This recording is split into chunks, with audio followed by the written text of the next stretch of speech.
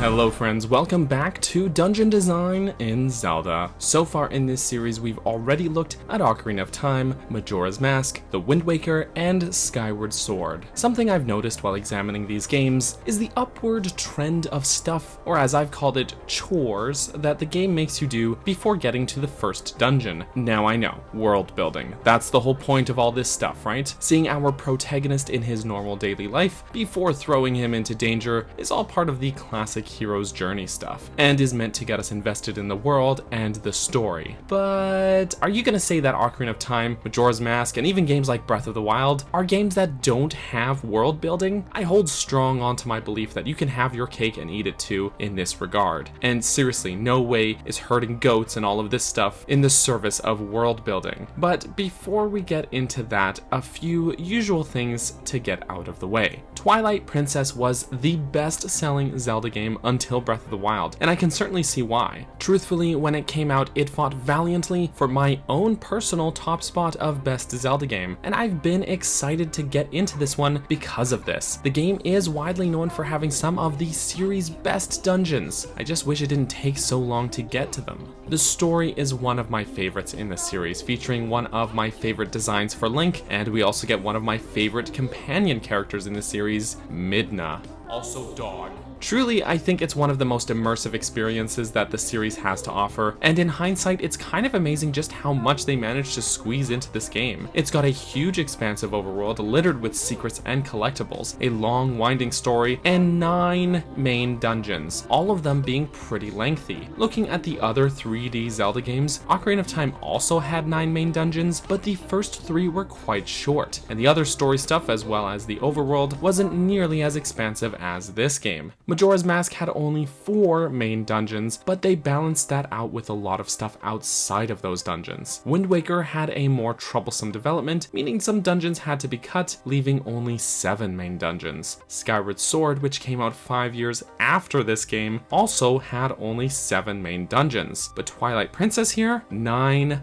main dungeons. Loads of story, loads of secrets, a horse, a dog. Yeah, it's pretty much got it all. For the sake of these videos, I'm going to be playing the HD version on Wii U, which I believe to be the definitive version of the game for a few reasons, most of which just boil down to options. See, the game initially was a dual release on the GameCube and Wii. The Wii version flipped the entire map to make way for motion controls, meaning depending on which version of the game you had gotten at that time, your east and west may have been inverted. Twilight Princess HD on Wii U allows you to choose either version of the map by having the Wii's inverted map playable on hero mode. So you get your options between lefty or right-handed Link. You can also choose in the options between the GameCube's first-person aiming or the Wii's third-person aiming. I personally prefer the third-person aiming because I just find it quicker, plus you get this little targeting reticule. You also get to toggle on or off the motion controls for this aiming. Basically, all of the features of both the Wii and GameCube versions, with the exception of the waggle, are accounted for and present, and entirely optional. The final nail in the coffin for the other versions is the HUD. Just look at how cluttered this HUD is. And look at how much tidier it all looks in the HD version. Oh, I can actually see my surroundings! They also scaled down some of the more tedious sections of the game, in particular the Tears of Light segments, and added in a new mini dungeon as well as the Poe Lantern to make being a completionist that much easier. Oh, and the graphics are a bit better too. That's just a bonus. Actually though, something I've noticed is that a lot of people harp on Twilight Princess HD for not having as much work put into its graphics as Wind Waker HD. But if you look at the details, it's actually the opposite. Wind Waker HD's graphical improvements mainly come down to its lighting engine, using the same lighting engine as Breath of the Wild. Twilight Princess HD didn't do as much of a dramatic change with this lighting engine, but almost all of the textures in this game got completely redrawn, adding in huge amounts of detail to pretty much every surface. It's one of those cases of the game looking as good as you remember it, but when you actually go back to compare them side by side, the difference is far more dramatic. So Wind Waker's big change is far more noticeable at a glance, but Twilight Princess had a lot more work put into its finer details. Just a note about this version of Link as well. He certainly feels less less quick and nimble than his Wind Waker counterpart, with motions that just feel more weighted. The game's use of rumble, as well as his overall speed, just makes every attack feel like he's putting a great deal of strength into it. Just in general, Twilight Princess Link seems to be an absolute beast of a character who can brute force his way through most problems. I mean, to be able to halt a charging goat in its tracks like this would take a great deal of strength, and his more rigid movements, rather than the quick and fluid motions from Wind Waker, really sets this character apart from that one, which is especially interesting since Twilight Princess actually ran on the same engine as Wind Waker. But one of the best additions to this version of Link is that our boy here can swing his sword while running. Seriously, why can't any other Zelda game let us do this? It makes combing through swaths of grass so much easier and just feels so natural. There's a ton of other little flares added here and there that just makes this version of Link so cool, like the way he sort of twirls his sword while idly facing an enemy, and of course the way he sheathes his sword after defeating certain enemies. Like, now you're just showing off. Oh, but it's really cool. For this playthrough, I actually decided not to play on hero mode this time around, reason being that I wanted the canon version of the map for these videos rather than the Wii's inverted version. Also, a tiny overlooked feature that I love about Twilight Princess is that you start with your horse Epona right from the get-go, and you even get to name your horse. I named my horse Jebby. So just like my criticisms of Skyward Sword, Twilight Princess takes a good long while to get going when you start a new file. So just like before, we'll have to summarize or we'll be here even longer. We get a good look at Link's daily home life working at Ordon Ranch, which is located in Ordon Village in the Ordon province. You could say that Link leads an ordinary life.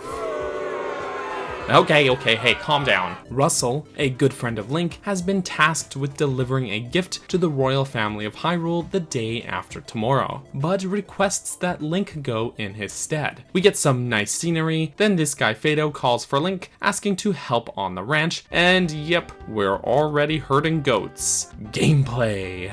We also meet these kids, Tallow, Mallow, Beth, and Colin. Tallow is an absolute brat, Beth clearly is crushing on Link, which is frankly inappropriate, Mallow is too powerful, and Colin is the shy kid that sorta gets bullied by the rest. So these kids ask you to buy them a slingshot from the shop. But the shop owner won't sell it to you because she's too distracted about her cat being missing. But also Colin made you a fishing rod, but his mom won't give it to you because she's distracted about her bassinet being stolen by monkeys. So you gotta get the bassinet so you can get the fishing rod so you can catch a fish so that the cat can steal it so that you can go to the shop and buy the slingshot. Assuming you bothered to collect enough money along the way, which should be easy to do. Then these kids force you through this rather intrusive tutorial on using the slingshot, the only enjoyable part of which is killing the spider. Then Russell drops off a wooden sword at your house and the kids force you into another intrusive tutorial, this time on how to use the sword. Good grief, kids. Then they go chasing a monkey in the forest and you've got to follow after them, which is where the game gets exciting as you venture deep into the Faron Woods, get a lantern from this guy, and have to battle some minor enemies such as Keese, Dekubabas, and even Bokoblins, who are at their ugliest in this game. We rescue Tallow and that monkey, and with all of that excitement out of the way, we're right back to herding goats again. Personally, I find that rescue segment to be pretty fun. Even this early on, there's some classic Zelda elements, such as needing to find the key for this locked door, and even finding a piece of heart. But bookending this with forced goat herding, which is something that really should just be relegated to an optional minigame, is part of what ruins this experience for me. Though at least we get to do this, which is pretty fun. Heave! With our second round of goat herding done, it's time for our delivery errand to Hyrule. But our friend Ilya here will get mad at us for apparently injuring our horse and takes Jebby away to the local spring. These kids will get bratty and in our face and only let us by if we lend them our sword. And yeah, I know it's made of wood, but why are you giving a sword to children? Then, when we reach the spring where Ilya has taken our horse, all hell breaks loose. A party of Bulblins smashes through, gives Link a bonk on the head, kidnaps the kids, and then they peace out. Link will come too, but when he tries to pursue them, he comes face to face with a wall of twilight. A monstrous hand pulls Link through, and we get this grueling cutscene as Link is transformed into his wolf form for the first time and then dragged off. And no, we're still not at the dungeon yet, but things are sure getting interesting. We come to locked in this prison and meet Midna, who will be our companion character throughout the game. Midna agrees to free us, but says she'll need our help with something in return. We have this lengthy section as we escape from this prison, only to find ourselves at Hyrule Castle. We meet Zelda herself and learn about Zant invading Hyrule and shrouding the world in twilight, which transforms all of the inhabitants into spirits. Then Midna takes us back to Ordon so we can gather a new sword and shield, which we can get by robbing our neighbors' houses. We'll head back to Faron Woods and meet the light spirit Faron, who we need to help recover his stolen light by killing all these little insect things. Once all of the tears of light are collected, the Veil of Twilight will be lifted from this area, and we'll be back in our Hylian form, but with this swanky new outfit, which apparently belonged to an ancient hero. Shameless plug, but I've got a theory about that, by the way. But moving on. Faron will tell us that we need to match Zant's power, and that we're the chosen hero, and all that good stuff. The power we need to obtain can be found in the temples around Hyrule, with the first one being here in Faron Woods. This just so happens to be the same relic that Midna is after, rather conveniently. One last thing to note is that we'll encounter this golden wolf, who turns out to be the hero's shade and teaches us the first hidden skill, the ending blow, which is a great finishing attack, though it seems like Link always goes directly for the crotch when pulling off this attack, which I suppose is effective. So now we can head through the woods again, and we'll finally find ourselves able to enter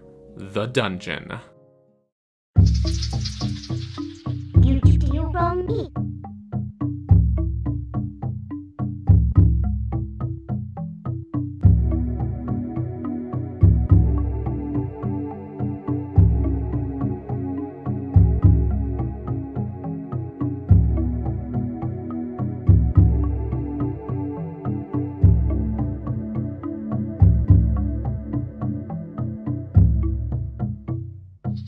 Welcome to the Forest Temple, which shares its name with the Forest Temple of Ocarina of Time, but is without a doubt not the same location. Of all these starter dungeons that we've looked at so far, this is easily the longest and most complex of them all. But I'm okay with that considering how long it takes simply to get here. The Forest Temple also is perhaps the most guided experience inside of a dungeon in this game. These monkeys are all throughout the place, giving us a clear objective since they need to be rescued, and also providing us with some guidance showing us where to go, as they'll often beckon Link to follow them. I'm fine with this, as it's the game's first dungeon, and we don't really see that sort of hand-holding in the dungeons after this. The Forest Temple is built into several large, hollowed-out trees, really leaning into that forest theme. This dungeon really impresses me as a showcase of just how detailed the textures in this game really are, with all of the structures here made of wood, with symbols depicting a variety of magic, wind, trees, and typical Zelda swirling patterns all over the place. Most notably is the Kokiri symbol painted on all of the doors, and hold on, this is starting to feel familiar. There's nothing confirmed about who built the Forest Temple, so we will need to step into theory territory for a bit. It's not a stretch to see the similarities between the Forest Temple here and the Forbidden Woods from Wind Waker. Both take place in hollowed out trees, both heavily feature wind-powered rotor switches and mechanisms, and both feature the Kokiri symbol painted on all of the doors, with no Kokiri in sight. Given that Wind Waker and Twilight Princess are actually games that run parallel, taking place roughly around the same time, but in different timelines, this strengthens the theory. Back in Wind Waker, the King of Red Lions also told us that the Forbidden Woods and Forest Haven were once one much larger area, with what he described as throngs of lush forests. And if we look at the way the Forest Haven and Forbidden Woods were separated by a huge gap, a chasm, if you will, and now at this huge chasm in the middle of the Forest Temple, separating these two massive trees surrounded by dense woods on all sides, it all seems to fall into place. Obviously, the layouts are not one-to-one, with the Forbidden Woods having a largely vertical design and the Forest Temple being mostly on a single floor. But the fine details of geography in Zelda are really rarely consistent, rather only being consistent in broad strokes. Couple this with the fact that both feature very similar bosses and both have the boomerang as the dungeon item, then it's a safe bet that they're possibly the same location in different timelines, or if not, have similar origins. See, the issue with this theory is, in my opinion, the name of the dungeon itself. Zelda games have pretty deliberate naming schemes, being selective about which dungeons are labeled as temples and which aren't. The game's second dungeon, for example, isn't the Fire Temple, it's the Goron Mines, and the Forbidden Woods in Wind Waker, which seem to be the old homes of the Kokiri, isn't called the Forest Temple either. So if this place was the same location, it shouldn't be called the Forest Temple, but it is. So the most likely scenario in my mind is that this location just has similar origins, or was possibly built by the Kokiri race as an actual temple, which is why the dungeon shares many features with the Forbidden Woods, another Kokiri-built area. But it may not be the exact same location. The other issue here is that the Deku Tree is nowhere to be seen. Yes, he did die in Ocarina of Time during the child portion of that game, and in the adult timeline, which would lead into Wind Waker, the Deku Tree sprout would grow to take his place. But that doesn't mean that the Deku Tree sprout wouldn't grow in this timeline, since in Ocarina of Time, it was the curse on that game's Forest Temple that prevented him from growing. A curse that simply wouldn't have occurred in this timeline. So it's safe to say he's still around, just not seen in game. So that's my belief. Both locations built by Kokiri, but serving different functions. This place must have been a significant location for the child tribe, but not their old homes, serving as some sort of temple instead. The strong wind theme also ties this to the Kokiri further, as wind symbolism has always had a strong connection to the tribe, with the old wind sage in Wind Waker having been a Kokiri himself. Though this is not the wind temple, don't get me wrong here, but wind is certainly going to be a significant element here. We even see strong gusts of wind powering these propeller-based bridges in this great chasm here. The architecture of the Forest Temple is pretty cool. Most of the rooms here have pretty natural influences, which makes sense, but there are totem poles littered throughout the dungeon's many rooms, as well as many man-made wooden constructs, such as these platforms, scaffolding, and even staircases, some built with wooden planks, and some just carved into the wood of the trees themselves. But most importantly, the wind-controlled mechanisms. Of all of the forest-themed dungeons in the series, this is probably the one that captures that forest theme best, with massive tree rings, enormous foliage, and overgrowth everywhere. I love it. The dungeon's music is where it falls a bit short for me. It goes all in on ambience and certainly fits the theme of Forest Dungeon, but it feels so forgettable in my opinion. I can never just hum it in my head. It's kind of surprising because Twilight Princess as a whole has a fantastic and thematic soundtrack with some of the series' best and most memorable pieces of music, but this one isn't among those. It gets the job done well enough, featuring tribal-like percussion and what sounds to me like a xylophone making up the theme's backbone, with some more ominous tones played over it.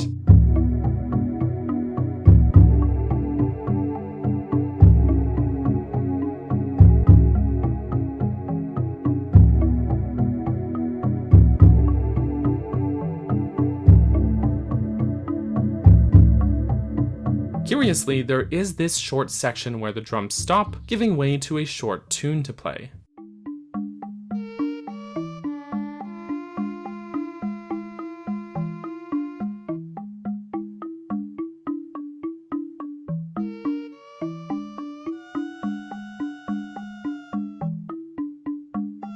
This tune feels familiar to me, but I can't quite place it. All I can think of is that it somewhat reminds me of the short tunes played by the Skull Kids in Ocarina of Time during this side quest, which plays out in a call and response fashion. But if I'm recalling correctly, that minigame features randomly generated songs. Even still, it could be a reference to it, as the short tune begins with a few notes and then repeats a few times, adding more notes as it goes, which just happens to be exactly the format of how that minigame is played. Other than that short curiosity, the track is fairly bare bones, but it's a perfectly serviceable piece. Alright, let's talk about the progression through this place. We'll begin in this foyer room where we'll be introduced to a few important consistent dungeon mechanics, such as rolling into these totem poles to knock off the pots that are on top of them. We'll find that same monkey from before locked up, so we can defeat the bokoblin here and free her. She'll beckon for us to follow her to the door, but before you do, you can nab an optional chest found on the side of the room with some cash. Also, be sure to use your slingshot to get rid of the Walchillas on the vines here before you go to climb up. This will take us into what I'll call the dungeon's main central room. We'll see a raised platform in the center of the room and a door in each cardinal direction, including the one we just came in through. But before you take all that in, we'll be introduced to this game's version of a Skulltula, an enemy that just happens to be at its scariest in this game. Just the size of them and how they move, and ugh,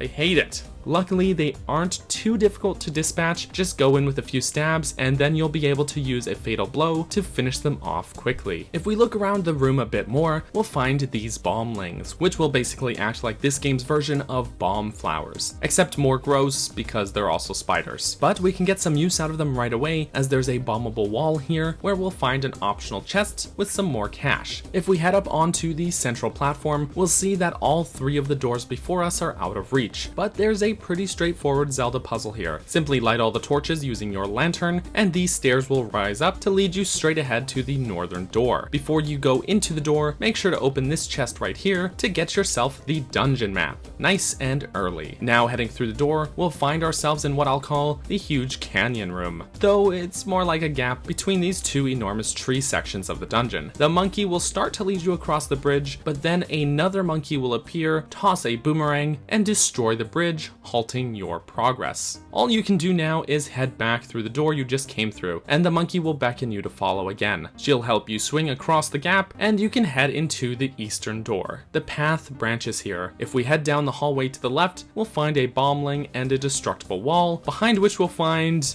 Uku. Oh good god, I almost forgot about Uku. This hideous creature will allow you to warp out of the dungeon if needed, but mostly, it's just hideous. Link's expression here says it all. If we head right down the hallway, we'll come into this flooded room. The monkey will lead you across the bridges to the other end of the room. Just watch out for the spiders. The door the monkey wants us to go into is locked, however, so we can head through the other door in this room instead. This takes us into a different section of that huge open canyon, which has a wind-powered bridge, which we can cross when it rotates. Head through the next door and we'll end up in this room, which has another rotating bridge, but there's no wind in here to turn it, so it's a dead end. However, there is a chest here with that key we needed, so we can grab it and head straight back to that locked door we couldn't open in the previous room. Spending that key takes us into this open room where another monkey is trapped. We can roll into the totem pole a couple of times and the cage will topple and break, freeing the monkey. A couple of bokoblins will appear, but they're easy to defeat. There's another optional chest with cash here, but otherwise we can follow the monkeys back into the previous room. Before we head into the central room, there's a couple of details to note about this flooded room. The boss key is here, but it's behind a gate that we can't open just yet, so just keep it in mind for later. There's also an alcove with a chest here, which contains a Miiverse stamp, so you can post to Miiverse, but oh right. Rest in peace, Miiverse. Rest in peace. Back in the central room, the monkeys will help you swing across the room and over to the western door. The western room has a few Dekubabas and a pair of these new enemies called Deku-likes, which seem to be the unholy love child of a like and Dekubaba. You can kill them by tossing bomblings into their mouths. If we head up the stairs, we'll actually find 3 more doors, with no clear discernible order of which to go through first. But if you head into the northern door, you won't be able to make progress there because of these 2 rotating bridges which won't line up. So instead, let's tackle the other 2 for now. The western door is blocked by a bombable rock, which you can blow up with a bombling. In this room is another trapped monkey. You can knock the chest off this totem pole to get the key, then light these torches to raise the stairs up, and spend that key here to free him. The southern door takes us into this round room, where we'll have to fight this big Dekubaba, which seems to be growing out of a Deku-like. It has the the key to this monkey's cell, which it swallows. He's pretty easy to kill as well. Just slap his face around a bit to kill the Deku Baba part, then toss a bombling into the Deku like to kill it, and get yourself the key to the monkey's cell. Once you've freed both monkeys, we can start heading back to the central room. Just make sure to toss a bombling into this Deku like's mouth so you can get this chest behind it for a piece of heart. Now the 4 monkeys that we've rescued will lead us back to that canyon section through the northern door of the central room where that bridge was destroyed before. The 4 of them will help you swing across the canyon so that we can reach that door. This takes us to the dungeon's mid-boss fight. The monkey that cut the bridge before returns and attacks us with his boomerang, as well as cutting the Deku Babas off of the ceiling. His name is Ook, and he's fairly simple to defeat. When he throws his boomerang, roll into the totem pole that he's on top of, which will cause him to lose balance and fail to catch his boomerang. He'll be knocked down and open to attack. Slap his butt a few times,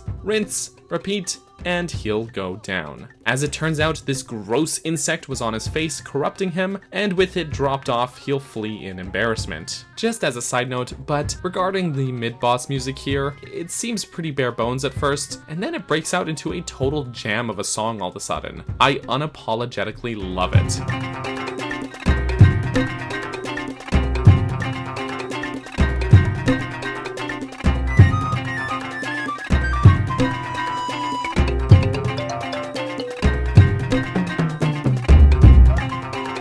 This earns us the dungeon item. We'll acquire his boomerang, known as the Gale Boomerang, which is revealed to house a spirit, the Fairy of Winds. The Gale Boomerang is a pretty great item. It retains the Wind Waker Boomerang's ability of locking onto multiple targets. It can also be thrown quickly with a tap of the button or aimed manually by holding down the button. Also, like previous boomerangs, it retains its ability to fetch and retrieve items for you. It's a nice, versatile item, which is going to be most useful for puzzle solving, since it creates a little tornado when thrown. In typical Zelda fashion, we'll be locked in the room, forcing us to use the item to get out. In this case, there's one of those rotor switches above the door, which you'll need to activate a few times to open the door. Now back in the open canyon, the monkeys will be gone, but there's another path if you hang a right. We can now use the power of wind with the boomerang to turn these bridges and cross. We'll find yet another monkey here, who we can free by using the boomerang to cut the ropes suspending his cage. Now we can turn these 2 bridges and head through the door, and we'll actually emerge in that western room from the northern door that we saw earlier, which is just where we need to be. For one thing, there was an optional chest in this side room earlier, which we can now get with the boomerang by extinguishing these torches. This earns us another heart piece, so it's well worth the short detour. Now we can loop back to the central room and get that chest that's suspended from the ceiling here, which has been teasing us since the start of the dungeon.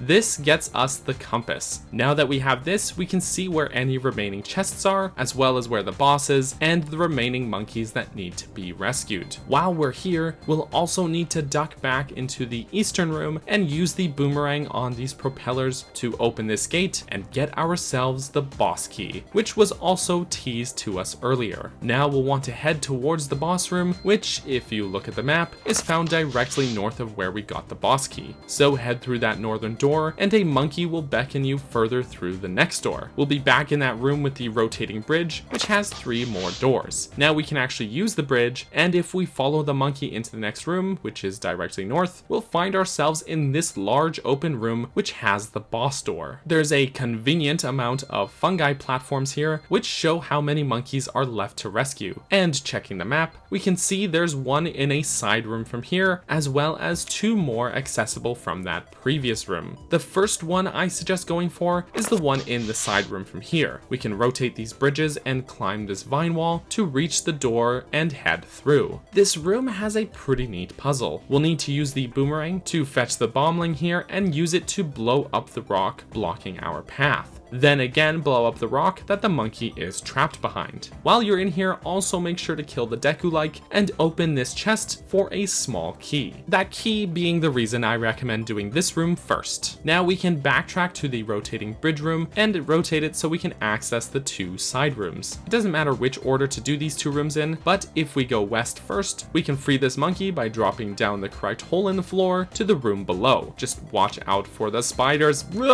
Then if we head east, we can spend that small key to unlock the door. There's a short tunnel here, then a vine wall to climb, and we'll find the monkey trapped behind a gate, which we can open by using the boomerang on the 2 propellers here. There's also another optional chest here with another Miiverse stamp if you want it. That's all the monkeys freed now, so if we head back to the boss door room, the monkeys will all string themselves together to create a huge monkey rope, so we can swing across the gap here and head into the boss room.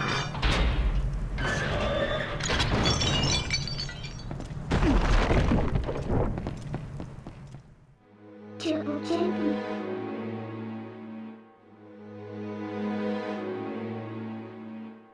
We'll find the room empty, except for a poisoned spring of water. But it won't be long before the boss reveals itself, a pair of massive Dekubabas known as Diababa. Simply use the boomerang to feed a bombling to each mouth, and the fight is over. Alright, just kidding, this only makes it mad, and the boss then reveals itself for real. The 2 massive babas were only limbs on an even larger creature.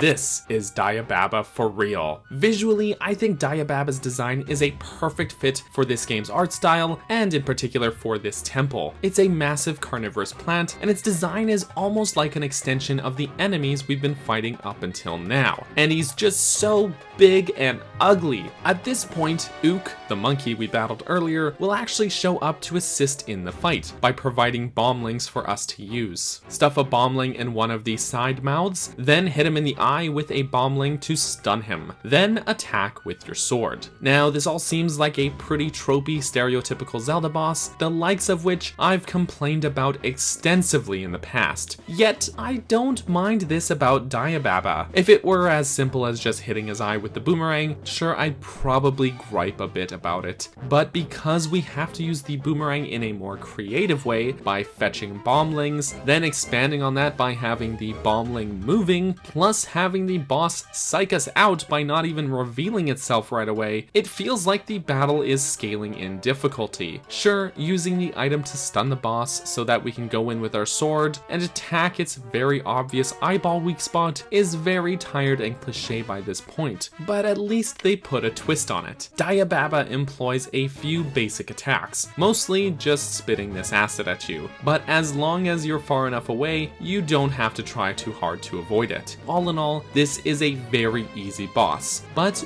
this is also the game's first boss, so I don't mind. It's far more about this beastly spectacle and getting you used to the mechanics of the game than it is about challenge, and I'm cool with that. Sometimes we need something easy to lay the groundwork for better things later. So, not my favorite boss, but I don't mind it either. Once Diababa is defeated, he explodes in a pretty dramatic fashion. We'll get our heart container, and Midna will find what she was after, the fused shadow, which was that forbidden power the light spirits warned us about. With that, we'll be warped out of the dungeon and urged towards the Eldin province where the next light spirit can be found.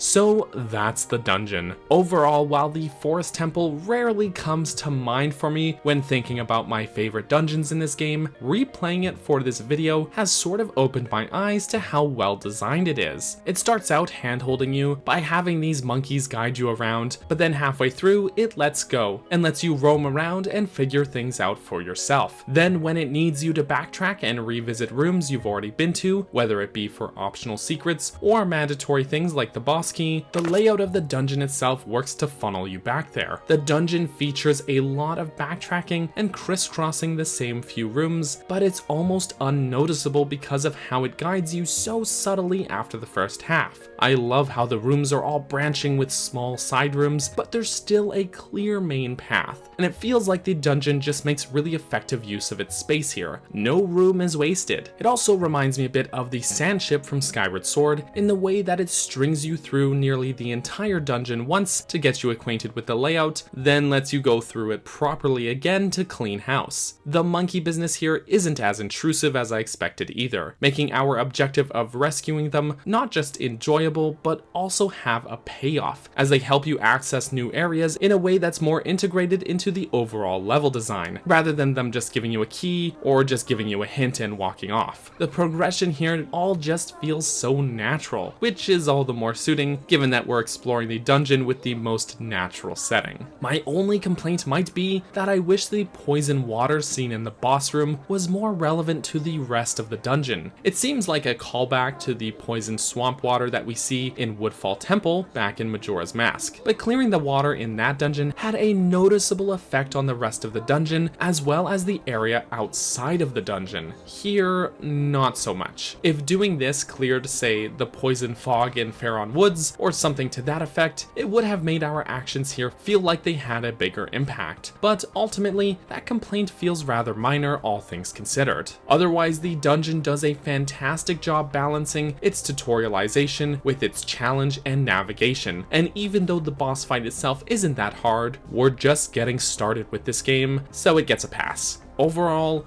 I liked it a lot. Last time we examined Twilight Princess's introduction and first dungeon, the Forest Temple. Next up is the Goron Mines. But, as is going to be the case for every dungeon in this game, there's some important stuff to do before we get there. Now, last time, I admit that I did complain about just how much stuff there was to do before the first dungeon, and that it was a bit tedious to get through. However, despite the fact that there is nearly just as much stuff to do before this dungeon as well, it doesn't feel tedious the same way as that introduction slog. I think the reason for this is because all of that stuff feels like just milling about and doing chores while waiting for the game to actually start, whereas all of this pre-dungeon stuff actually feels like it's moving the story forward. You might note as well that in that previous video, I mostly complained about the stuff that happens in Ordon Village, not the things that occur in Faron Woods, or the Wolflink segments. And that's for the same reason. I don't mind having lots of stuff to do before the dungeon, as long as that stuff is meaningful and engaging, and I believe that this pre-dungeon section of the game nails that. So let's briefly summarize again. We'll emerge into Hyrule Field for the first time and be able to find some secrets around here right away, including a piece of heart and some of these golden bugs. Following the advice of Faron, we'll head east and come up against a wall of Twilight just like before. Midna will pull us through and we'll have another Wolflink segment. We'll follow the scent trail of the children who were kidnapped from Ordon, and after fixing this bridge, we'll find ourselves in Kakariko Village.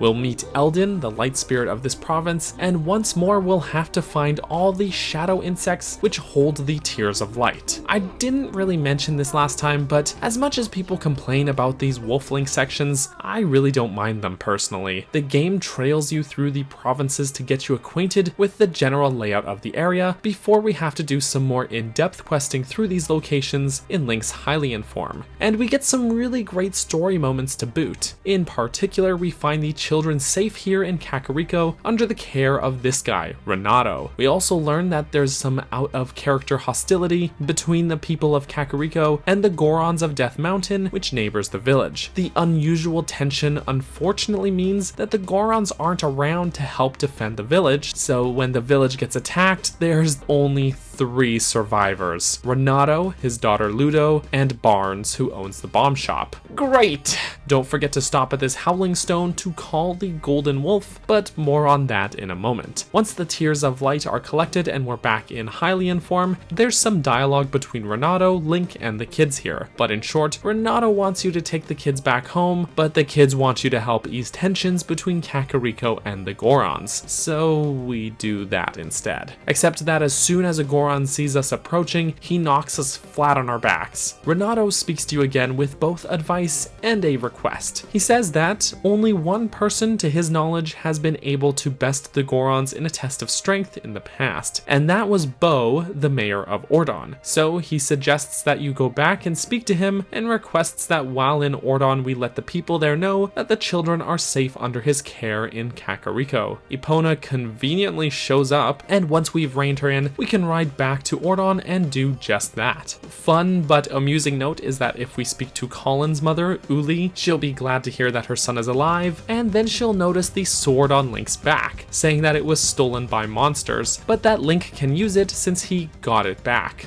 Stolen by monsters? It was me! When we speak to Bo, he'll reveal that he had beaten the Gorons once in a sumo contest, and teaches us the basics of sumo wrestling. Then he adds further that he was successful thanks to a secret. He cheated. He then gives us the secret to his success, the iron boots, and we're back on our way. Don't forget to stop by the spring here so that we can meet back up with the Hero's Shade and learn the second hidden skill, the Shield Bash, which can stun enemies or reflect projectiles. We'll return to Kakariko, but then that pack of Bulblins are back, tearing through the village. They'll capture Colin after he saves Beth and run off. We'll pursue him and have this incredibly epic horseback battle with the Bulblins, which ends in a game of chicken atop the Elden Bridge. Triumph! I love it. Okay, now that Colin is saved, we can head back up Death Mountain. But before we head up the mountain, make sure to stop by this shop, which is now being run by Mallow. Here we can buy ourselves the Hylian Shield, which we're going to want before heading into the fire-filled dungeon. With the iron boots on, we now won't get pushed back, which means we can stop these Gorons that roll at us. Ha! Who knew that this random charging goat in the game's introduction would be a tutorial for all of this stuff? Side note, yeah, the iron boots definitely help here with keeping Link grounded, but even still, this just goes to show how strong Link really is. Even with the iron boots, any other person should have kept their feet planted, but had the rest of their bones snapped from the knees up, trying to stop these Gorons. But as we march up Death Mountain Trail, Link is able to not only halt these Gorons, but toss them aside afterwards like nothing. We'll reach this section where we'll need to use the Gorons to propel ourselves upwards. Just be careful because they'll straight up punch you in the face. You can actually stun them in a couple of ways. Either poke them with your sword, shield bash, or even roll into them with your iron boots. Then climb on top and get launched. Once we make our way up the mountain, we'll come to the Goron Mines entrance, but the path is blocked. I love how ready to throw down Link is here. Half a dozen Gorons are ready to charge at him, and he just throws his hands up ready to fight. They'll be stopped by the Goron Elder, Gorkoron, who states that he's impressed we made it this far. The mines are forbidden to outsiders, but he could make an exception if we can best him in a test of strength. So with the iron boots on, we gotta sumo wrestle this Goron. Again, I know the iron boots help keep Link grounded, but seriously, how strong is this guy that he can slap and shove a Goron around like this? Once we've bested him and proven ourselves, he'll note Link's strength and ask for help. The Gorons have kept the fused shadow in the mines per the request of the light spirits, but recently their patriarch Darbus touched the dark relic and was transformed into a grotesque beast. They've sealed him in the depths of the mine, and he requests that we go to Darbus's aid. So with that out of the way and a clear objective, we can finally enter the dungeon.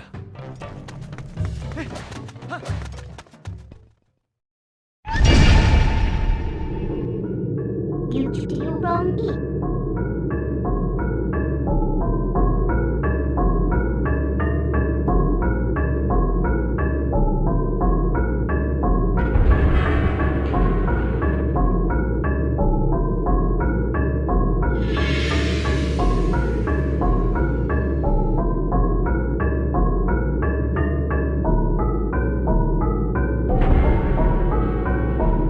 Welcome to the Goron Mines, a dungeon that, in my opinion, is severely underrated. While at a glance, having our lava-filled, fire-themed dungeon be the second one in the game may seem a bit tropey or cliche, this dungeon turns things on its head, both figuratively and literally. It expertly toes the line of adhering to Zelda traditions and formulas, while also introducing plenty of extremely creative and fresh ideas. It's a wonderful combination of old and new, which is executed nearly flawlessly. The dungeon follows suit from its predecessor, the Forest Temple, by having friendly NPCs found inside, those being these Goron Elders who we'll encounter along the way. But unlike the monkeys in that previous dungeon, these guys play a far more passive role. They don't beckon you to follow them or guide you throughout the dungeon, so in a sense, the game is easing us out of handholding altogether.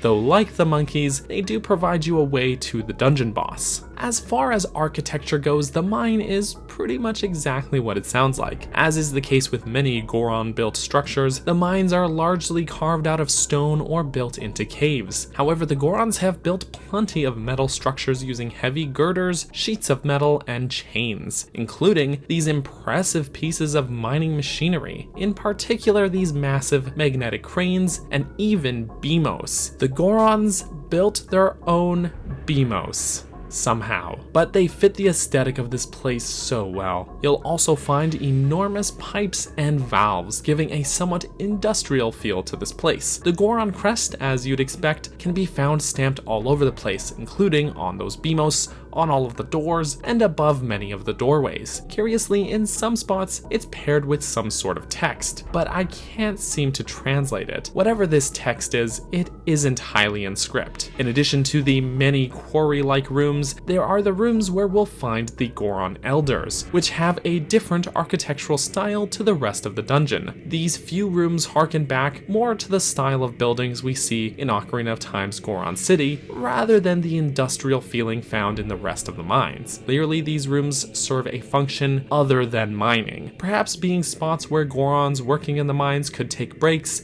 hold gatherings, or possibly just use as storage rooms. The mine is also littered with deposits of this magnetic stone. These are spread across floors, walls, and ceilings, and can be used in conjunction with the iron boots to walk along any of these magnetic surfaces. This mechanic in itself is already just awesome, but as far as the dungeon layout goes, it helps set this place apart. We're no longer limited to just obstacles along the ground now, because the dungeon is able to incorporate the walls and ceilings into its floor plan. If you recall, I previously mentioned that the Forest Temple made great use of its space, but the Goron Mines does this even more effectively thanks to this idea. Plus, it's just freaking cool, though it does bother me a bit that Link's hat doesn't always hang down properly. It does sometimes, but just as often doesn't. A glance at the map seems to imply that the dungeon is very simple in its layout, but this isn't the case thanks to its effective use of walls and ceilings. While we're often doubling back through rooms and backtracking, never does it feel like backtracking because of this shift in perspective. For example, the first time we go through this room, we're hopping around these stones and avoiding the lava. Then when we backtrack through the same room, we're hanging upside down on the ceiling, so even in its backtracking,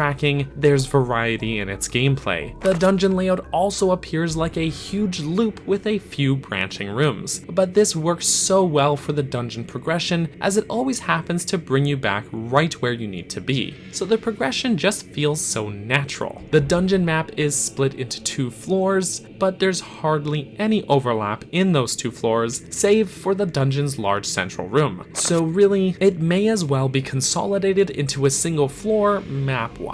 I do love, however, the way you return to this central room several times via its many doors, and slowly unlock more sections of the large room while also making shortcuts for yourself back if need be. It's another way the dungeon makes effective use of its space. You technically are backtracking when you come back to this room, but nearly each visit to the central room has you emerge onto some new balcony that you haven't been to yet, and then connect it back to the previous sections, so it always feels fresh and interesting. It's subtle, but brilliant. The dungeon's music is pretty low-key, all things considered, mostly featuring ambient industrial sounds. Most notably, the main tune that plays is actually the Goron Lullaby from Majora's Mask.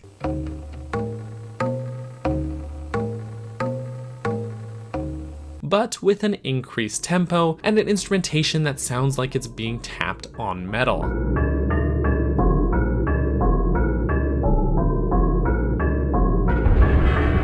It's certainly, at a glance, not a very memorable dungeon theme, but I personally think it's sort of genius how it musically bridges the gap between the dungeon's industrial feeling and the Goron's culture. It's largely ambient, but it's well done. Alright, let's look at the progression through this place. We'll enter the dungeon in what I'll call this foyer room, but really it's more like a long hallway. We'll have to hop across the lava here, then down the metal scaffolding. There's a few instances of having to push these switches to extinguish the flames blocking our path, and we'll make our way over to the other end of the room. We can use the iron boots to weigh down this lever, which opens the gate. There's a couple of notable things in this room. The huge metal pipes, which seem to be spewing flames, are really interesting to me and make me wonder what purpose they would serve in universe. There's a couple new enemies here, such as these tadpole, which are like off-brand Octoroks, and torch slugs, which return from Ocarina of Time. Through the door, we'll emerge into that large central room. In the center of the room stands a massive crane, but the platform is isolated from our position. From here, the walkway splits to offer only 2 paths. We'll want to go right first and down the ramp here. There's some Bulblins to defeat, and a chest with our first small key. So now we'll want to head back up and up the walkway to the left. There's some rotating platforms to hop across, and we'll come up to a locked door where we can spend that key we just found. We'll emerge in the western room where we'll encounter this game's version of Dodongos. They retain their tail weak spot in this game, though they do appear far more gecko-like here. You can either try to hop around them to strike their tail, or just cheese the fight by spamming spin attacks, which have enough reach to hit their tail even if you're standing in front of them.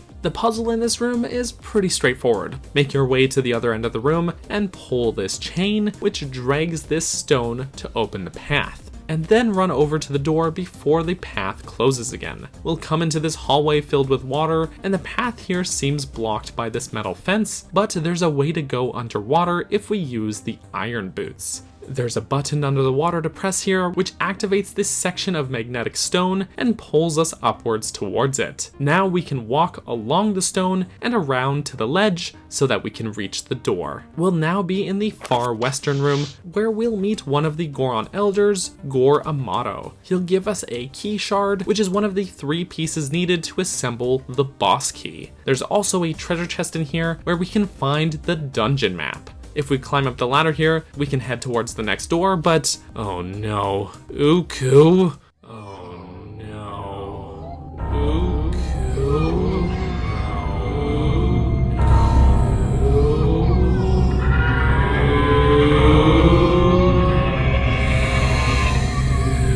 Alright, this door takes us back into that water hallway, but this time we're on the 2nd level. We can cross the room using the magnetic walls on either side. Just watch out for the torch slugs. Next, we'll come back into the room where we previously fought those Dodongos, but on the balcony above the enclosed hallway from before. This switch here activates a section of the magnetic stone on the ceiling, pulling us upwards. Now on the ceiling, we can make our way over to the next door. But first, make sure to grab this treasure chest hidden in an alcove in the corner of the room for a piece of heart. Alright, as we make our way over, the magnetic section of the ceiling almost acts like a mini labyrinth in itself, but you should be able to make your way over to the other end of the room until you're hanging over this balcony, then drop down and head through the door. This will take us back into the central room, but on a new stretch of walkway leading over to the central platform. We can dispatch the Bulblins and press this switch, which activates the first magnetic crane. It will oscillate, hovering over these platforms, so you can use it to return to the southern balcony near the dungeon entrance, as well as ride it over to the next platform. There's a switch here as well, which activates the second magnetic crane, which we can ride over to the balcony at the northern end of the room. Through the door, we'll come into this flooded room where we'll encounter some Tektites. The way forward is blocked by this gate, and the gem switch for some reason can't be activated with the slingshot. So there's some puzzle solving to do in here. There's a chest at the bottom of the water, which contains a small key. We'll also see this gated off section of the room, which we can access through this opening underwater. I'm pretty sure you're meant to push this block aside, but you can literally just walk past it. Float up from here, and on this ledge we'll find a switch which activates another magnetic beam which will pull us up to the ceiling. We'll find a platform that we can drop down onto, and pressing the switch here will activate another magnetic beam which we can jump down into, this time pulling us to the wall here so we can drop to the ledge where that gem switch is. Striking it with your sword briefly opens the gate, but it's on a timer. Don't worry about getting locked in here though, there's a second gem switch on the other side of the the gate. There's a couple Bulblins and a pair of Beamos who we can't yet defeat, but there's a strip of magnetic stone on the wall which we can walk up. There's a chest to the left with a piece of heart, so make sure to grab that, but otherwise we can reach this ledge where we'll cut the rope to this barrier, which will drop down to reveal the next door. In the interest of avoiding the Beamos, I recommend just dropping down here. Spending that key we found on this locked door brings us to this open air room where we'll find a pack of Bulblin archers. We can make our way up the scaffolding here, avoiding the archers as we do. There's a door to the right, which is locked, but the key can be found by taking the path to the left near this Beamos. Spending that key and heading through the locked door, we'll find this room with this large rotating bridge. We can get across here by using the iron boots to stick to these magnetic sections of the bridge when it flips upside down, then crossing carefully when it's upright. Just a side note, the patterns on this huge rotating platform are a visual treat and I love it. Okay, we'll have reached the eastern door here, through which we'll find the room with another Goron Elder, Gorabizo. He'll give us the second key fragment and tell us that there's a useful weapon a little farther through the mines that was once used by an ancient hero and may be useful to us. Thanks, dude. We can climb the ladder and head through the upper door and we'll emerge on the upper balcony of the rotating bridge room. We can reach the southern door via the magnetic wall here, which takes us to the mid-boss fight. We'll find this huge magnetic arena suspended over lava and a Goron guard who is guarding the treasure that Gorabizo told us to take. He mistakes us for an intruder and initiates the battle. This is Dangoro, and I guess he didn't get the memo about us coming here to help. He's massive and is able to block most attacks, but I love this battle. Just be careful because Dangoro's punches are so strong that even blocking with your shield won't protect you. When he gears up to take a swing at you, he'll leave his stomach exposed to attack. Exploit this opening and you'll cause him to curl up and roll towards you. Just like we did with the Gorons during our march up Death Mountain Trail, catch him as he charges at you and toss him out of the arena. So long,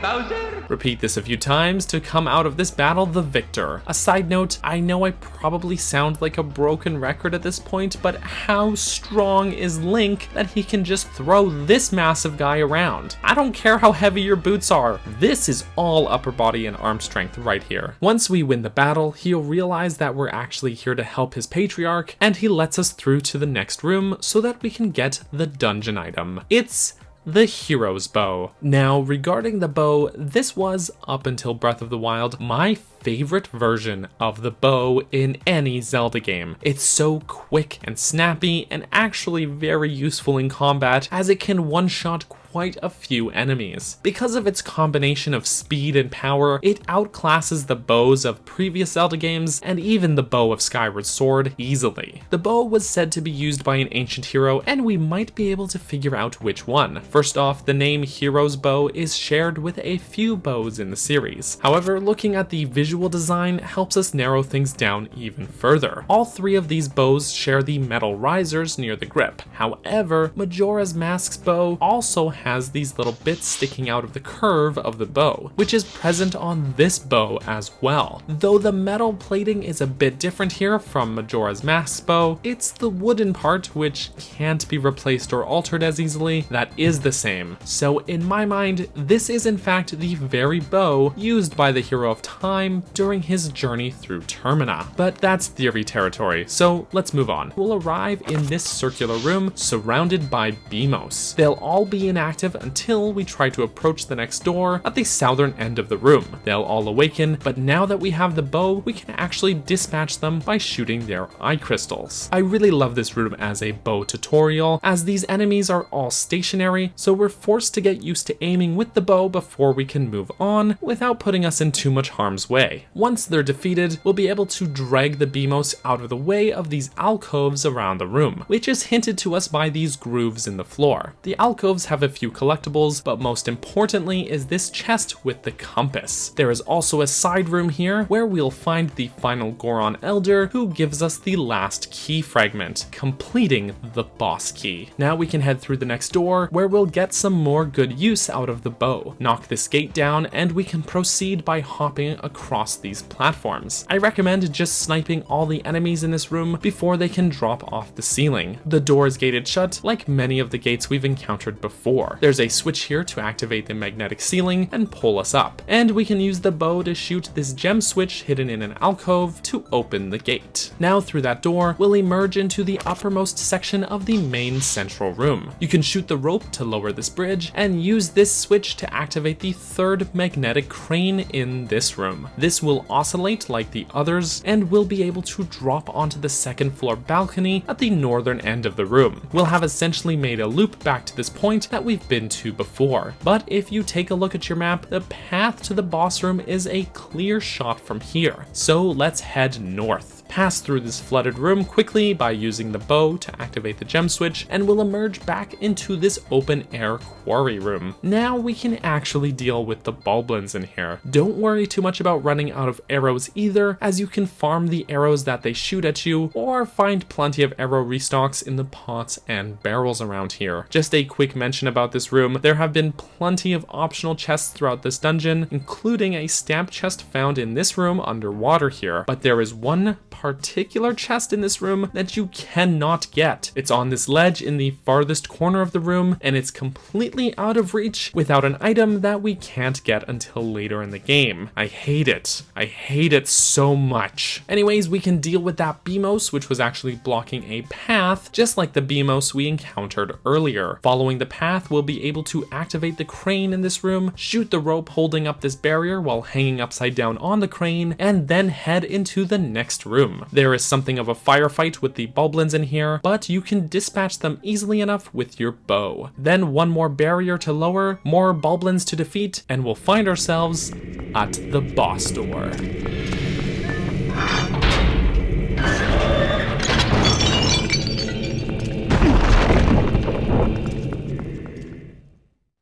Turbo jumping.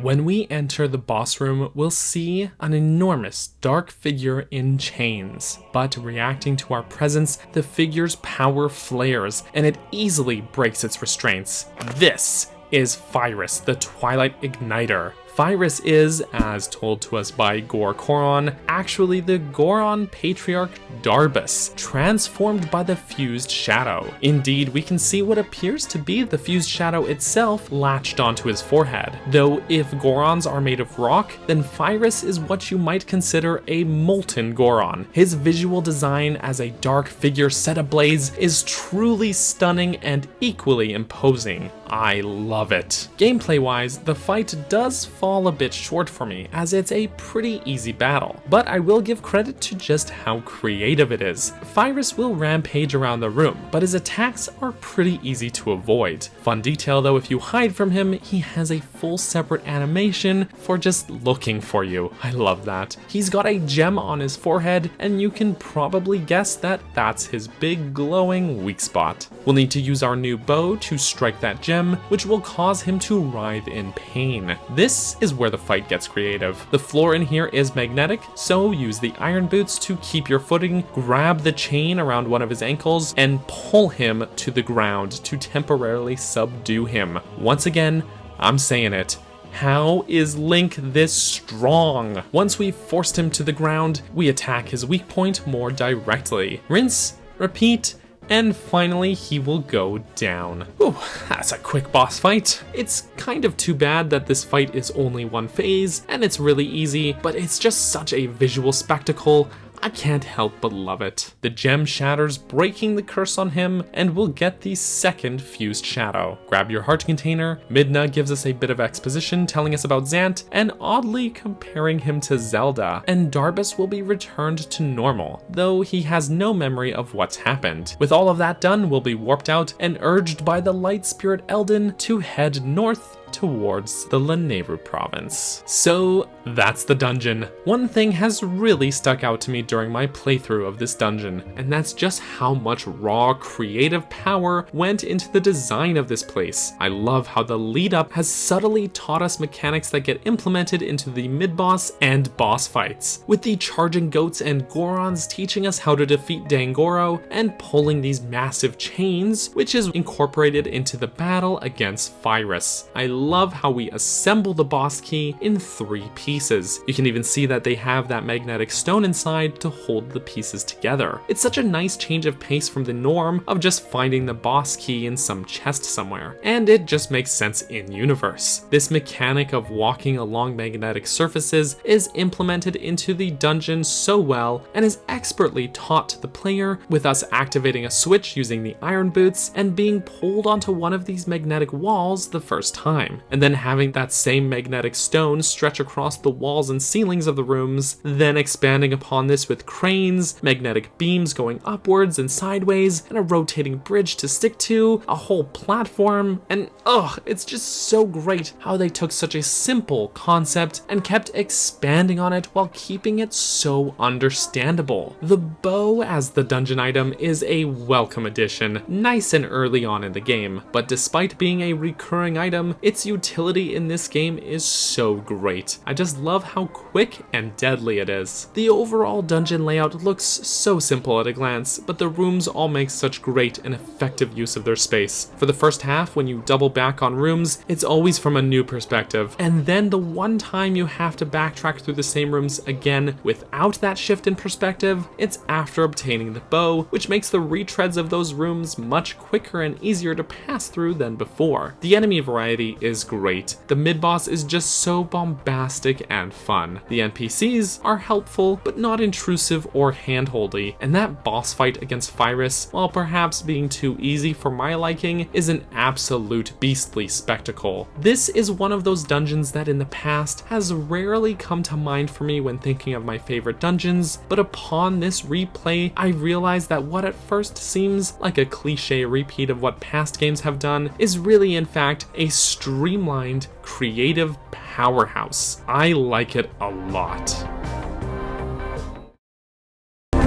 Hello friends, welcome back to Dungeon Design in Zelda. As was the case with the last 2 videos, there's going to be a lot to do before we get to this dungeon. So let's hop into it. Last time, we completed the Goron Mines and found the second fused shadow. Now only 1 remains. The Light Spirit Eldon tells us to head north to the Lanayru province in order to find it, as well as find the one we seek. Before leaving Kakariko, make sure to stop at the bomb shop to get yourself a bomb bag and, well, bombs. We can cross the field and Elden Bridge, which gets stolen, blow up these rocks, and we'll find the Barrier of Twilight. As usual, Midna pulls us through and we'll transform into wolf form. We'll find a discarded bag which belonged to Ilya and learn her scent. Following the trail of her scent strings us through the northern sections of Hyrule and into Castletown, where we'll actually find Ilya in this bar tending to a wounded Zora. In the back room of the bar are a handful of soldiers who are examining a map which shows us the location of the Spirit Spring at Lake Hylia. We can head towards the lake and we'll find ourselves at the Great Bridge of Hylia. Some baddies will set the bridge ablaze, so we'll need to jump off the side and down into the lake below. This should all feel familiar to any Ocarina of Time players. We'll find that the lake has mostly dried up, much to the concern of many of the Zoras who can't even head up the Zora River to return home. Because the lake is dried up, that also means the Spirit Spring is inaccessible. We'll encounter this Shadow Bulblin who calls upon a massive Shadow Kargarok, which he rides. We'll have to battle this duo, and once the Shadow Bulblin is defeated, Midna will mount the beast and take control of it. This allows us to fly up the Zora River, and when we reach the top, we'll be able to walk over to Zora's domain, which is completely frozen over. Deja vu. Oh, side note,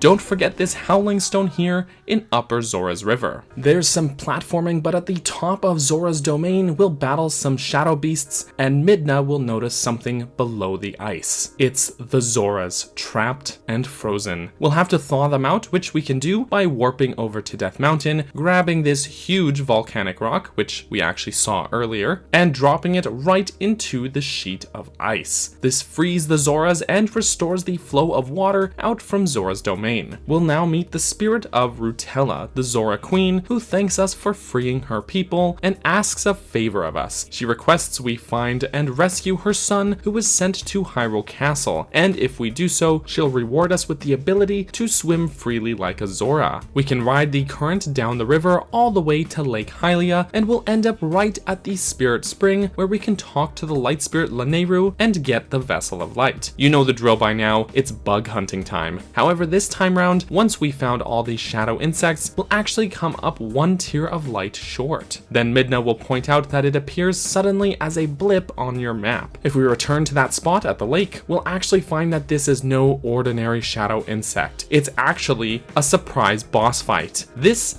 is the Twilight Bloat, and he's as ugly as his name implies. Thankfully, he isn't the toughest boss to take down, but he is one of the grossest. Wait until his protective barrier is gone, then strike at him. After a few attacks, he'll be stunned and drop into the water belly up. Hop onto him and charge an attack with dark energy the same way we've been defeating shadow beasts, and this will finish him off. With the final tier of light collected, the twilight will be removed from this province and the light spirit restored. Lanayru will tell us that the fused shadow is in the Lakebed Temple at the bottom of Lake Hylia, but also warns us of its dark power and tells us a bit of history, in particular about the ancient Interloper War. So we now know where the fused shadow is, but we can't actually swim to the bottom of the lake yet. But Midna will remind us that Rutella promised us a swimming ability if we rescue her son.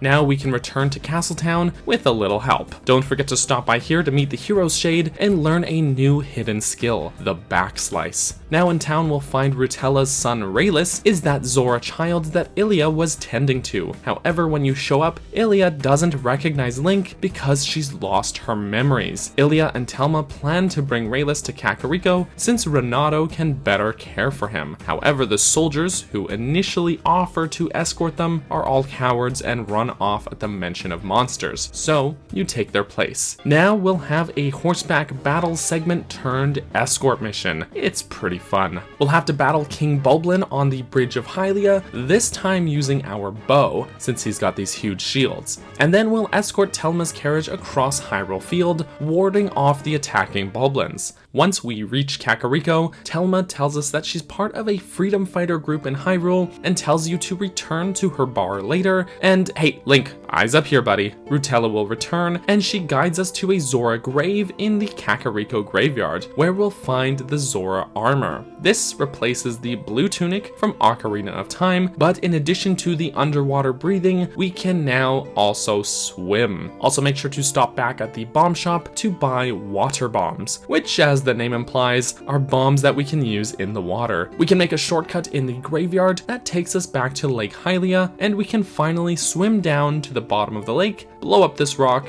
and swim into the dungeon.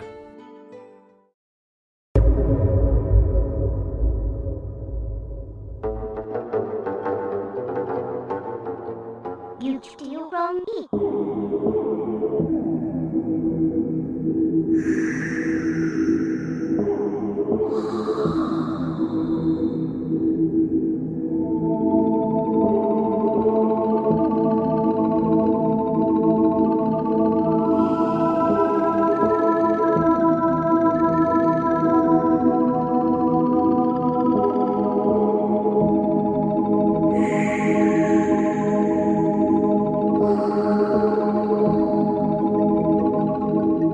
Here we go. Welcome to the Lakebed Temple. Not unlike Ocarina of Time's Water Temple, the Lakebed Temple is often regarded as one of the most difficult and confusing dungeons in the series. And I think I know why. The Forest Temple and Goron Mines alike have done a pretty great job of making the navigation rather streamlined. This works well for these dungeons and fits their themes, and I wasn't shy about praising them in their own dedicated videos. Those two dungeons also had friendly NPCs inside who would guide you by either literally beckoning you to follow them or just by providing some hints. The layouts of those dungeons would often loop back on themselves but retained a clear sense of direction. However, in the Lakebed Temple, this is where the game lets go of your hand. There's no NPCs to handhold you, and this dungeon is far more obtuse with its general sense of direction. For example, the boss room is dead center in the dungeon, not at the opposite end of where you came in. The dungeon also has a far less understandable map. The Forest Temple kept to a simple single floor. The Goron Mines had 2 floors, but only one room actually overlapped, so it may as well have been a single floor as well. Here, there are a whopping 6 floors, and as was the case back in Wind Waker's Forbidden Woods, often the map doesn't show how the rooms connect, or it segments off sections needlessly. Overall, the scope of the dungeon is just much greater than those that came before them in this game. But you know what? I love it. The dungeon has its reputation of being difficult, but if you struggle with this temple, I would urge you to rethink your approach to the dungeon in general, because this place doesn't rely on the progression structure that the last 2 dungeons adhered to. Though all 3 dungeons have had a prominent central room, they have for the most part had very segmented challenges. The Forest Temple had you rescuing monkeys dotted around the map, and the mines were just a large loop requiring you to assemble the boss key. But overall, your actions didn't very often impact anything outside of the room you were in, or for that matter, the dungeon as a whole. Each puzzle in those 2 dungeons was kept to a single room. With this place, rather than a series of rooms with individual puzzles, the dungeon as a whole is one larger puzzle. Your actions in one room impact other rooms, and so to me, there's a very clear sense of cause and effect in the dungeon's puzzles, forcing you to not just keep the room at hand in mind, but be mindful as well of the bigger picture. While the Lakebed Temple is most often compared to Ocarina of Time's Water Temple, and at a glance it's easy to see why, its structure overall is far more like a marriage of ideas between the Water Temple and Great Bay Temple from Majora's Mask. Like Great Bay, we need to activate the water flow from a couple of locations, which affects a water current in the main central room. And we can change a mechanism in the central room to direct the water flow. Though rather than a giant turbine causing the current to change, we have this huge rotating staircase. Like Ocarina of Time's Water Temple, doing so will raise the water level in said central room. This is important for 2 reasons. One, in order to reach the dungeon boss in that central room, the water level has to be raised all the way. And 2, in order to access certain areas, we need to have water flowing to turn these large water wheels that block those paths. Just keeping that second point in mind and understanding the cause and effect of the water flow in this dungeon is going to go a long way to making your time here easier, and it's going to make that first point of reaching the boss door pretty much take care of itself. The temple's architecture is a visual treat. It seems to be built into naturally formed caves under the lake with huge stalactites and stalagmites, but decorated with distinctly Zora architecture. Most notably, the swaths of colorful flagstone used all over the place, which really sets this temple apart, and the ornate mosaic-like tiles scattered among the temple's floors and walls just add to the sense of this being, well, a temple. I particularly adore the huge chandelier in the central room, which looks to me like it was built with luminous stones, the same way they're used in Zora's domain in Breath of the Wild. The Zora also seem to have leaned into some fairly natural inspirations while building this place. Fencing appears to be made of coral, overgrowth resembling seaweed covers huge sections of walls and ceilings, and the central room's huge rotating staircase seems to sit atop a giant shell. We can also find sculptures depicting large fish, symbols with images of shells, fins, and swirling aquatic motifs, and, as you'd expect, the Zora crest on most of the doors. A neat detail is that the doors have an open section at the bottom that allows water to flow through to the other rooms. The water flow also powers some impressive mechanisms in the dungeon, which starkly contrast the temple themes with these huge industrial-like gears and water wheels. Though these are far more ornate than the machines found in Goron Mines, Mines, they are equally as impressive in scope. Though many of the rooms seem to be in a pretty heavy state of disrepair. Walkways have crumbled, stairs destroyed, and walls hollowed out, and some sections have almost entirely given way to their more cavernous roots while monsters have moved in. The dungeon's music is entirely underrated. Certainly while playing, many would write it off as boring ambience, but if you give it a good proper listening, you'll realize that there is a lot going on under the hood with this track. First, the track opens with what sounds to me like a string of notes played on a sitar, which, like most of this track's instrumentation, feels to me like a deliberate callback to the music from Ocarina of Time's Water Temple.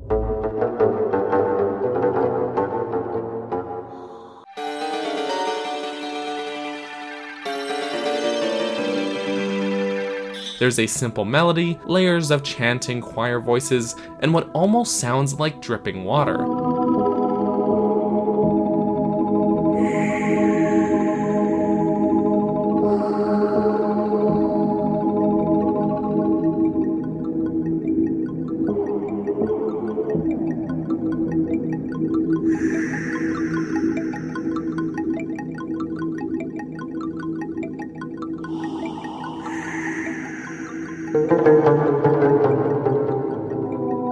The way these layers fade in and out perfectly fits the dungeon's feeling of a once sacred place left in desolation and disrepair. And if you listen to these two Water Temple themes side by side, it almost feels like this track is, in a sense, a true sequel, a tragic and decayed companion piece to the Water Temple's more robust and zen atmosphere, a shadow.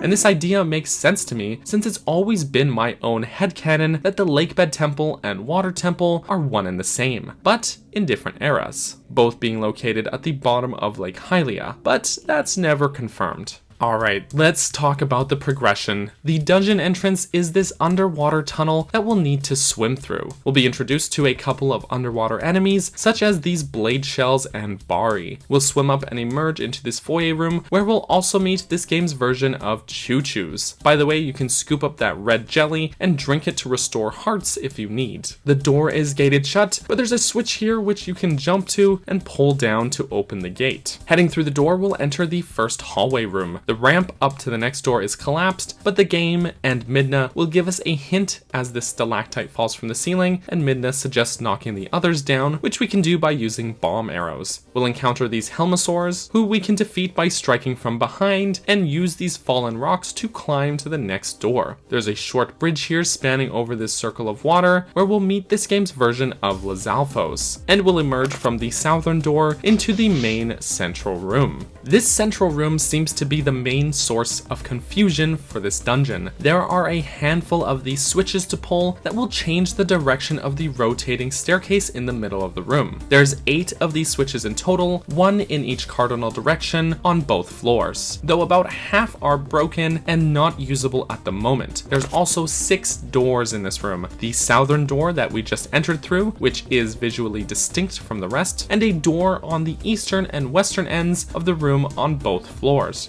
And finally, the boss door dead center in the room under the rotating staircase. I think a lot of this confusion, as was the case with Ocarina of Time's Water Temple, is the sheer volume of options with no clear indication of just where to start. But in truth, the game actually does a subtle but clever job of pointing you in the right direction. To start with, those doors in this room are actually color-coded as either blue or red. Also in this central room, there are a handful of these coral fences which prevent you from exploring the room fully at this time. So with these sections gated off, our only option is to head down the stairs to the lower floor of the room. Once down here, you'll find only one door accessible thanks to these coral barriers, that being the lower western door, which is blue. However, if we head through there, you'll find the bridge impassable thanks to this huge water wheel, which is inactive. So instead, you'll need to tread around the central room and grab onto one of these levers to pull it down, which rotates the staircase. We can head up and we'll find the upper western room has the same issue as its lower counterpart, being impassable. So both blue doors on the west side are out. That just leaves the eastern doors, which are color coded as red. The upper eastern door is actually locked and we don't have a small key, so that leaves us with one single option in this room, the lower eastern door. To reach it, line yourself up with the upper western door and pull the switch to rotate the stairs. Just a side note while we're here, there's a pot in this central room on the upper floor with Uku again.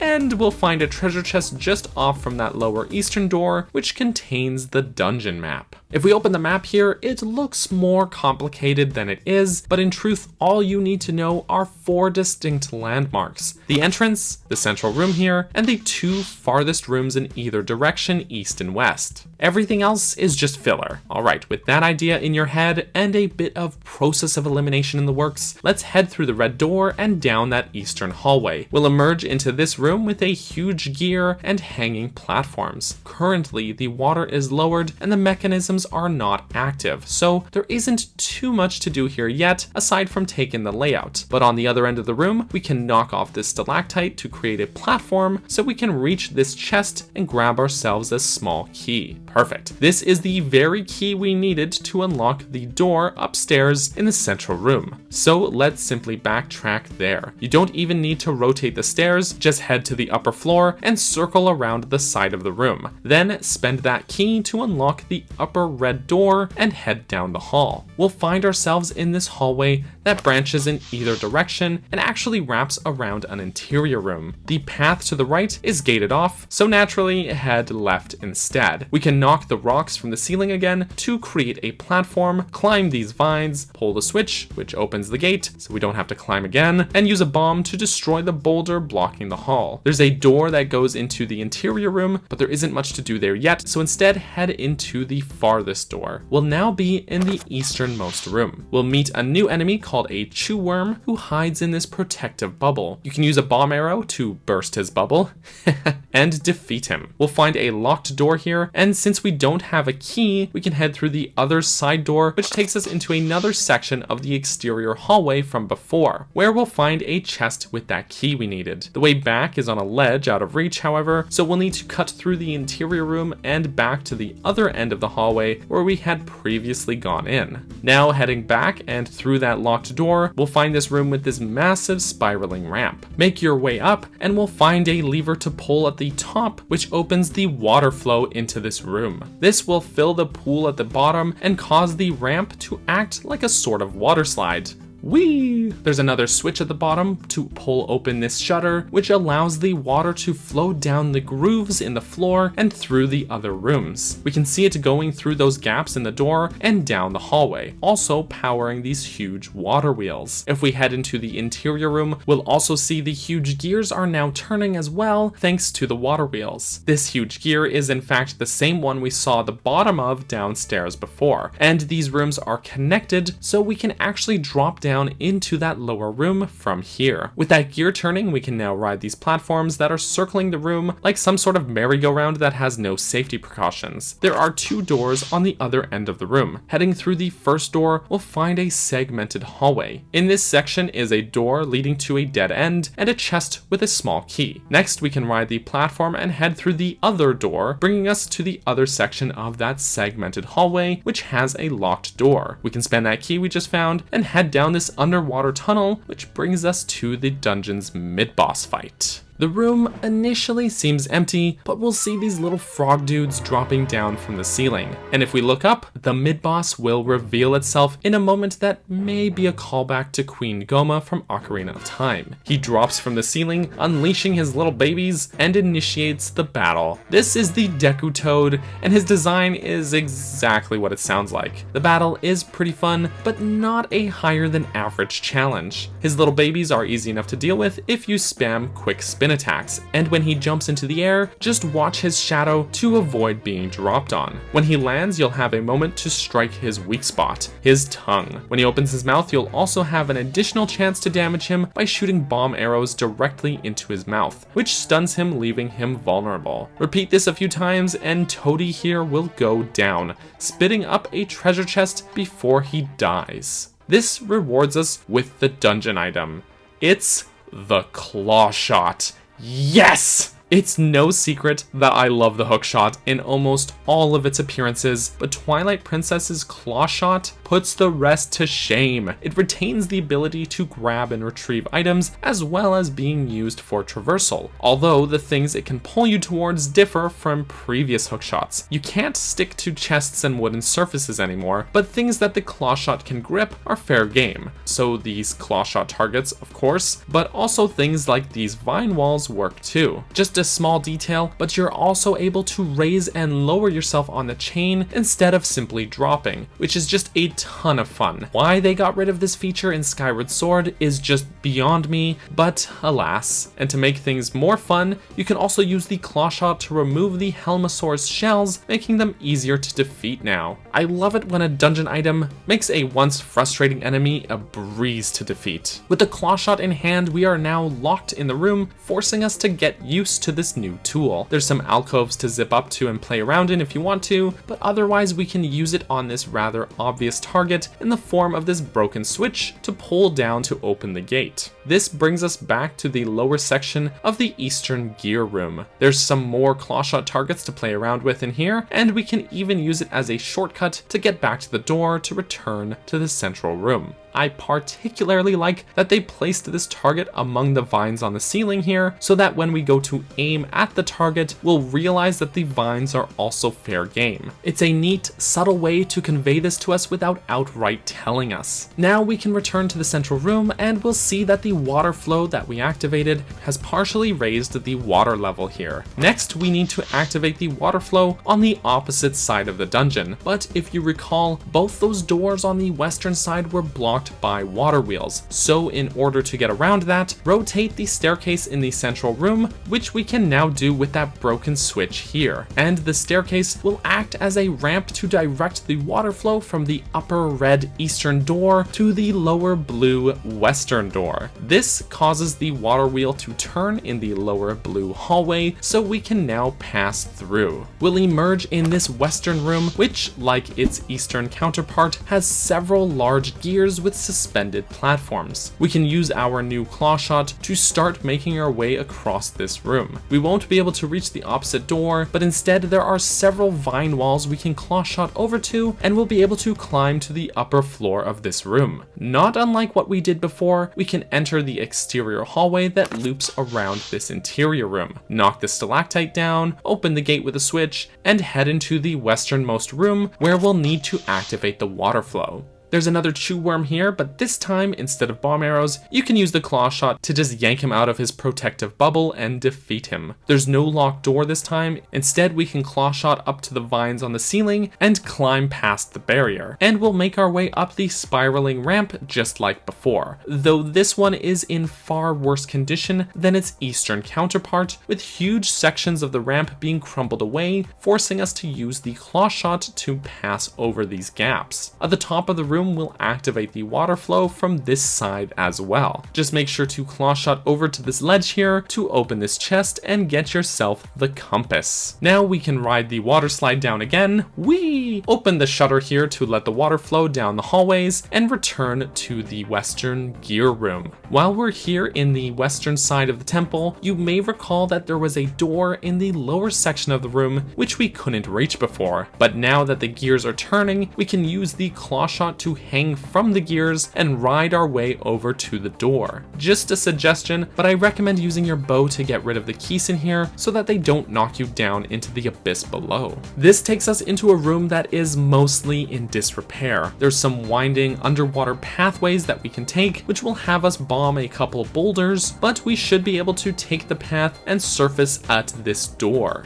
There's a small room with a chew worm and a grate on the floor. If we Claw Shot the switch on the ceiling, it will open the grate and we can lower ourselves into the room below, Mission Impossible style. This will bring us to a platform where we'll find the boss key. Now we can head through this door underwater, and following this tunnel will loop us back into that previous room. Now it's just a matter of backtracking through the gear room, down the hallway, and back into the main central room. The water level should now be raised all the way so the boss door is accessible. Before we head through the boss door, a couple of things to note. If you're a completionist like me, there are a few extra collectible things of interest. Some are more worthwhile than others. For example, the chandelier at the top of the central room hides a treasure chest with a piece of heart. By directing the water flow into the lower eastern room, we'll also raise the water level in here, which raises the bridge, giving us access to this alcove with a second piece of heart. Both of these are worth the detour to get. However, in the upper easternmost room where we activated the first water flow is a chest that simply has a Miiverse stamp, which is utterly useless and a serious pain to backtrack for, since we have to make our way up this huge spiraling ramp by either walking precariously on the ledge here or by wearing the iron boots. There's a ton of other chests around the dungeon as well, which almost all have either cash or water bombs, so getting every single chest is a lot of extra effort with not a lot of reward in my opinion. Those two heart pieces aside, that is. Ah well, with all of that done, we can now swim into the middle section of the central room and open up the boss door.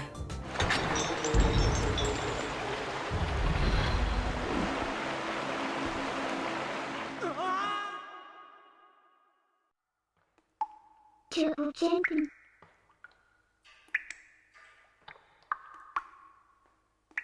When we enter the boss room, we'll drop down a deep pit into the water. There's nowhere to go but swim down. We'll dive into this deep abyssal chamber, and at the bottom we'll find the boss waiting for us. This is Morpheal, the Twilight Aquatic. During the first phase of the battle, Morpheal will stay buried in the sand, but you can use the claw shot to yank his eyeball right out and strike it with your sword. Also, make sure to stay clear of his tentacles as he'll try to grab at you and eat you. Repeat this a few times, avoiding the little water bomb fish, and we'll move on to the second phase of the battle. Morpheal will emerge from the sand and reveal himself. This is Morpheal for real, and he is massive. The visual design of Morpheal is pretty great. He's a giant aquatic eel of sorts, and he's got this big, ugly mouth thing. Of course, his eyeball is a pretty obvious weak spot, but that's beside the point because the sheer scope of this battle makes it just an incredible spectacle. And of course, size isn't everything. His design is actually threatening enough that I can take this battle seriously. Looking at you, Tintalis. A side note,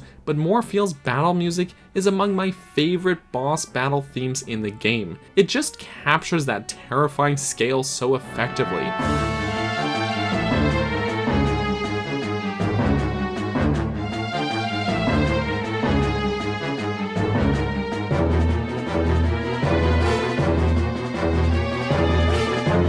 Both in Morpheal's name and the first phase of the battle seems to be another callback to Ocarina of Time's Water Temple, particularly its boss Morpha, whose name is, well, obviously very similar, but also attacked in a similar manner. It's a neat detail, but I kind of love how they changed things up in this fight and placed the entire battle underwater like this, while he's swimming around trying to get above him to avoid being eaten. Then target his eye with the claw shot and you'll get a chance to grip onto his back and attack his eyeball. This is awesome!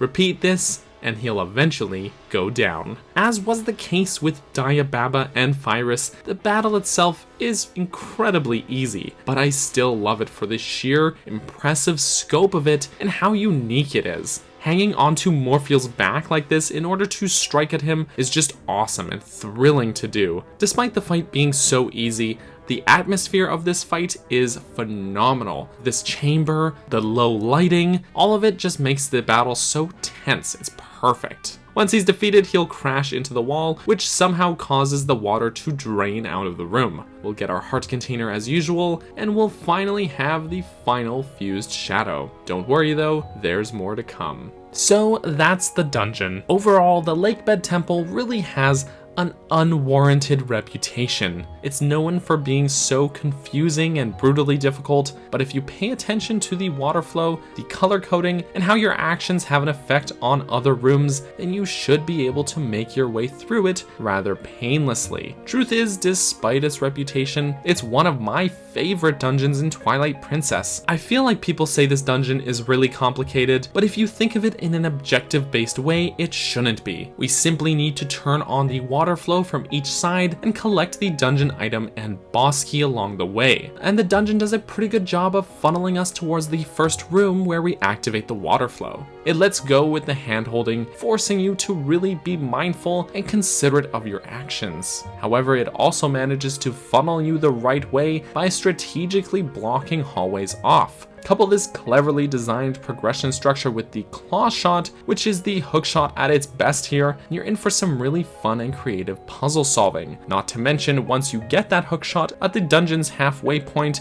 those barriers in the central room are suddenly no longer an obstacle, since you can claw shot over them, making any frustration with the navigation in that central room no longer an issue. It suddenly opens up all the navigation options to you once you've gotten that item. It's brilliant.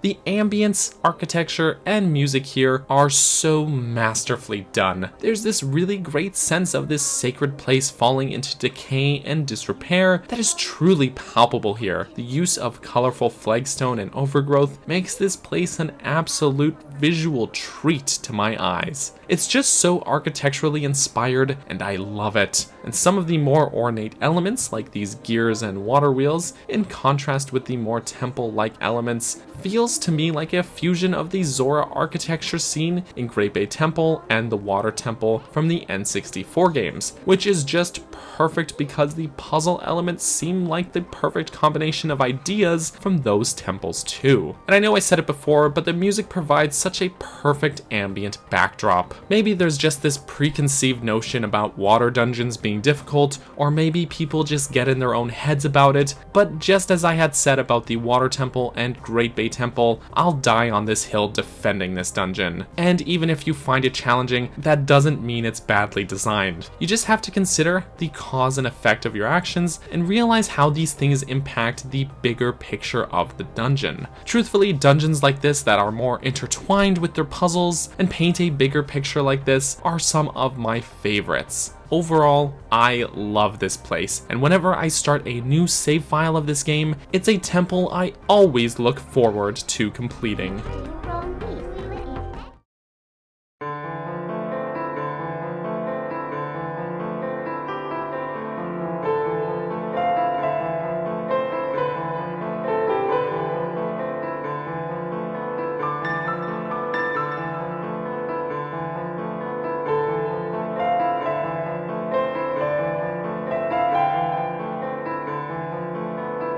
Hello friends, welcome back to Dungeon Design in Zelda. As a first for this series, I'm actually joined today by a special guest, the legend himself, RMFH. It's a pleasure to be here, Cap. Thanks for letting me tag along. I hope everybody enjoys today's video. There's a bit of stuff to get through before we set foot into the next dungeon, so as usual, let's briefly summarize. Last time, we completed the Lakebed Temple and collected the final fused shadow. However, our victory is cut short. Zant appears, kicks our butts, discarding the fused shadows that we worked so hard for, and reinstates the effect of Twilight, causing us to transform back into wolf form. He tries to recruit Midna to his side, but when she refuses, he dispels the Twilight, reviving the light spirit and forcing Midna to be exposed to the light energy, which mortally injures her. We're teleported out, and Midna, on the cusp of death, is only able to mutter to us that we need to reach Zelda. So we have to return to Hyrule Castle. To get there, we end up back at Telma's bar, with her cat Louise giving us a hint to go through the waterways. We'll also encounter Giovanni, who sold his soul for riches. And we're introduced to Battling Pose, which will be important for the upcoming dungeon. After a stint through what I'm sure is the repurposed remains of an earlier build of some sort of beta dungeon, we'll make our way through the castle waterways, back up to the rooftops, and to Zelda. There's some exposition here as Midna asks that Zelda help us out. Zelda says that the Master Sword's power can cleave through the curse on Link, so we'll need to find that to return to Hylian form. Midna, happy with this, gives Zelda her final request, that she tell Link where to find the Mirror of Twilight. Zelda, now understanding just who Midna is, decides instead to transfer her life force to the imp, essentially sacrificing herself to save Midna's life.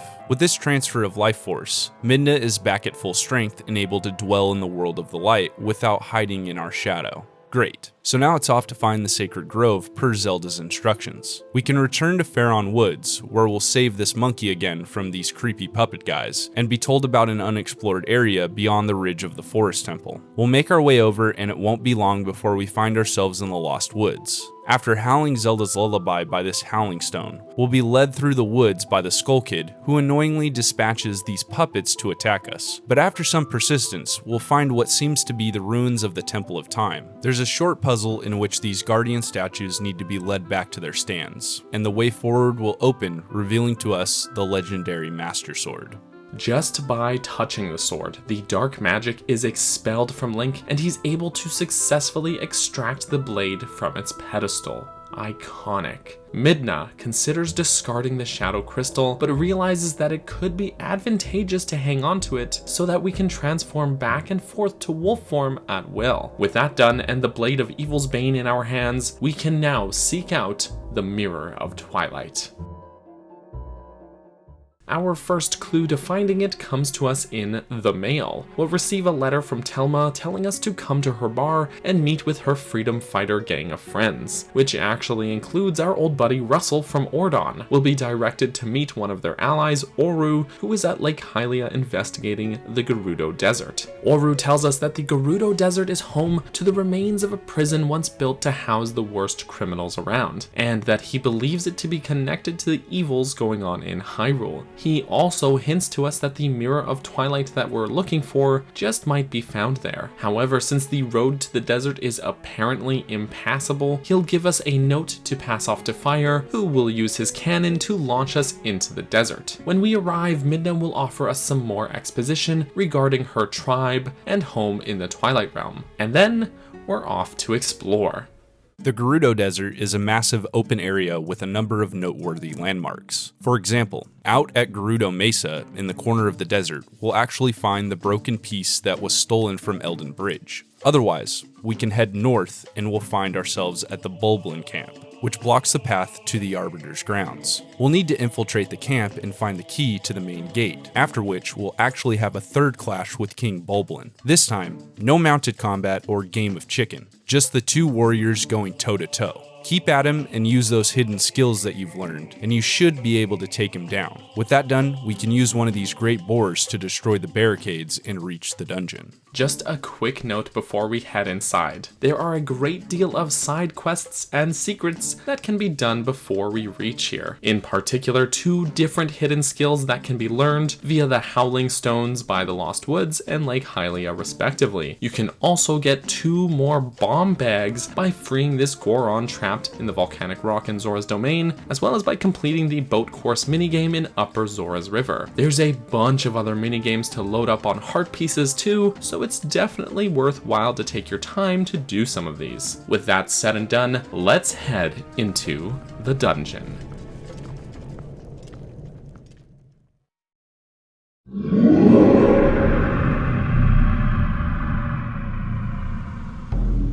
You steal from me.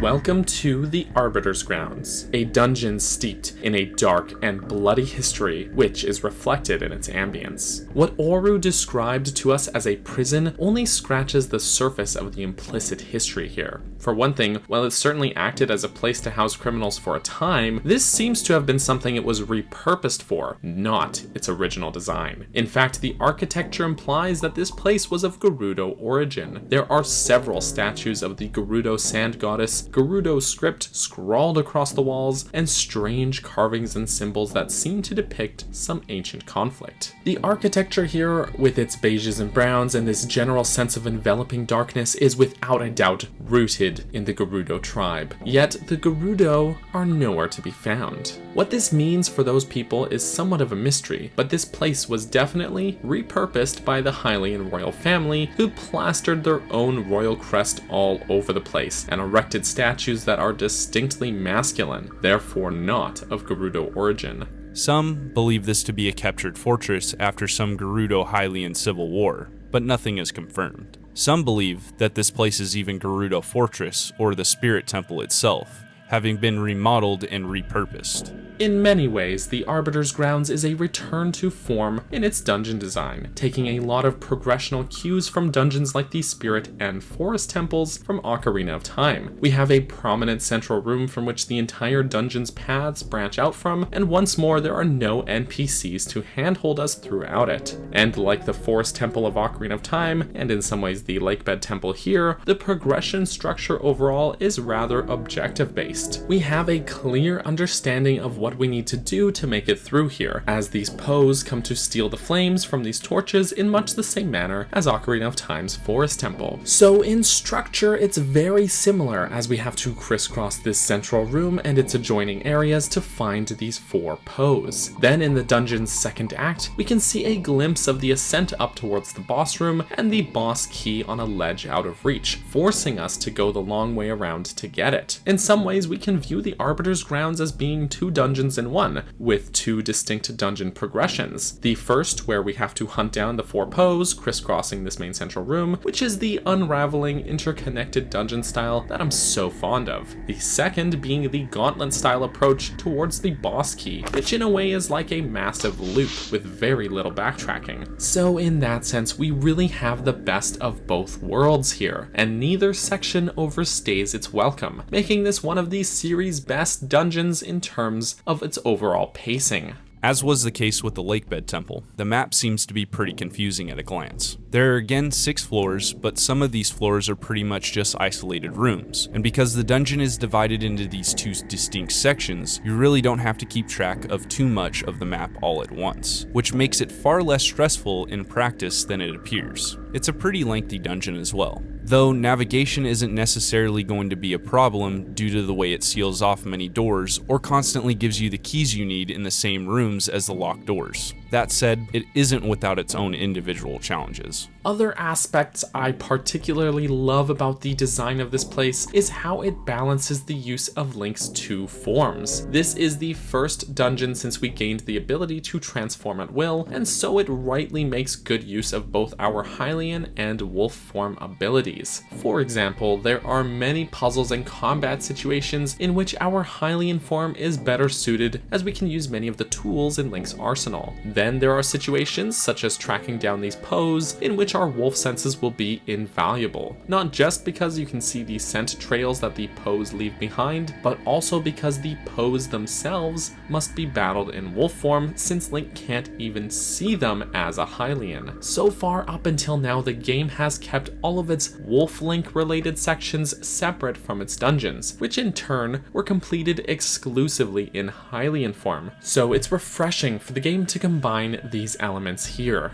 The music is pretty minimalist and creepily ambient, which is pretty well par for the course for Twilight Princess so far. Though as was the case for the Lakebed Temple when compared to the Water Temple's theme, the music for Arbiter's Grounds has instrumentation that reflects the Spirit Temple from Ocarina of Time, but rather than being robust and full sounding, it is a decayed, hollow reflection of that track. Whether this was our pal Koji Kondo trying to hint at or draw draw a connection to these two locations isn't known. It could be he just felt that the instrumentation and overall vibe of the track was a good fit for this location, and he'd be right. There's something about this track that just embodies a deserted desert temple filled with the undead. It's perfect.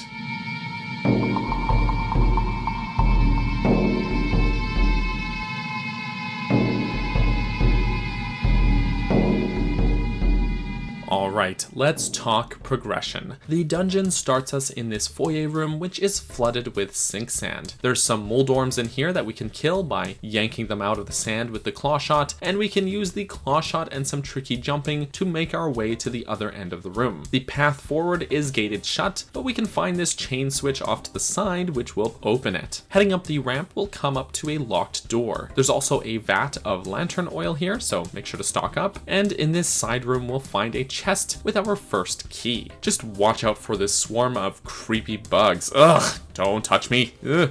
Spending that key on the locked door, we'll next enter this dark, empty hallway. Again, the door is gated shut, so we'll need to scope out the room to find out how to open it. There are a lot of these stall child enemies as well, but they're easy enough to dispatch. We'll find a pair of torches, one on either side of the door, and lighting them opens the gate. This brings us into the dungeon's central room. We'll see 4 torches lit with blue flames near the opposite end of the room. And as we approach it, we'll see the 4 Poe sisters appear, snatch up the flames, and scatter. This also causes the north hallway to lock shut. One of the Poes remains behind, so we can fight her in wolf form. We've already battled some Poes outside of the dungeon, so the method is the same. Just leap at them when they glow, and then just rip their soul right out.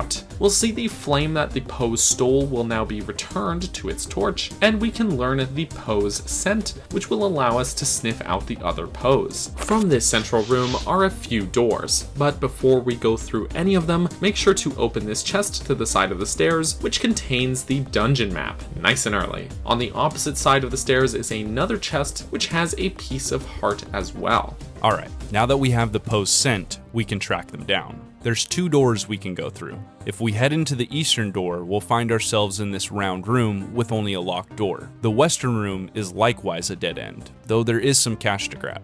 Instead, we'll need to follow this scent trail and dig in this spot to uncover a chain switch. Pulling it reveals a hidden staircase leading to a secret third door, which takes us into this round basement room directly under the other eastern room. We'll find a rotating mechanism here, which opens up a side alcove. There's a Gibdo guarding a treasure chest, so be careful fighting it. But then we can open the chest, which gives us our first small key. We can actually claw shot through an opening in the ceiling to return to the upstairs room. But since we use the rotating mechanism, we'll find that the locked door is blocked off, and a hidden side door is now revealed. Heading in there, we'll find a small area where we can challenge the second Poe sister.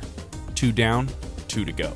Alright, now let's drop back into the basement room and use that rotating mechanism to return the room to its previous state. Then we can head back upstairs and spend that key we found on the locked door in the upper eastern room. This is another room mostly flooded with sink sand, and there are some booby traps to watch out for as we make our way across these platforms. We can pull out this cage and push it into this groove in the floor, which creates this nice stretch of ground that we can use to pull this long chain switch. This raises the chandelier out of the way so we can cross the room and head up the stairs. We'll arrive at another room with a rotating mechanism, but before you use it, make sure to open this chest with the compass. Using the rotating mechanism opens up 2 side alcoves here. To the west is a locked door, so heading east instead, we'll find another chest guarded by a Gibdo. This has the key we need, so we can now spend it and head through the door. This hallway is infested with enemies, including Style Children and Gibdos, so tread carefully. If we use our wolf senses here, we'll find another hidden chain switch, which will open a secret door where the third Poe is hiding. Once the Poe is defeated, we can move on to the next room. There is, again, a locked door, but the chest with the key is just at the side of the room here. Once we open it, however, the lights will dim, and we'll find Link suddenly weighted down. If we transform into wolf form, we'll see Midna react to something on us. And sure enough, if we use our wolf senses, we'll see, oh god, it's rat ghosts. Once you've gotten rid of them, we can spend that key on the locked door. We'll emerge onto the second floor balcony of the main central room. We can use the chandelier to hop across to the opposite balcony and head through the upper western door. This takes us back into that western room, but now on the second floor, naturally. We can move that cage we saw previously, opening a shortcut back to here from the central room, and by pushing it into this groove, we once again have a stretch to use to pull this chain. Oh no. To pull this chain and raise the chandelier. There is a chest across the room here, but it just contains a Miiverse stamp, so, you know, whatever. Otherwise, we can let the chandelier drop around us, and from the middle of it, we can climb up and jump across to the next door. We'll find ourselves in this gear-shaped room where we'll encounter our first Stalfos, a familiar returning enemy. We can use a variety of sword techniques on him, but just make sure to bomb the body to truly defeat it. We'll find a handful of goodies in the side alcoves of the room, including 2 chests with bombs if you need them. Otherwise, we can head through the next door and move on. We'll emerge in this room with a large sand goddess statue. There's a simple torch lighting puzzle here to open the next door, through which we'll finally find the 4th Poe sister. This one battles slightly differently. She'll deploy 3 decoys, but you'll be able to see the real one when she glows. A definite callback to the final sister from the Forest Temple. With all 4 of them defeated, we can now head back to the central room. Thankfully, the next door provides a nice shortcut for us. With all 4 torches lit again, the gate into the next section will now open. Through the gate, we'll emerge into a branching room. We can see a glimpse of the next room through a crack in the wall, but the rotating mechanism that we need to open it appears to be broken. So the north path is blocked. The western path is also blocked by a pit of sink sand, but we can see the chest with the boss key just out of reach, teasing us. So the only way we can go is down the eastern path. There's something of a long vertical shaft here with a rotating mechanism that doubles as an elevator.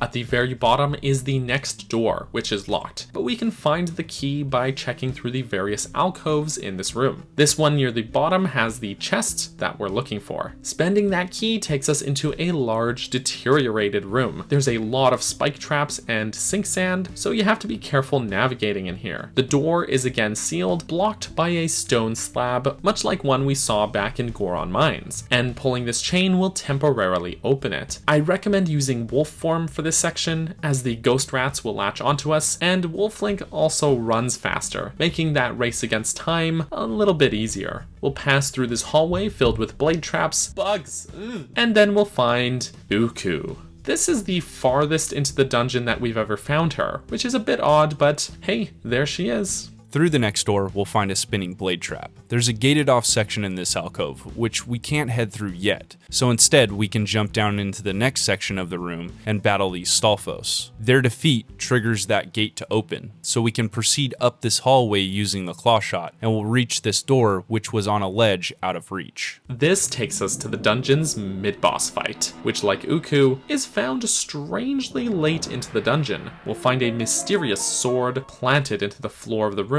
secured with ropes adorned with what looked to me to be Ofura. Real-world Ofura are, generally speaking, a talisman usually made of paper or wood and meant for protection. We actually see Ofura like this in Kakariko Village in Breath of the Wild, but in this case I don't see it likely that the Ofura here is protecting the sword per se, but perhaps more meant to protect others from the sword. Cutting even a single rope causes dark energy to burn away all the rest, effectively undoing the seal that contained this evil entity. The sword seemingly moves and attacks you on its own, but using our wolf senses, we can see a huge evil spirit is actually wielding the blade. This is Deathsword, and he's my favorite mid-boss in the game. Deathsword's origins are unknown as of yet, but based on the fact that Arbiter's grounds was originally a prison for Hyrule's worst criminals, and the Afuda here keeping the blade sealed, it's not a leap to assume that this was some evil spirit or even the spirit of an evil person who was imprisoned here with their evil weapon. Having spirits tied to swords is a reoccurring theme in the series as well. That said, there's little known about Death's Sword, and that mystery is part of the appeal of it all, in my opinion. Striking him causes him to turn visible briefly, so we can attack him more head-on in Hylian form. While he flies around the room, we can also snipe him with our bow, grounding him and leaving him vulnerable to attack. Otherwise, if we wait for him to strike and avoid his attack successfully, then we'll have ourselves an opening in his defense through which to strike. Once defeated, the sword will explode and the spirit will sort of disintegrate into a swarm of bugs that flee.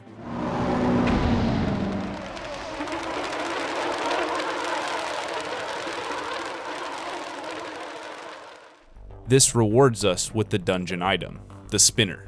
The spinner is a really unique item, allowing us to balance on it and ride along these rails. Sadly, as cool as it is somewhat underutilized in the game in general. But as far as this dungeon goes, it will be put to good use here. Alright, we can head back to the previous room where we'll immediately find some rails to try the new item out on. This takes us to a different ledge with a new door to head through. We'll emerge in this enormous room with a large sand goddess statue overlooking the place. There's something of a maze of spinner tracks to use here, and as confusing as it all seems at a glance, when we're actually going, it's really just one long linear path to take that just happens to crisscross around the room. There's a couple of optional chests around here as well, with some cash, bombs, a stamp, and this one with a piece of heart. We can ride the spinner tracks around the room, and we'll eventually find ourselves at this long stretch with some blade traps to avoid. We'll have to carefully cross the gap, avoiding the blade traps as we do. It's a bit tricky if your timing isn't right, but thankfully if we take a hit and fall, we aren't set too far back. Once we make it across, we can head through the next door, and we'll find we've actually been looped around to the chest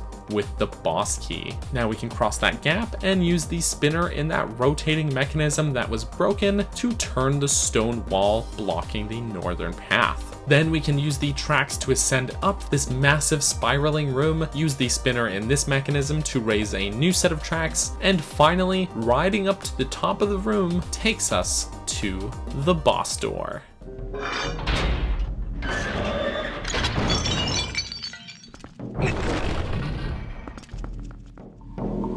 Triple champion.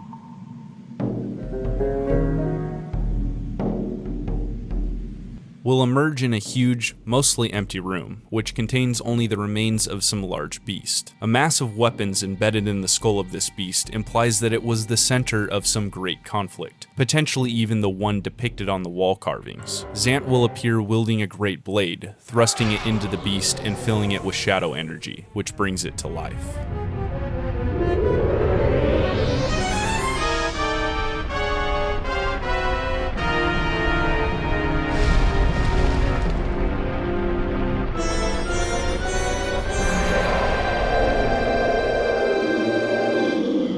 This is Stalord, one of the game's most iconic bosses. This battle is sort of brilliant for a few reasons. For one, the scope of it is just plain impressive. We have faced some big baddies so far, but Stalord is among the biggest we've ever seen. His entire bottom half is still buried beneath the sand, but even just this exposed top half of the beast towers over us. Of course, I've said it before, size isn't everything. It also helps that his design is legitimately intimidating, you know, unlike some other giant, massive bosses that I can think of.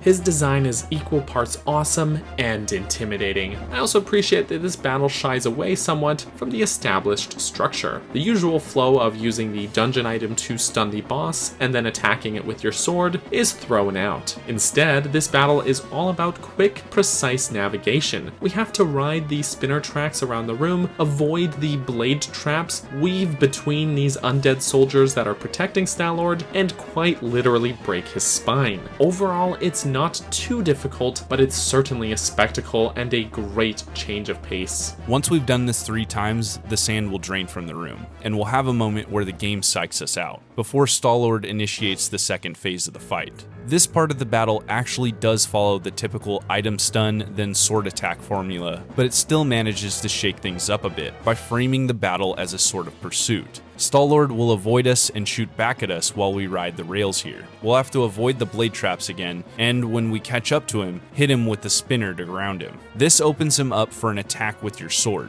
so seize the moment and deliver the pain. Again, this isn't the most difficult fight, but man is it different from anything this game has done before, and the whole air of pursuit is executed so well. It's just a rush the whole time. In some ways, having the fight framed as a chase scene set in a large loop like this does remind me of the Got fight from Majora's Mask, but something about using the spinner to climb these rails while avoiding the blade traps is just so exhilarating. A quick side note, but the music here is a great, bombastic remix of the fire boss fight theme from Ocarina of Time, which we had heard when battling King Dodongo and Volvagia. But this time it's got this great, prominent percussion which greatly enhances the chase scene mood of the fight. It's brilliant stuff.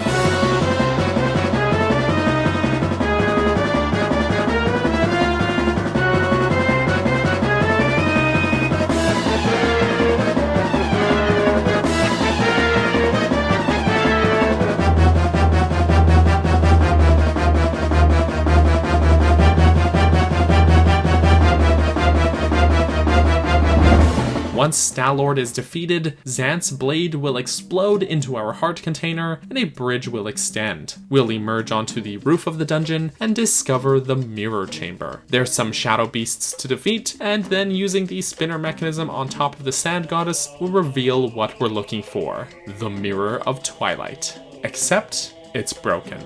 But we'll get into that next time.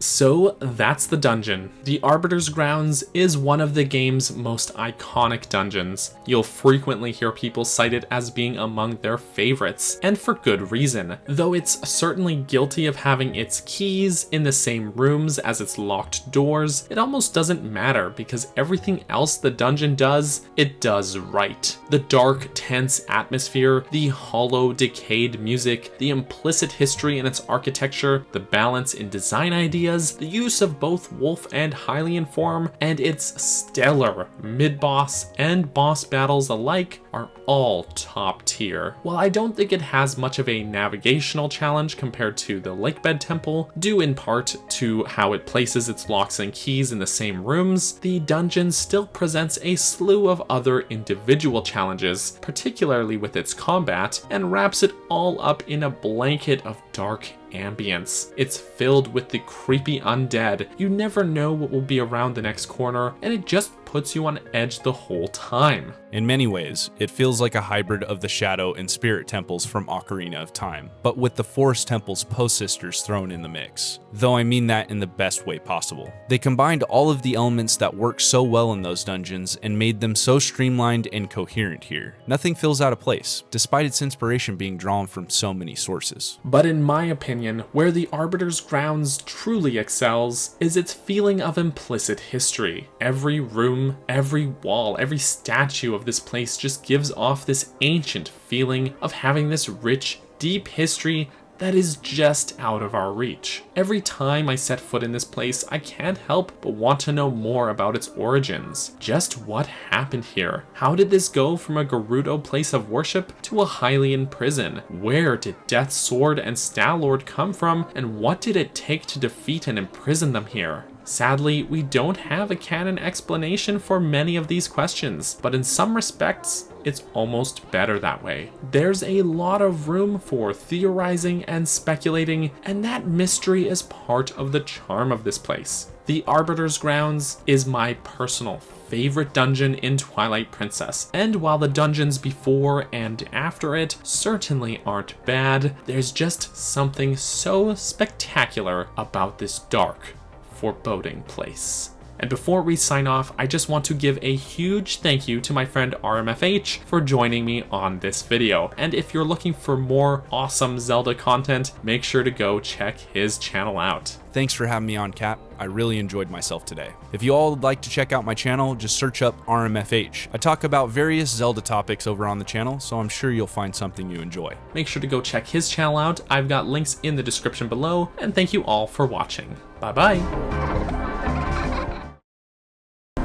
Hello friends, welcome back to Dungeon Design in Zelda. Today I am fortunate enough to once again be joined by a special guest for this week's episode. Joining me today is Hyrule Gamer. Hey folks, I am the just mentioned Hyrule Gamer, but you can also call me Adam. I'm so happy to be joining you all today as Twilight Princess is my favourite video game of all time, and ever since Daniel told me about this, I've been looking forward to it. Let's get into the video. As usual, there's a few key things to get through before the next dungeon, though admittedly less than last time. So as usual, let's summarize. We left off here in the Mirror Chamber, where the Mirror of Twilight that we were looking for is found to be broken. The ancient sages then appear before us and explain that Zant had tried to break it, but because he is not the true ruler of the Twilight Realm, he was only able to fracture it, not completely destroy it. They also tell us that Zant's rise to power was because of Ganondorf, who they themselves had banished to the Twilight Realm after a botched attempt at his execution. So in order to rebuild the mirror, we'll need to find the fragments scattered around the land. One in a mountain, one in a sacred grove, and one up in the heavens. Just as before, we'll find a clue about where to go next over at Telma's bar. Ashe, who we'd met previously, has headed up to the Snowpeak Mountains to investigate some disturbances. We'll find the entrance to Snowpeak in Zora's domain, and sure enough, she'll be there at the base of the mountain. She explains that a beast that lives on the mountains has been seen coming and going at Zora's domain. However, she can't navigate the ongoing blizzard on the mountain trail, therefore halting her progress. Instead, she gives us a sketch she made of the beast, which depicts it holding a red fish. If we show this sketch to the various Zora around the domain, they'll all recognize the beast and comment on the fish, noting that it's a reek fish, a rare specimen found only in Zora's domain. Supposedly, the reek fish is very difficult to catch, with the Zora all stating that only the Prince Rayless has been successful at doing so. The same Prince Rayless who we previously escorted to Kakariko. So if we return to Kakariko village, we can find Rayless over at his father's grave. When we show him the sketch, he'll also recognize the beast, and he reveals how he's been able to successfully catch them. He gives us his earring, which is made of a special coral that attracts the fish. We can return to the domain, and by using the earring as a fishing hook, we can catch ourselves a reek fish. Sniffing the fish in wolf form allows us to learn the new scent. Then we can follow the scent trail left behind from the reek fish that the beast of the mountain had caught, and this will allow us to navigate the blizzard at Snowpeak.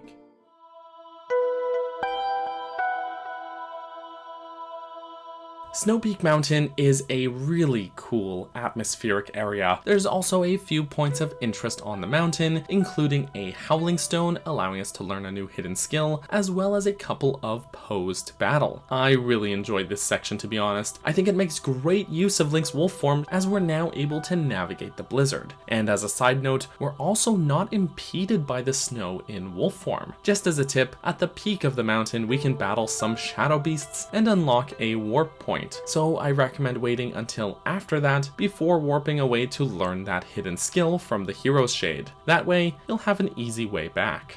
Here at the mountain peak, we'll meet Yeto, a Yeti. Turns out he's a friendly one, and even capable of speech. He asks us what we're doing so far up the mountains, and when we tell him that we're seeking out the Mirror of Twilight, he says that he actually has the mirror piece back at his house, and that looking into the mirror made his wife ill. This is why he went to Zora's domain, to catch a fish to make soup for her. What a nice fella. He'll show us how to snowboard down the mountain, and at the end of this long sloping course, we'll find his home, the dilapidated remains of some enormous mansion. So let's head into the dungeon.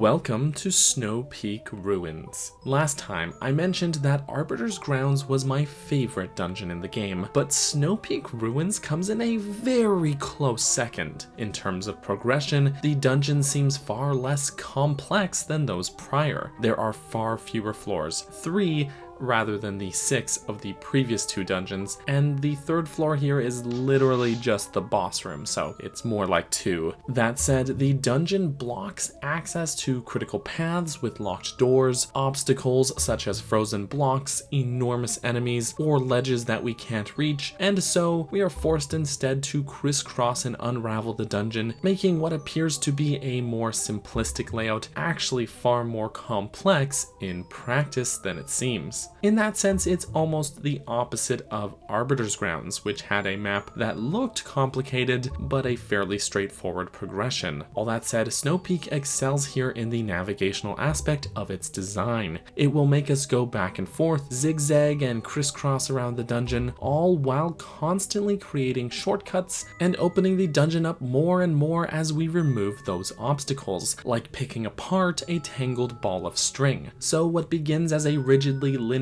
dungeon will be almost entirely open in nature by the end of it. Snowpeak also frames its progressive structure in a very mission or objective based way, more so than perhaps any dungeon up to this point thanks to Yeto and Yeta, the Yetis that live here now. Yeta tells us right at the start that the mirror fragment is in the bedroom on the 3rd floor, and the bedroom key is what we need to find first, but she can't recall where it is, so she gives us a series of objective markers on the map, places to check one at a time, and as we explore the mansion, we end up gathering ingredients for Yeto's soup, until of course we actually do end up finding that bedroom key. The dungeon's architecture is particularly fascinating. We're not exploring a temple or prison, but rather an abandoned mansion in a state of disrepair. As such, the layout and architecture have to match, which actually plays into that progression structure. In many ways, it feels like they designed the floor plan of a functional mansion first, and then built that progression structure around it, placing those obstacles, locks, and keys to keep us on track. No room feels out of place here. We have a proper foyer with branching stairs, a kitchen, dining room, bedroom, courtyard, chapel, armory, storage rooms, and more. And the way that the rooms all connect feels natural and cohesive with this setting. It's actually quite brilliant when you think about it. I always adore when a dungeon is made to feel like an integrated part of the world, and it's even better when the dungeon's progression feels like an integrated part of the dungeon's story. It's not just a linear string of rooms all pasted together in a set order. This really feels like the ruins of a mansion.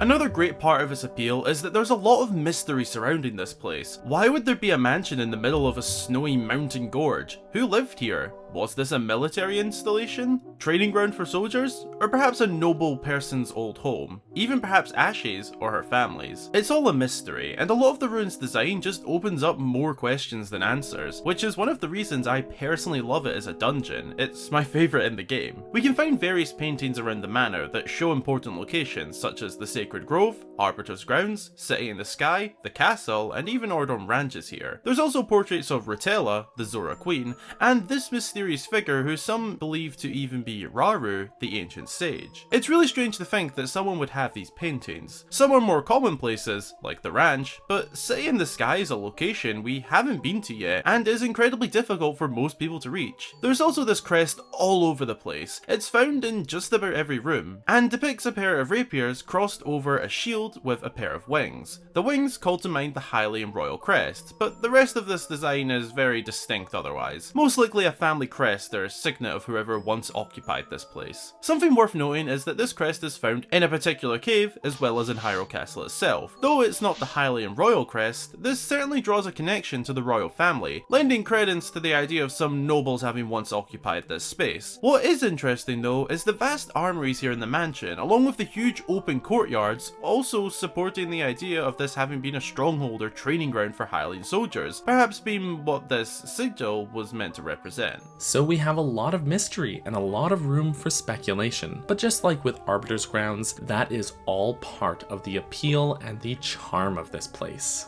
The music, while seemingly minimalist, is actually pretty effective and plays a big part in the dungeon's ambience, as it employs something of an adaptive soundtrack, having different layers of the song play over each other depending on which areas you're exploring. Snowpeak's atmosphere overall is one of far less danger than previous dungeons, instead being more contemplative and melancholic in tone. Inside some of these warmly lit rooms, we have these somewhat comedic yetis who moved into the mansion like hermit crabs nestling into a shell that doesn't quite fit right. The glow of fires gives a feeling of light-hearted, cozy warmth, a reprieve from the harsher conditions outside. The music, of course, matches this tone, with brass coming in over the song's backbone to round out the sound and give us a feeling of safety as well as contrast. You could see this contrast as a representation of the yetis themselves being so obviously out of place in this ornate house.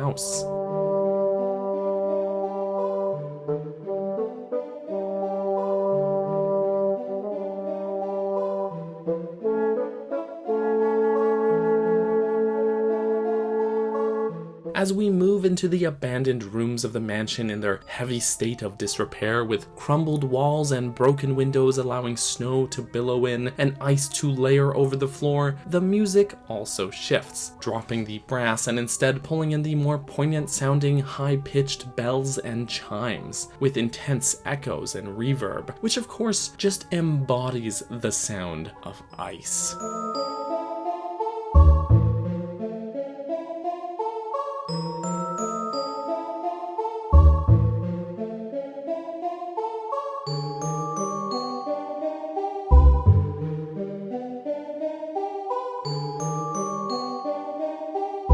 Then as we move outside into the open-air courtyards, the song is brought down to a lower volume, being buried beneath the harsh sounds of the howling wind. Once again, a bit on the nose, but you could certainly see this as a representation of the harsh weather conditions, nature drowning out the man-made structure.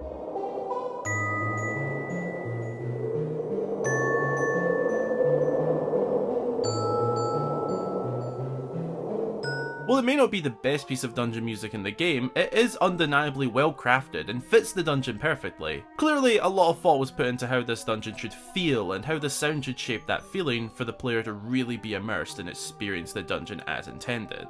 Alright, let's talk about the progression. We'll naturally enter through the dungeon's foyer, being the most foyer of any dungeon foyer we've ever entered through. There's two rounded staircases leading up to the second floor. However, they're both obstructed at this time. This room already gives us a taste of the state of disrepair that the dungeon is in. The ceiling is partially collapsed, there's debris blocking portions of the room off, and ice covering sections of the floor. There's a to battle here, but otherwise for the time being the only place to go is through the doors on the first floor. We'll find ourselves at Yetta's hearth. Yetta has made herself comfortable leaning on the toppled over furniture that clearly wasn't designed for Yetis. She'll beckon us over, and when we speak with her, she'll tell us that because the mirror was causing problems for them, including her being sick, they locked it away in the third floor bedroom. She gives us the dungeon map and places an objective marker on the map telling us that this is where she thinks the key is, but she admits that her head feels blurry from the fever. This room actually has 4 doors, including the one we just entered from. However, both the northern and western doors are locked, so the only way to go through is through the eastern door as directed. This will bring us into the kitchen where Yeto is making his soup. We can actually sample some of the soup at any time and it refills hearts. Just make sure you have an empty bottle to keep it in.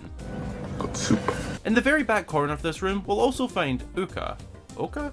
I'd never know. If Arbiter's Grounds was the latest into the dungeon that we'd found her, this is the earliest up until this point. The next door takes us into this sliding block puzzle room, which I suppose was originally some kind of storage room. There's a frozen switch in the center of the room, so ignore that for now. Instead, we'll want to push these blocks to press down this switch. This puzzle isn't too tricky as long as you keep in mind that you can use one block to halt the other one like so. This switch unlocks one of the doors in this room, so we can head on through. This takes us straight into a wall that we can actually dig under and will emerge in the the main courtyard. In a way, the courtyard actually acts like the dungeon's central room, as most of the dungeon branches off from or connects to here. But for now, there's some barriers in place preventing us from exploring most of it. There's some wolfos to battle, much like we did while ascending up the mountain. We'll find a chest with some cash and another chest half buried in the snow. We can dig it up and we'll find our first small key. The only way to go is through this side door here, though you can also climb through the window and we'll find a locked door. There are some new enemies here called mini Freezards, which can be a nuisance when sliding on ice, but a well-timed mortal draw will get them out of the way easily. We can spend that key, head through this short hallway, and we'll emerge into this room at the very northeastern corner of the map, which Yetta told us had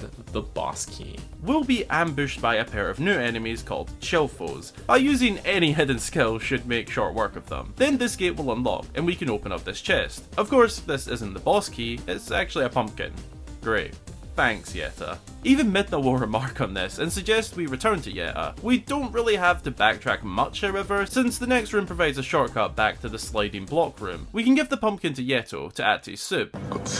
And then talk to Yetta again. She'll give us another map marker, this time in the northernmost room of the first floor, and she'll unlock the northern door of this room as well. Heading through, we'll emerge into the other half of the main courtyard. The door to that northern room is blocked off by a large Freezard. These guys are far more imposing looking than their N64 counterparts, and we can't use our sword to defeat them, so we'll have to explore around a bit more rather than heading straight for the map marker. The door to the west is also locked, but we can hop through the window in the northwest corner and we'll emerge into this room which appears to be an armory. We'll want to take this cannonball and make our way to the other end of the room with it. Again, watch out for the mini Freezards. We'll find a cannon at the other end of the room, and if you can't figure out what to do with it, there's some instructions on the wall, though time has taken their toll on them a bit. Anyway, load in the cannonball, then use a bomb to set off the cannon, and it will destroy the ice barriers blocking the path, revealing the next door. We'll find ourselves in this room where the floor has almost all been destroyed, so we'll have to carefully hop across these wooden beams, after which we'll find this chest which contains the compass. Great. This gives us a couple of hints as to where to go next, since the compass reveals the location of cannonballs and treasure chests on the map. Sure enough, taking a look at the map, we'll see that there was a chest that we missed out in the courtyard. It's a short backtrack, and in wolf form, we can dig in the snow to unbury it, and we'll get another small key. At first, I was thinking this chest seemed a bit too well hidden, but then after some thought, I realized that between digging up a chest on the other side of the courtyard earlier and the compass showing this chest's location, it really shouldn't be too difficult for players to unearth this one. Besides, I had no trouble finding it myself, so that's worth something, maybe, right? Anyways, now that we have that key, we can unlock the western side door. The hallway here branches into two directions. However, both directions are dead ends at this point, as there's a block in the way to the south and a Freezard at the top of the ladder to the north. However, we'll find some more cannonballs here. We can use this mechanism to bring a cannonball back, and there's actually a cannon in the center of the courtyard here, just like the one we saw earlier. We can load in the cannonball, rotate the cannon to aim it, and fire away straight at the Freezard blocking the north door.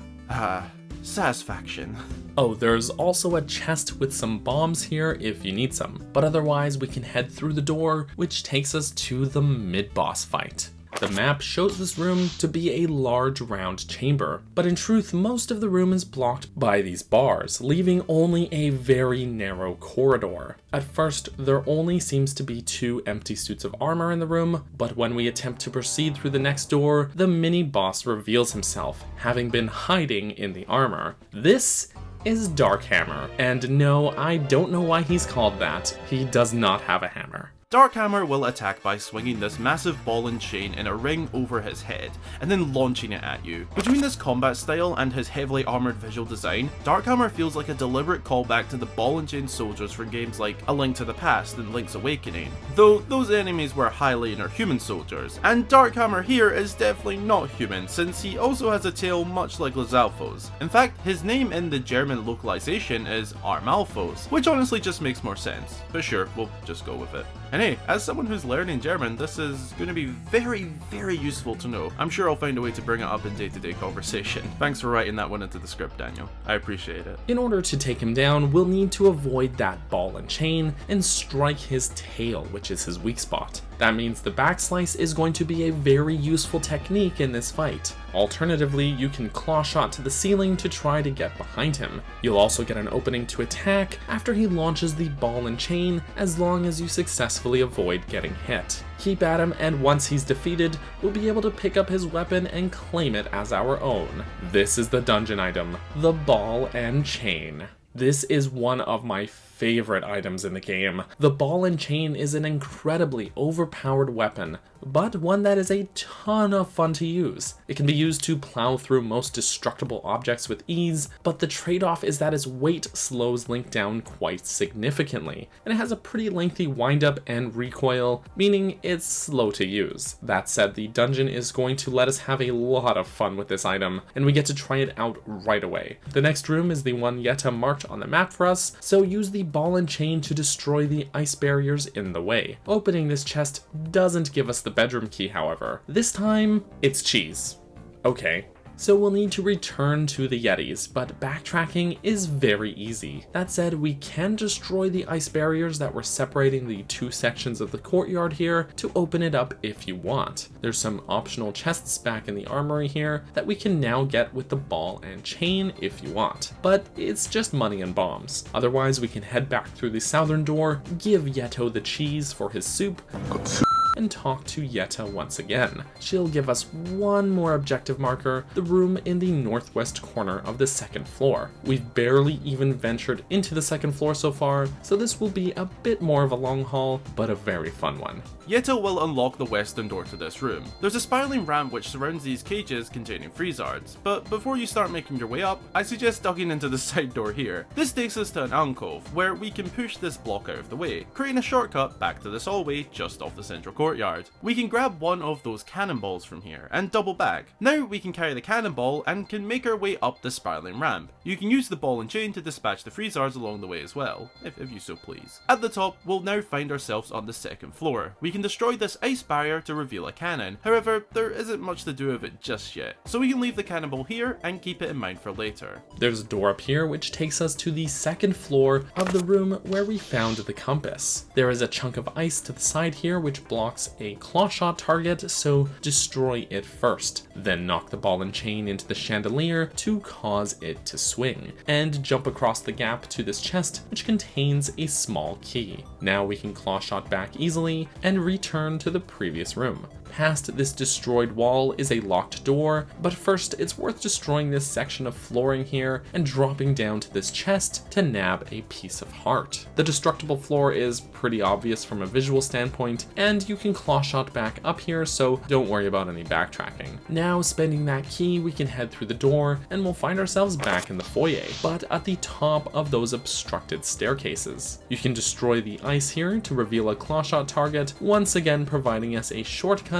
back up here if needed. There's another piece of heart we can grab by hopping across the chandelier tops, as well as some other goodies hidden in the suits of armor near the front door, including another Poe, a stamp, and an orange rupee. Otherwise, we can head through the opposite door on the second floor of the foyer, and we'll find ourselves in this room which is almost entirely overtaken by ice. The mini freezards can easily be dispatched with the ball and chain, and then after breaking the ice barrier, we can defeat this Poe. A neat detail I just noticed while recording for this is that the Poe doesn't actually cast a reflection on the ice, while Link and the other enemies do.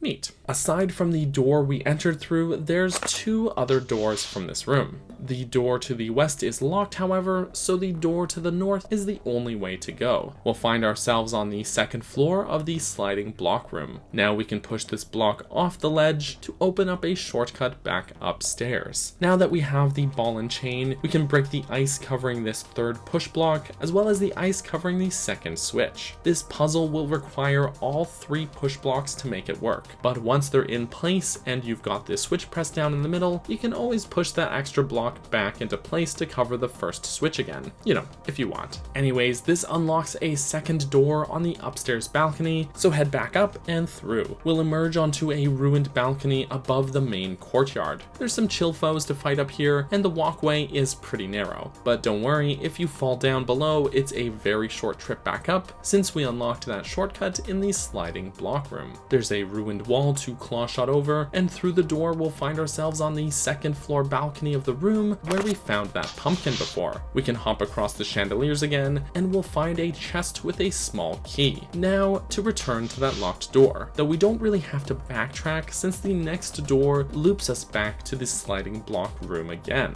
So we can head through the southern door and return to this frozen room. Now spinning that key takes us into this room with a pair of freezards. Use the ball and chain to defeat them, then push these blocks to create a passage back to the room with the spiraling ramp. Remember how we brought that cannonball up here before? Now we can use the cannon to launch it, and through the passage we just opened. Then place it into this mechanism and head through the north door. We'll emerge onto this central platform above the courtyard, which has another cannon here. We can bring that cannonball over and launch it at the freezard in the northwest corner, which, if you recall from earlier, was blocking the ladder in the side hallway. Head over there and through the door. This will take us into this chapel room. There's a bit of a combat challenge here as we're ambushed by another group of chill foes. You can use either your hidden skills or the ball and chain to deal with them. Once they're all defeated, we can open this chest and we'll finally have the boss key. I mean, the bedroom key. Now, the only place we haven't explored is the third floor bedroom itself, which is conveniently the next room over. So head back and we'll actually find Yetta waiting for us. She tells us that after having some of her husband's soup, she's feeling all better, and that she'll now take us to the bedroom where the mirror fragment is kept. That said, she also walks excruciatingly slowly. Don't worry, you don't have to actually wait for her. Just walk over and unlock the door and she'll magically catch up. Now we can finally enter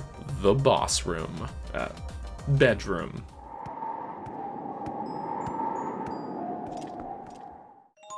Turbo jumping.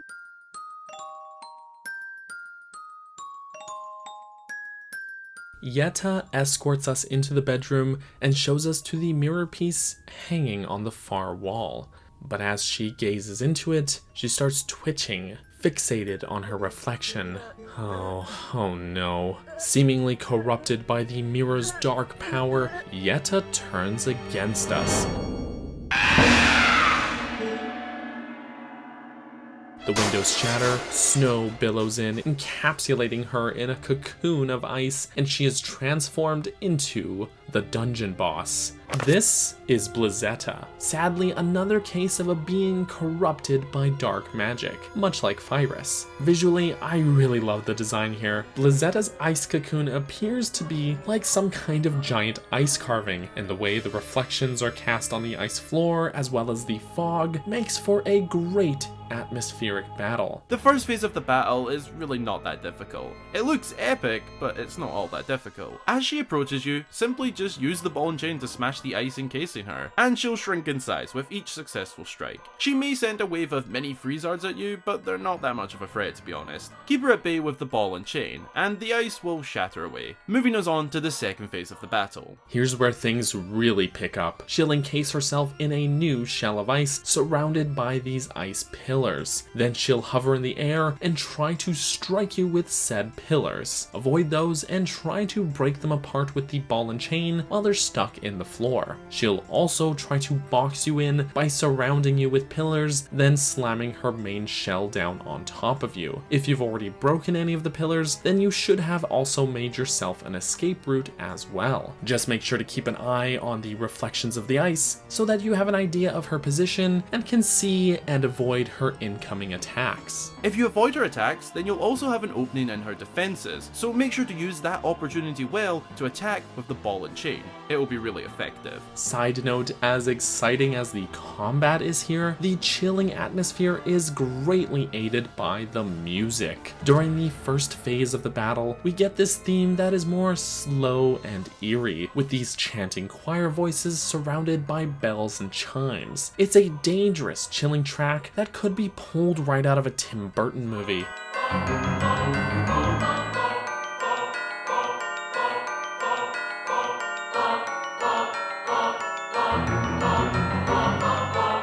Then as the fight picks up in the second phase, so too does the tempo of the track, accompanied by this intense rising organ.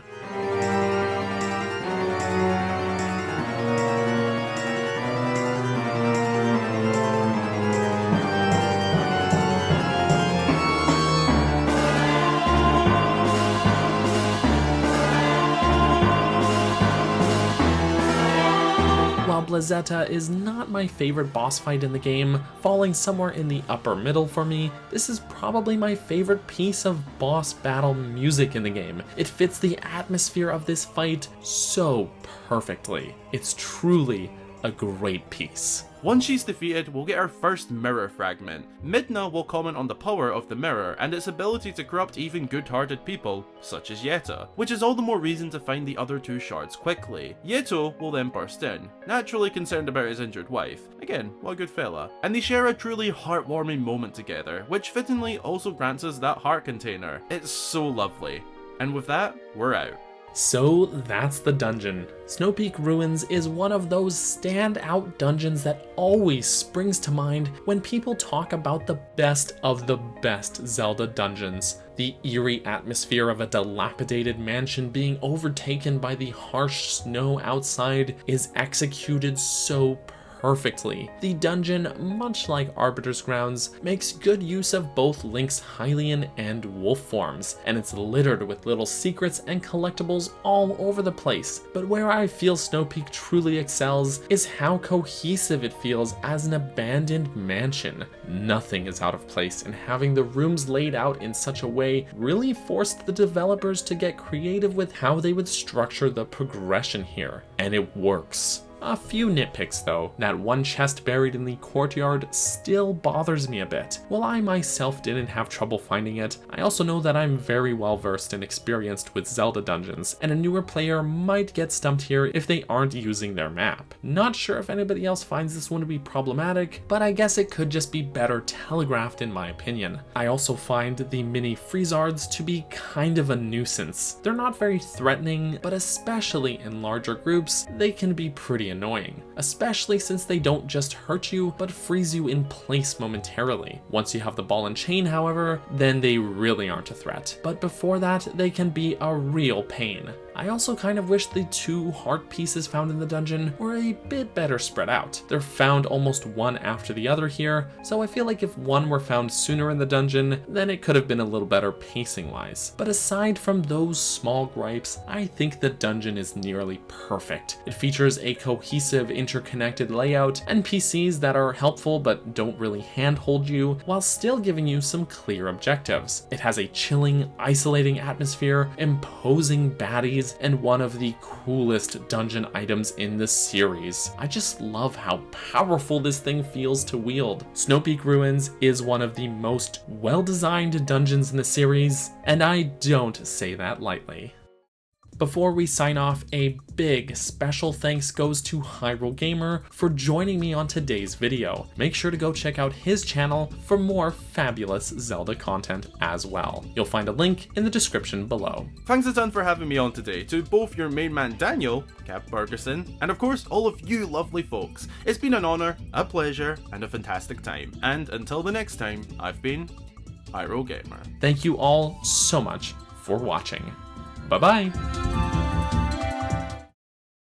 Hello friends, welcome back to Dungeon Design in Zelda. Last time we completed Snowpeak Ruins and found our first mirror fragment. Now only 2 remain, and as the sages told us previously, 1 is found in a sacred grove and 1 in the heavens. There's a lot less to do before this next dungeon, however, so our usual pre-dungeon recap should be pretty brief this time. Same as we did for the last 2 dungeons, we can get an indication of where to go next back at Telma's bar. This time we're directed to meet up with our old pal Russell, who is investigating the Faron Woods. We can find him just outside the Forest Temple, and he'll tell us that he's heard legends of another temple deep in the woods which holds a sacred power. He suggests that finding said power could go a long way to helping better the Kingdom of Hyrule. To help us across the gorge here, he offers us the assistance of his partner. And no, I don't mean his wife Uli. No, he summons a golden chicken. Okay, cool. We can use the chicken to glide across the gorge and we'll find ourselves returning to the Lost Woods. Just like the last time we were here, we'll have to follow the Skull Kid to make it through the woods, while also fending off these puppet enemies. This won't take too long overall, but personally I always found this to feel a bit like padding. We've done a nearly identical sequence already earlier as Wolflink, but hey, at least it's quick overall. Not like retreading through an already completed dungeon for some mindless fetch quest while listening to these annoying people talk. No, at least we are still going towards the next dungeon. At the end of this, we'll emerge back into the Sacred Grove, which are the ruins of the Temple of Time, where we previously had found the Master Sword. But this time, we're on this ledge at the southern end of the structure where the temple entrance once stood. We can push this block out of the way, creating a shortcut back to this ruined doorway, and head back into the grove. We'll then battle some shadow beasts, creating a warp point back here. From here, it doesn't seem like there's too much to do, but if we investigate the pedestal where we previously had extracted the Master Sword, we'll find we can strike the blade back into the stone, which causes the stone guardian at the entryway to vanish. If we investigate said entryway and open the door, we'll find that it acts as a portal, which takes us back into the past. Oh yes, we'll find ourselves stepping into the Temple of Time in its glory days. The grand halls with rays of light beaming in, the music here, oh the music! It is all so nostalgic.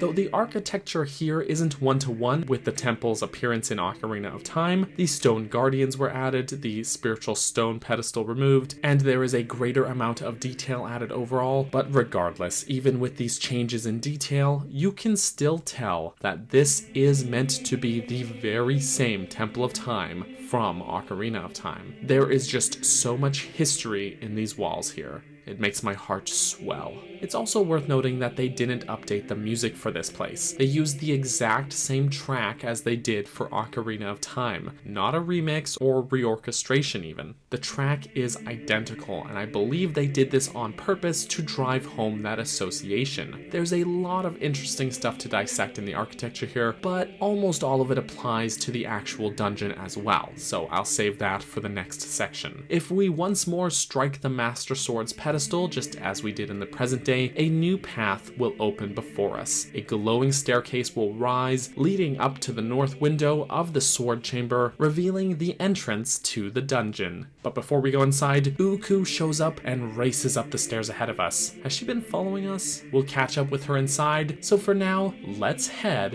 into the dungeon.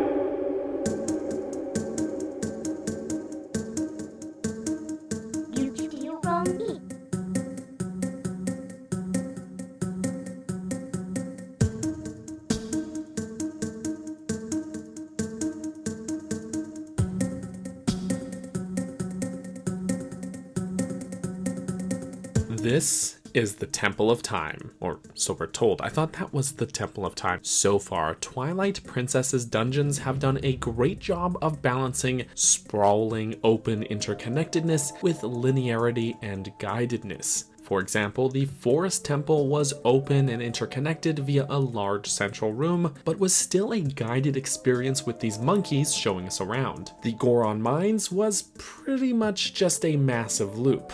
Lakebed Temple leaned more into the unraveling interconnected structure without that guidedness. Arbiter's Grounds was split into two sections, with one interconnected central room-based section and one large linear loop section. And of course, Snowpeak is as labyrinthian and interconnected as it gets, as the whole dungeon spreads out, branching off of this central courtyard. So the game has been juggling these concepts gracefully, occasionally leaning into one or the other. But here in this dungeon, it turns things on its head. It goes as far into the linear format as it can, with the dungeon having very few branching paths and being as straight a shot from one end to the other as possible. But it does linear right, by having a clear objective conveyed to us from the start. That objective being that we have to travel through this gauntlet of challenges, retrieve this massive statue buddy, and then take the gauntlet in reverse while guiding the statue back to the start. With that return trip down, making use of different mechanics than our initial ascent upwards. In that sense, you can sort of view the dungeon as being one long fetch quest, or even as being an escort mission, both of those, as well as linearity, being terms that tend to have a pretty negative connotation. But let me assure you that the game takes this linear format and does it right. It crafts puzzles that test the skills we've learned up until now, and lines its various floors with swaths of enemies and traps, and wraps it all up in a dungeon that is overflowing with gorgeous architectural detail.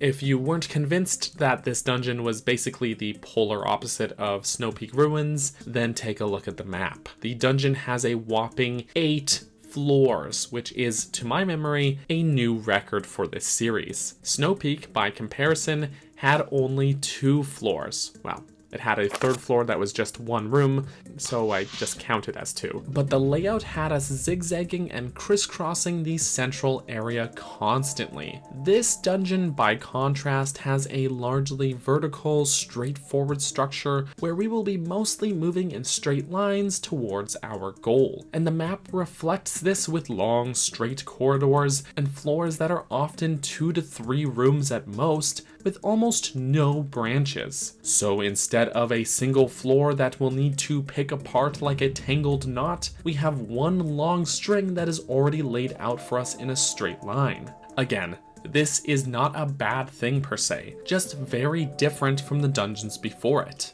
But different is good. This game is packed with dungeons, so a variety in design ideas within those dungeons is to the game's benefit overall. The architecture here is among the best in the game. The pristine reflective stone tiles, gorgeous stained glass lined pillars, rib vaulted ceilings, and ornate gold accents all strike me as having either Gothic or Anglo-Catholic inspiration overall. But more importantly for context in universe is the symbol of the light medallion, which is present in just about every room, whether it be stone tiles on the floor, etched into the sides of these massive bells, these push switches, or even on these great golden scales. The dungeon is also populated with stone mechanisms such as Armos and the huge statue buddy that we escort, which are all powered by glowing energy. Sound familiar? This all calls back to mind the Sheikah and the Tower of the Gods as seen in Breath of the Wild and Wind Waker respectively. And like those constructs, pristine is a word that frequently springs to mind for me while exploring this dungeon. While there are a few rooms that are a bit more run down, this is the dungeon that is probably in the best overall physical condition out of any other so far in the game. There's very little deterioration. The whole place is in,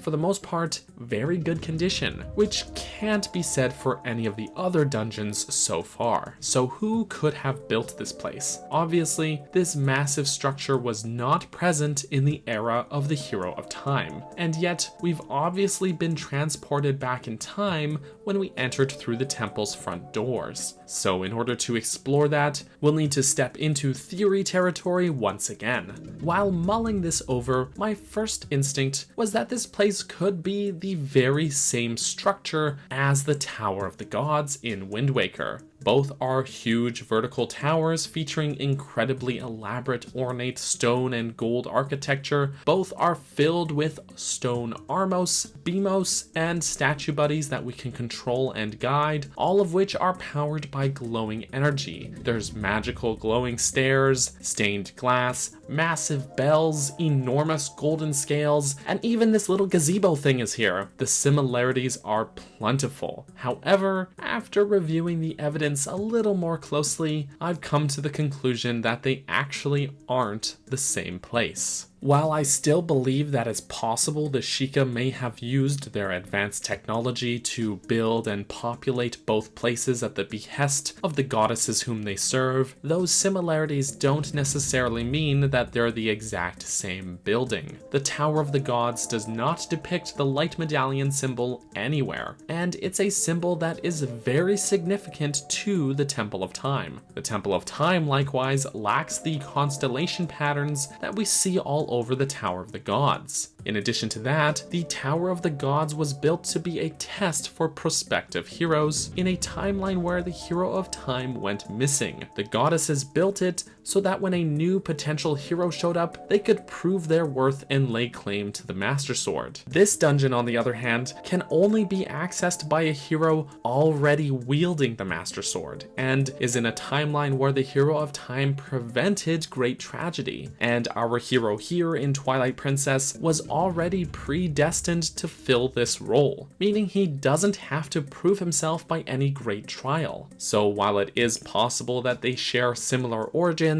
these two towers serve very different purposes. But what is that purpose here? We know the Tower of the Gods was meant to be a test for potential heroes, but the reason for this place's existence is a little bit more enigmatic. Well, the answer might be less interesting than it seems. The dungeon item here is the Dominion Rod, which is important for lore reasons, as well as the dungeon's mechanics, and the rod is kept at the very top of the tower on the 8th floor. We'll learn more about the significance of the Dominion Rod later in the game, but for now I'll say that in-game lore states that whoever holds this rod is known as the Messenger to the Heavens, so it is an important relic, and the most likely purpose of this temple is to simply guard this rod. To get it, you need to solve puzzles and make your way up to the 8th floor past various booby traps, contraptions, and automatons. All of this does raise one more question, however. Since the tower isn't present in the era of the Hero of Time, nor are there ruins of it in the present day of Twilight Princess, what exactly is going on here? What I propose is that this dungeon,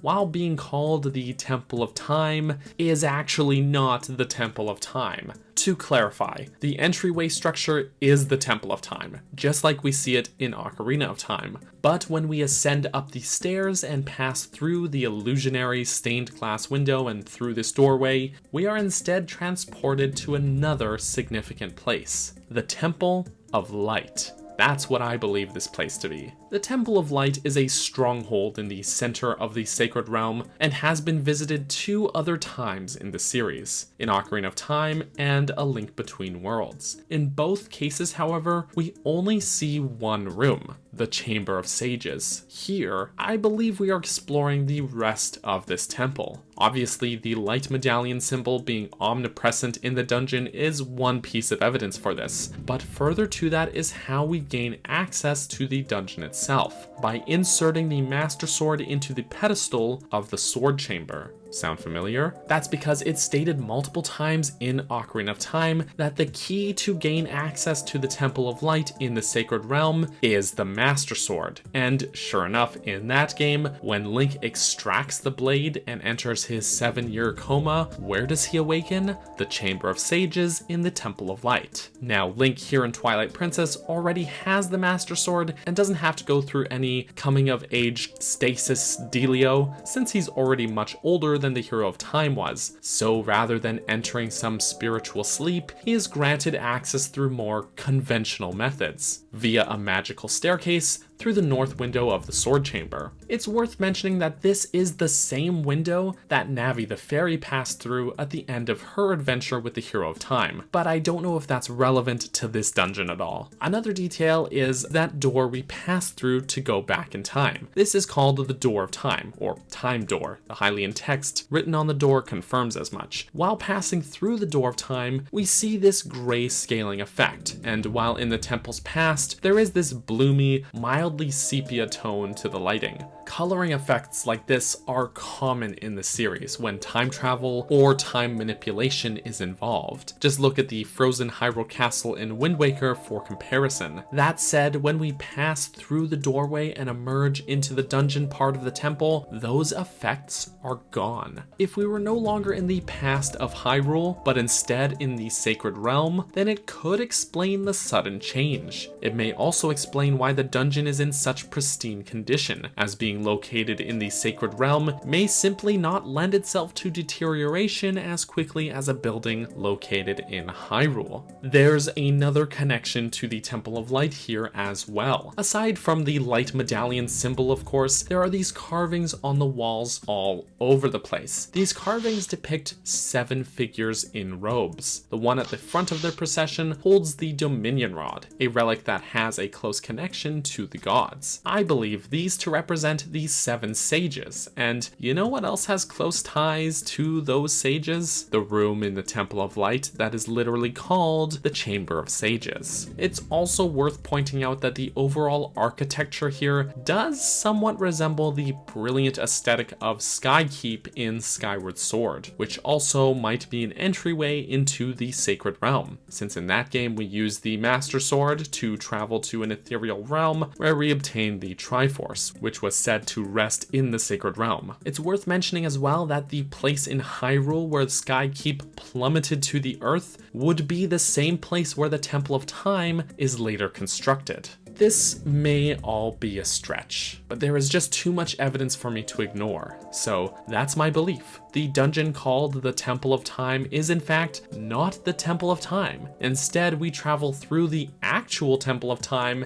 and enter the Temple of Light in the Sacred Realm. Of course, this does raise other questions, such as how these monsters got here and why the mirror fragment ended up here as well. But let's be honest, those questions would still be there even if we accepted the dungeon at face value as being the Temple of Time in the past, so I don't feel like it negates this argument. The music of this dungeon is another rather minimalist track. It's far less atmospheric and adaptive as the music for Snowpeak, instead going for a more quizzical sound, though there are still some elements of danger, such as the short opening phrase that sounds pretty similar to the eerie cave sounds of Dodongo's Cavern.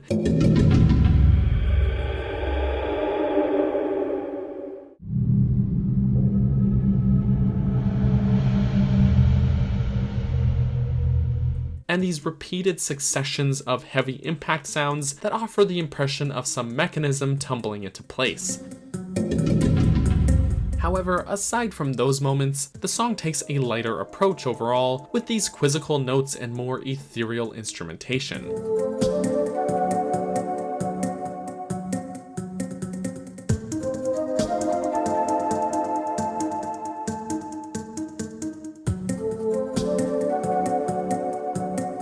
Often labeled as an underwhelming track for many people, but if I'm being honest, I like the vibe of this track quite a lot, and it fits in with Twilight Princess's minimalist approach to dungeon music perfectly. Alright, let's get into the progression. We'll enter this large foyer room where a great door stands directly ahead of us. Midna will point out that there is a statue to one side of the door and that the temple so far has been largely symmetrical, implying that there is a statue missing from the other side of the door. Sure enough, using our wolf senses, we'll see that her hunch was correct. So in order to open this great door, we'll need to find this missing statue. There's one other door at the top of the branching stairs in this room, though to reach it we'll have to first weigh down this push switch. We'll find Uku here, where the stairs converge. She'll tell us that this is the place she's been looking to reach all this time, and so she joins us right here in this first room, beating out Snowpeak for being the earliest in the dungeon that we find her. The door at the top of the stairs is locked, but don't worry, the key can be found by finishing this very easy torch lighting puzzle. Then spending the key, we can head up to the next room. Here we'll find the way forward blocked by this gate. We can weigh down this push switch with a pot to open it up. I like this idea where by opening one gate it closes the next one, so we have to destroy the pot after passing through the first gate in order to proceed. It's a neat idea. We can fight some Lizalfos and an Armos, and we'll find another gate blocking our path. This one can be opened via 2 switches. But before we go, make sure to grab this chest which contains the dungeon map. Heading up the stairs and through the next door, we'll emerge into the closest thing this dungeon has to a central room. There's a middle section here that's blocked by an electric barrier, so we'll come back to that soon. Instead, we'll make our way around the room, battle some Lizalfos, and use the spinner to make our way up the broken stairs here. Here on the second floor of this room are 2 more doors, connected by this circular walkway. The door on the north side of the room is locked, however, so instead we can use this elevator mechanism to go to the enclosed section on the bottom floor, nab this statuette, and return to the second floor. There's also a second statuette up here on the walkway, so you can use both of them to weigh down these switches and reach the southern door. This takes us into this stone room where we'll have to battle a pair of Armos. Just like their Wind Waker counterparts, the gem on their back is their weak point, so a well-timed backslice will be essential for these guys. Once they're defeated, a chest will appear with a small key. There's also an optional chest in here with a stamp if you want it. But now that we have that key, we can unlock that northern door in the central room and head on through. This next room has a bunch of sliding barriers that are all triggered by this gem switch. We can use our bow to take out the Beamos and strike the gem switch at a distance to manipulate these barriers and make progress. All thanks to these convenient little holes in the fencing. Make sure to duck into this alcove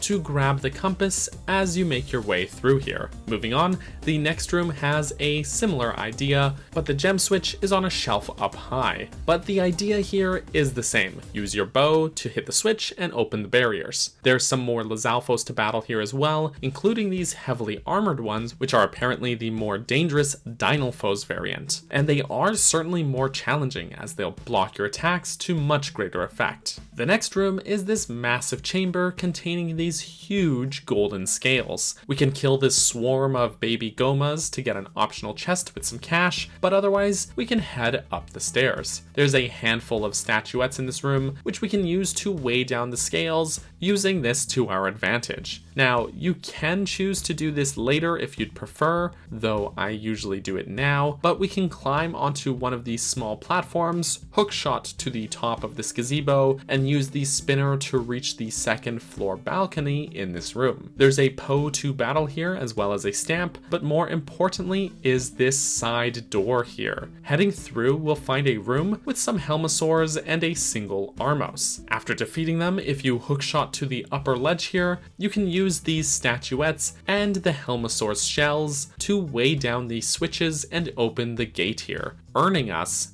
the boss key. Truth be told, I'm not fond of where this room is placed. The boss key is essential, and I just feel like this room is really easy to overlook, but that's me. Otherwise, we can return to the scales room and head through the next door. There's a lot of traps to avoid as we make our way up here, including Beamos, blade traps, spike traps, and huge bladed pendulums. Make sure to grab this key, weigh down the switch here to dispel the electric barrier, and move on. There's more baby Gomas to kill, as well as a pair of Armos. Defeating them unlocks the door, taking us to the mid-boss fight. We'll find ourselves in this huge round chamber. That missing statue we were looking for is perched on a ledge, but guarding it is an imposing armored figure.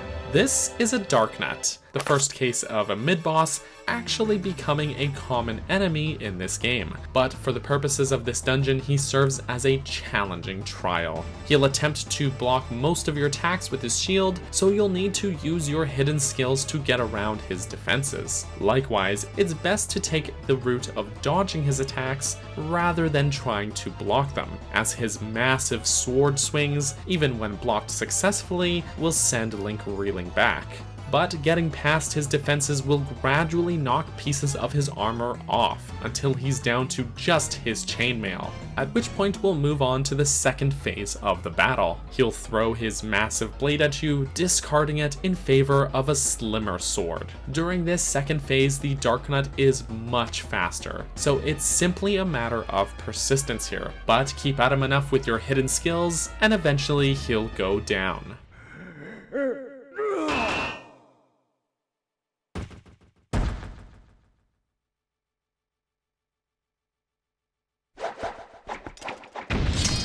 Victory here rewards us with the dungeon item, the Dominion Rod. The Dominion Rod works similar to Wind Waker's command melody, meaning that you can bring to life and control these statues. But unlike the command melody, you still retain control of Link while using the rod. So the statue here becomes your buddy that you can escort back to the start of the dungeon. This particular statue also has a giant hammer, which he can use to destroy things, which is just a ton of fun as well. We're gonna name him Buddy for the sake of this video. So now it's time for the gauntlet of challenges, but in reverse. Since he's too big to fit through doors, you'll need to guide him to these pedestals instead, which will lower a bell onto him that somehow teleports him to the next room. So bringing him back to the previous room, we can use this hammer to destroy the gate in our path, and even to defeat these Armos with a single strike. Guide him to this platform and use Link to weigh down this switch, take Buddy down the stairs here, and this time we can do the reverse, having Buddy weigh down this switch so that Link can safely pass through here. We can also now destroy the spike traps, blade traps, and Beamos. Once again, weigh down the switch, this time using a statuette, so that this platform raises and we can guide Buddy to the next bell.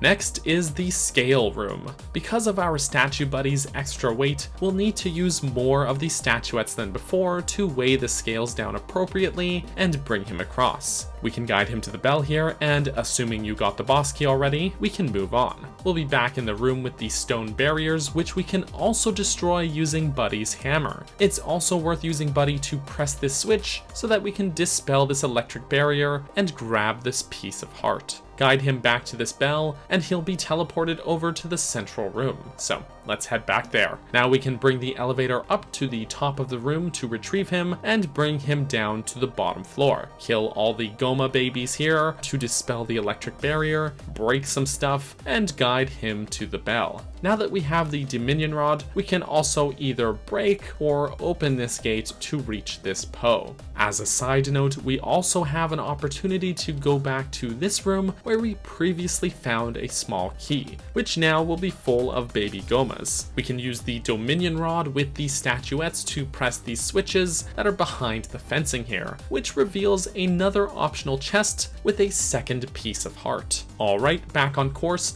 we'll head down the hallway downstairs and hookshot over to the gate here, and we can use Buddy further downstairs, breaking these gates as we go. There's one final bell here to bring him to, which teleports him back to the foyer. We can return there and guide him back to his spot across from his twin here, and this will open that great stone door. Alright, hopefully you remembered to grab that boss key upstairs, because from here, it's a straight shot down this deteriorated hallway full of traps, where we'll need to open this gate like before, and we'll finally reach the boss door.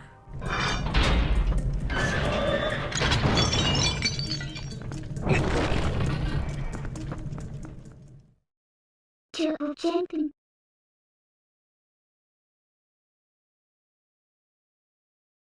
The boss room is a massive stone chamber with several large statues and a handful of skylights, but it won't be long before one of the lights is blotted out and the boss reveals itself. A massive spider with a single giant eyeball.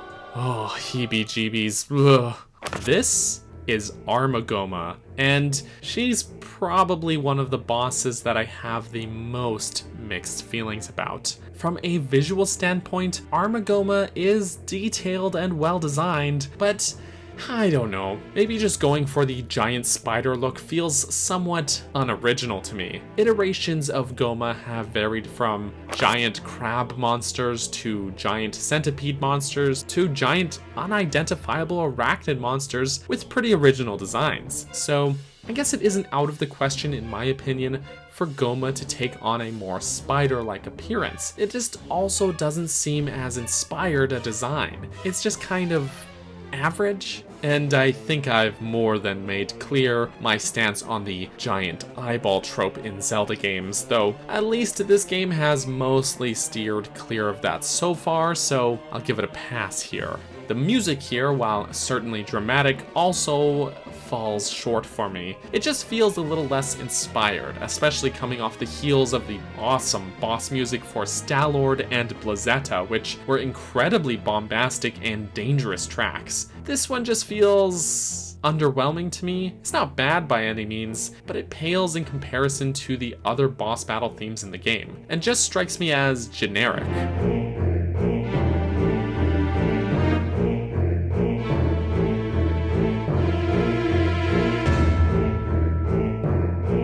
From a gameplay standpoint, this boss fight doesn't fare much better. While Goma is on the ceiling, we'll need to use the bow to shoot her giant eyeball. If done correctly, she'll land on her back near one of these giant statues. We can use the Dominion Rod to then take control of the statue and smash her underbelly. Maybe it's just me, but it almost feels like they were struggling to figure out how to include the item in this battle here. But I don't know, it just feels so absurdly easy to win this fight. She'll also deploy some babies to fight you and shoot a giant laser at you, but neither of these are particularly threatening if I'm being honest. It's too bad, honestly. Goma is a staple reoccurring boss whose appearances date all the way back to Zelda 1, but Armagoma here just feels like a wasted opportunity in my opinion.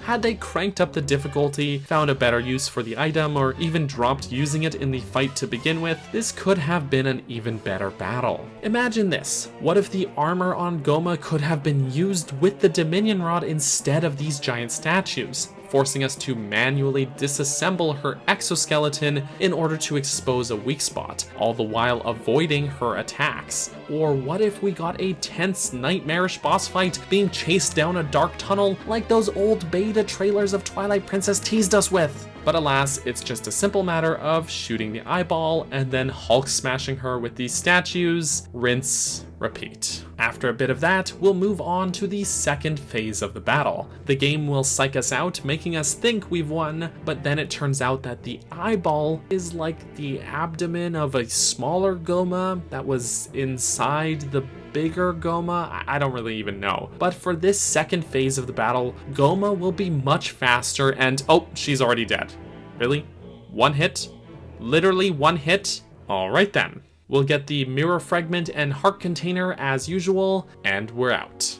So, that's the dungeon. Overall, the Temple of Time, or rather, the Temple of Light as I like to think, is a pretty big change of pace for dungeon progression in this game. Rather than having loops or sprawling interconnectedness, the dungeon is a straight line from one end to the other, followed by the same line in reverse, acting as an escort mission. On paper, everything about that should make for a dungeon that I don't care for, and yet, I love this dungeon. It's a great shakeup compared to prior dungeons, and diversity in level design is always good. Plus, that backtracking while escorting our statue buddy is made easier by the fact that he can destroy most obstacles in your path with ease. While I don't think that it's my favorite dungeon in the game, I can't help but admire how seamlessly this dungeon accomplishes what it sets out to do, and that is to make an escort mission good.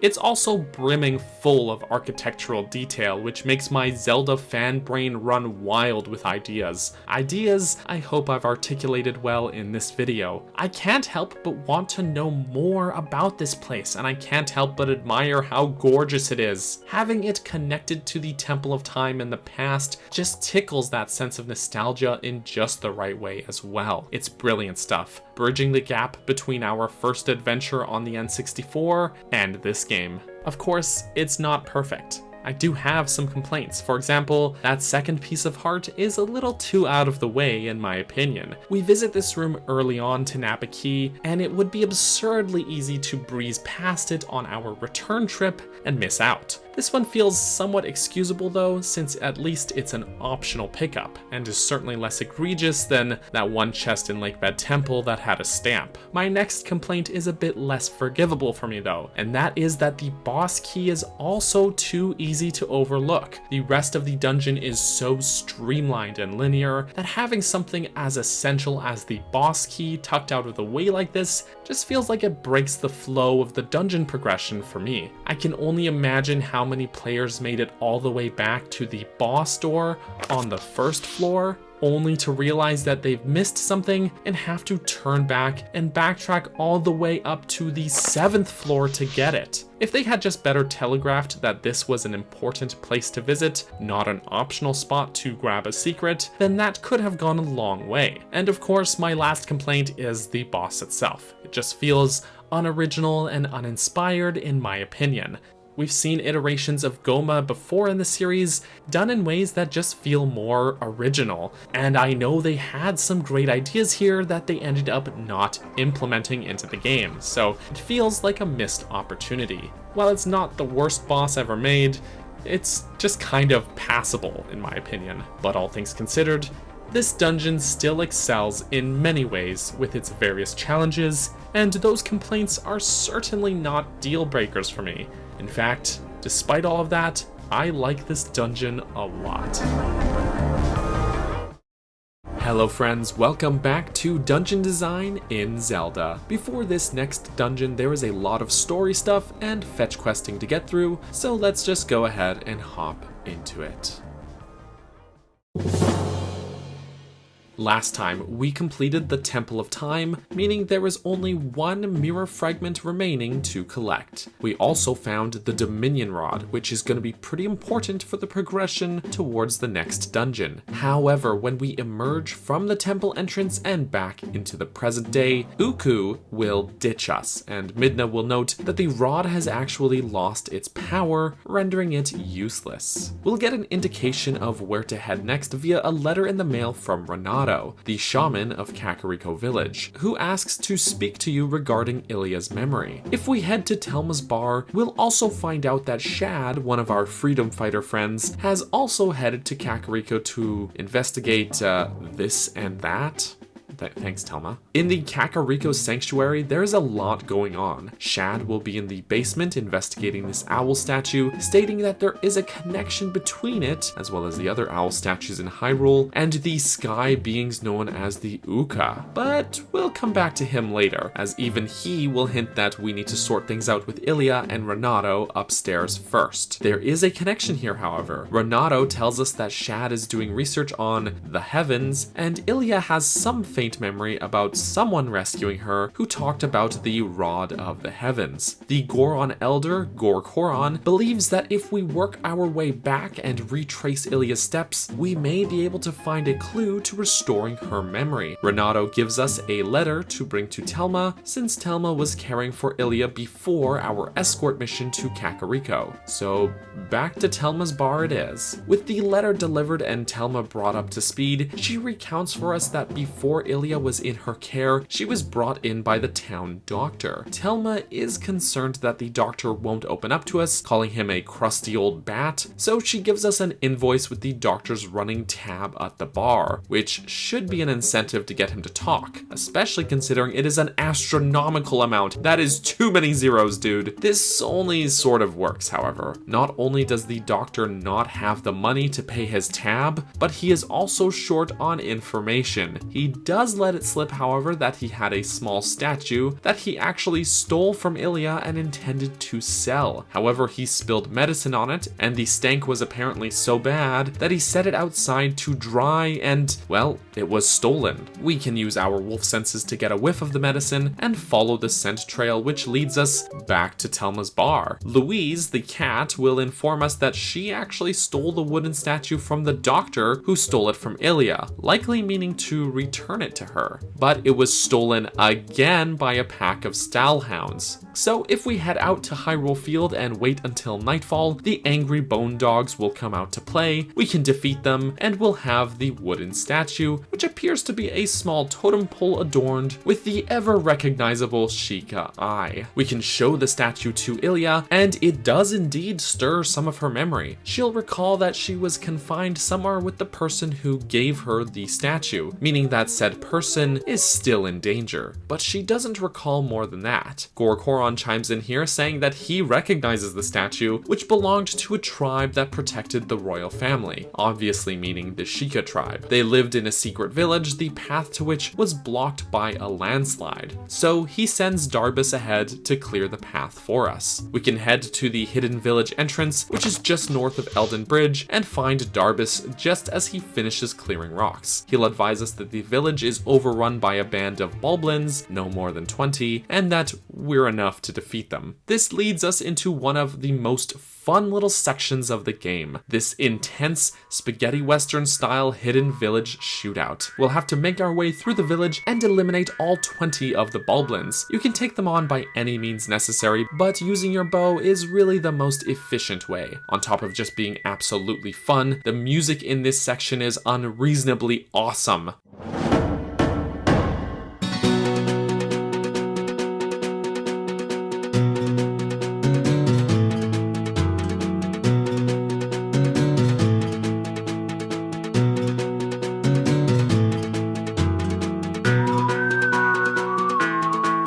They didn't have to go so hard on this section, but they did, and it makes for one of the most memorable set pieces in the game. My only complaint here is that I wish this section was a bit longer. There's only 20 baddies, and nearly half of them can be sniped before even setting foot through the village gate. I just get so into the vibe of this scenario, and then it's over so fast. Ah well. Once they're all defeated, a little old lady will peer out from the house at the end of the village. Her name is Impaz, likely a descendant from Impa, and she is the last resident of the village, which is in fact Old Kakariko, meant to be the same one from Ocarina of Time. There's even a sign here that says "Welcome to Old Kakariko," though there is a spelling error. Oops. She confirms that Ilya was imprisoned in the village here with her, and that she helped her escape. Impaz herself can't leave by royal decree, more on that soon, but Ilya left behind a charm, which Impaz now gives to us. Alright, now we can bring that charm back to Ilya, and her memories will come flooding back to her as she recalls being childhood friends with us. Turns out this charm was actually meant to be a gift to Link, a horse call, so that we can summon good old Jebby here anytime we want. Now with her memory restored, Ilya is able to elaborate a bit on the Rod of the Heavens thing, saying that it was actually about the messenger to the heavens who held the rod, and that Impaz has been waiting for said messenger to appear as it has been prophesied by her people. And Shad still has no freaking clue about anything that's going on. Poor Shad. So it's back to the hidden village we go. Just as a side note, on our return trip, we can also find some extra goodies. There's a Poe here, as well as a mini game we can play with all of these cats, which ends with a chicken giving us a piece of heart. And perhaps most importantly, the final Howling Stone so that we can learn the last hidden skill from the Hero's Shade.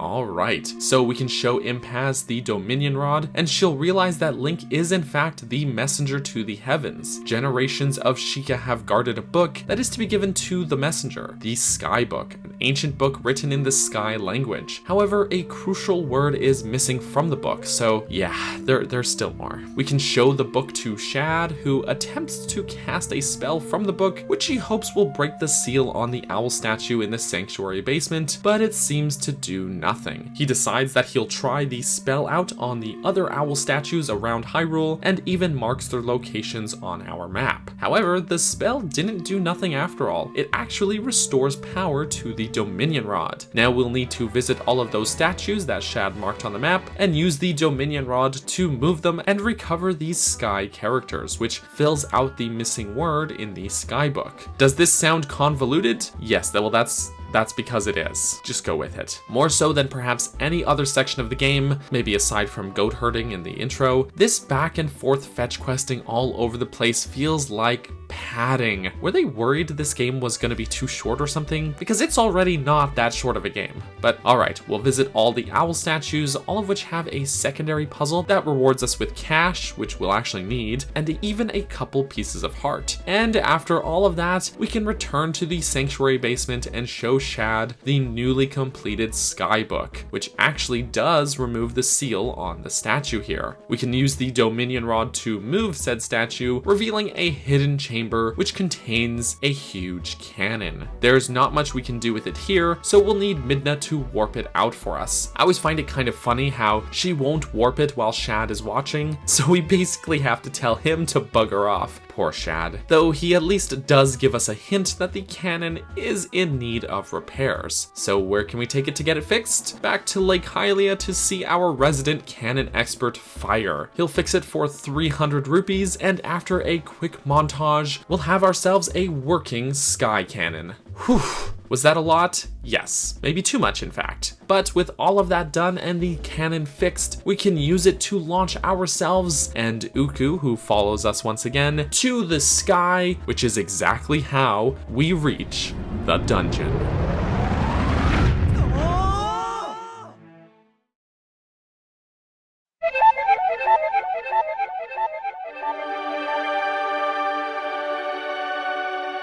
You still wrong me.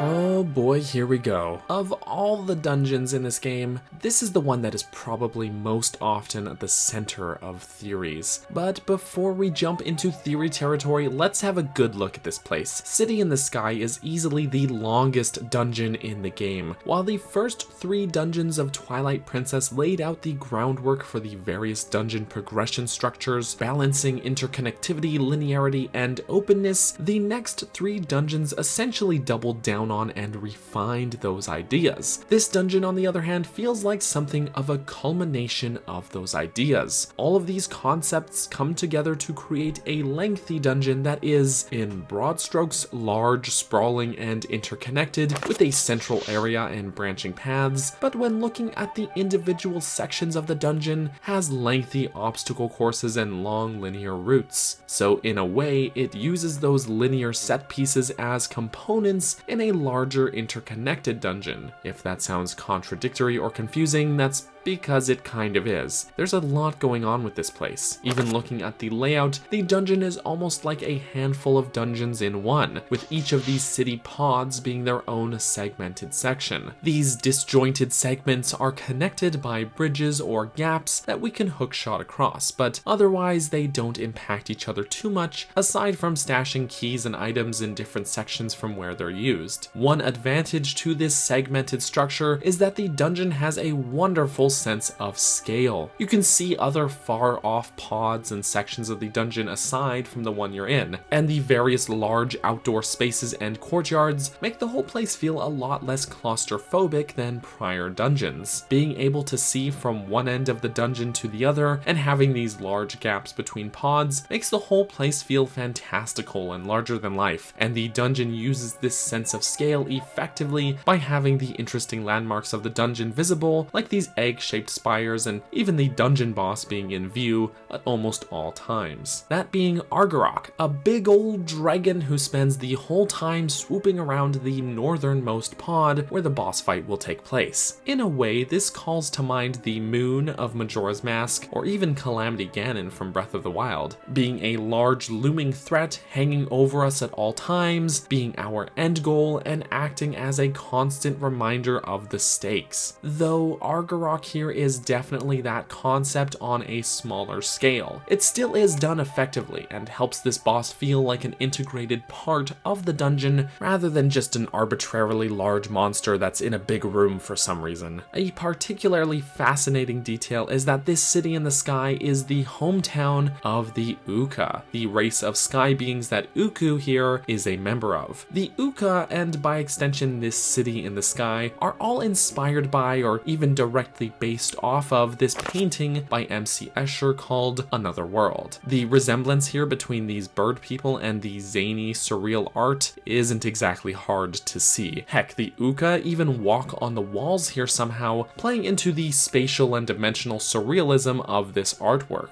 It almost makes me wish we had that wall and ceiling walking mechanic from Goron Mines incorporated into this dungeon as well, just to play into that spatial surrealism even more, but oh well. This dungeon still makes fantastic use of Link's inventory. There are puzzles here to incorporate a lot of our items, like the boomerang, iron boots, bow, and even the spinner gets put to use. Though it does feel like a huge missed opportunity in my opinion that the Dominion Rod is never used in the dungeon. It's clearly important since Uku herself went to great lengths to find it, and then we had to go through a huge lengthy fetch quest to restore its power, but then it isn't integrated into this dungeon whatsoever. That said, the actual dungeon item that we find here is so fun, and in terms of gameplay, it more than makes up for this. The architecture here is pretty interesting. The dungeon has an industrial-like feeling with these large grates, propellers, and very artificial geometry. The Goron Mines also felt very industrial, but City in the Sky looks and feels very sanitary in comparison. This place is almost entirely man-made,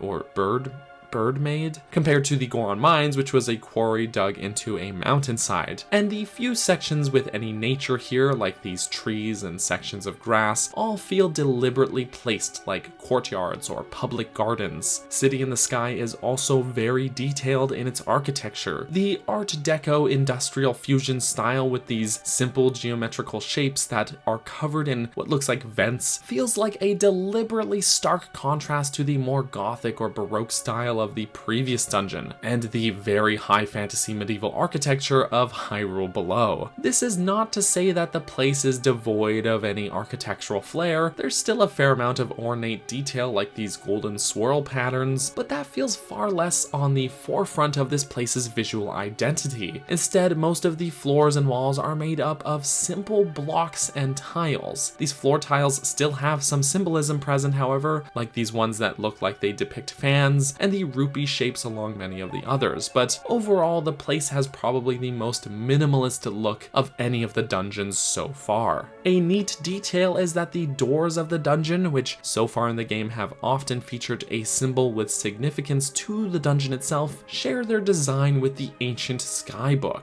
This symbol at the center of it is something of a head scratcher for me. It also appears on the dungeon map screen. At first I thought it resembled a modified Sheikah symbol, and then I thought maybe it just kind of resembles the head of a young Uka, who are literally just floating heads. But the more I look at it, the less this symbol makes sense to me. It's not really a match for any of the sky characters that we find around Hyrule for the skybook, but the symbol is on the front of the book as well as the base of the statues where we find said characters, so it could be a part of the skybook alphabet, or maybe more generally just a character or emblem to represent represent the sky beings as a whole, not unlike how the Zoras, Gorons, and other races of Hyrule all have their own crests. Speaking of symbols, this little icon shows up here and there as well. I personally believe that this is a symbol to represent the Dominion Rod. The same symbol was also dotted around the Temple of Time where the rod was kept, as well as being present on the statues that we can interact with using the rod. Of course, this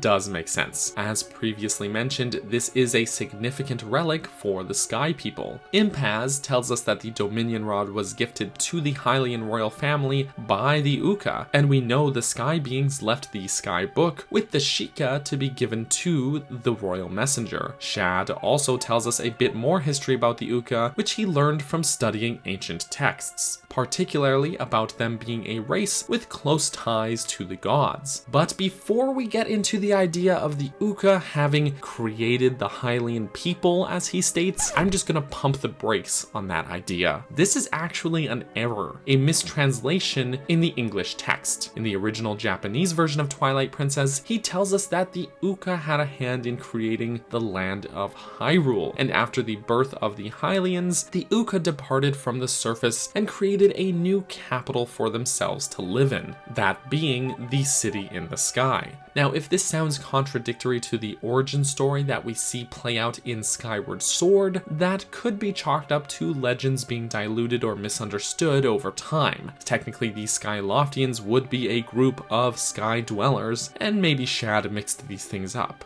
But there is still a way that this could work out in terms of lore. Of course, we're stepping back into theory territory, so buckle up. And big special thanks goes to my friend Lorulian Historian, the legend himself, for consultation on this section. We know that the Kingdom of Hyrule was officially founded in political terms after the end of Skyward Sword, when that game's Link and Zelda decided to remain on the surface of the world rather than return to their home in Skyloft. So when Shad talks about the Uka helping create the Kingdom of Hyrule, it could be that they dwelled on the surface of the world before it came to be known as Hyrule itself. Thanks to Skyward Sword's time travel shenanigans, we know that back then it was called Hylia's realm. The Japanese text uses an interesting word for this creation of the Hylian people, Tenju, which I could be pronouncing wrong, which could mean a literal creation, but just as likely means a figurative birth or formation. It's worth noting that the humanoids that we know as Hylians never refer to themselves as Hylians before the foundation of Hyrule as a kingdom. In the era of Skyward Sword, they simply call themselves humans. So when Shad talks about the birth of the Hylian people, it could mean the foundation of these people as Hylians living in Hyrule. That would mean at some point here that the Uka ascended to the city in the sky to establish their capital. This means for me that any theories that the Uka evolved from the people who remained on Skyloft are off the table in my opinion, because what Shad tells us is that these people existed as a separate race from the Hylians already by this point. In fact, these sky beings share a lot more in common with another race of cloud-top dwellers, that being the Wind Tribe of the Minish Cap. Even as early in the Zelda timeline as Minish Cap, signs of their civilization are ancient, predating the rather recently founded Kingdom of Hyrule. Their origin stories are also almost identical, both being surface dwellers who left the ground to live in the sky, in dwellings of their own making, rather than the story of the Skyloftians who were placed on an outcropping of land by the goddess Hylia and sent skyward by her. Both the Uka and the Wind Tribe left to the surface of their own volition, by using their own powers to raise their homes into the sky. Moreover, that word, the surface, is always used to describe the land before it was called Hyrule, and it's exactly the term that the Wind Tribe uses as well as the term used by pretty much everybody in the era of Skyward Sword. But there's some more connections between the surface and city in the sky, specifically in the Lanayru Desert of Skyward Sword. In that game, after overcoming the Silent Realm trial, Link receives the claw shots as a pair. This pair is found separately and reunited here in Twilight Princess. One on the surface, the one we found back in Lakebed Temple, and the dungeon item here, the one found in the city in the sky. But back to Skyward Sword, their presence here as a gift to the chosen hero shows that their existence also predates Hyrule and possibly Skyloft, as they were left by Hylia herself. Though it's unclear if these are the exact same claw shots in these games, it could be that these were simply common, useful tools during the era of the surface, as a claw shot is needed to operate the sky cannon, as well as claw shot targets being present all around both the city in the sky and the surface of Lanayru Desert. There's also this swirling golden motif that is all over the place in City in the Sky, and this exact design is found in only one other place ever in the series, as near as I can tell, that being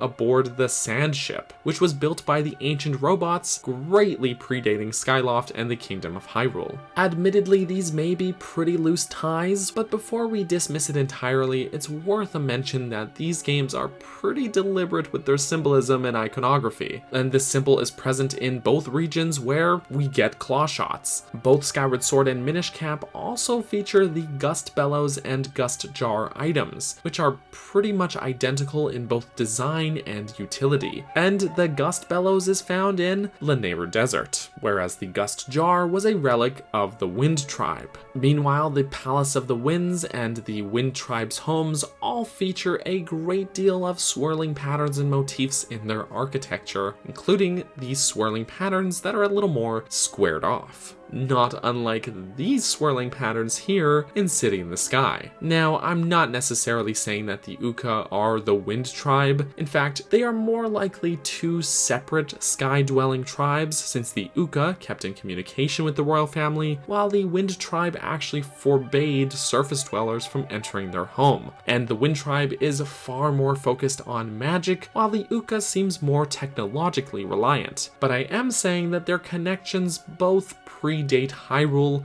and are likely a stronger candidate for at least being connected than the Skyloftians are. Both are ancient races who lived on the surface prior to the foundation of Hyrule, who chose to ascend up to and live in the sky. The music here follows Twilight Princess's minimalist approach to dungeon music, but with an ethereal twist. This track pretty perfectly represents what this dungeon is about. The instrumentation wonderfully evokes the sound of magic being in the winds, with what sounds like bird calls peppered in.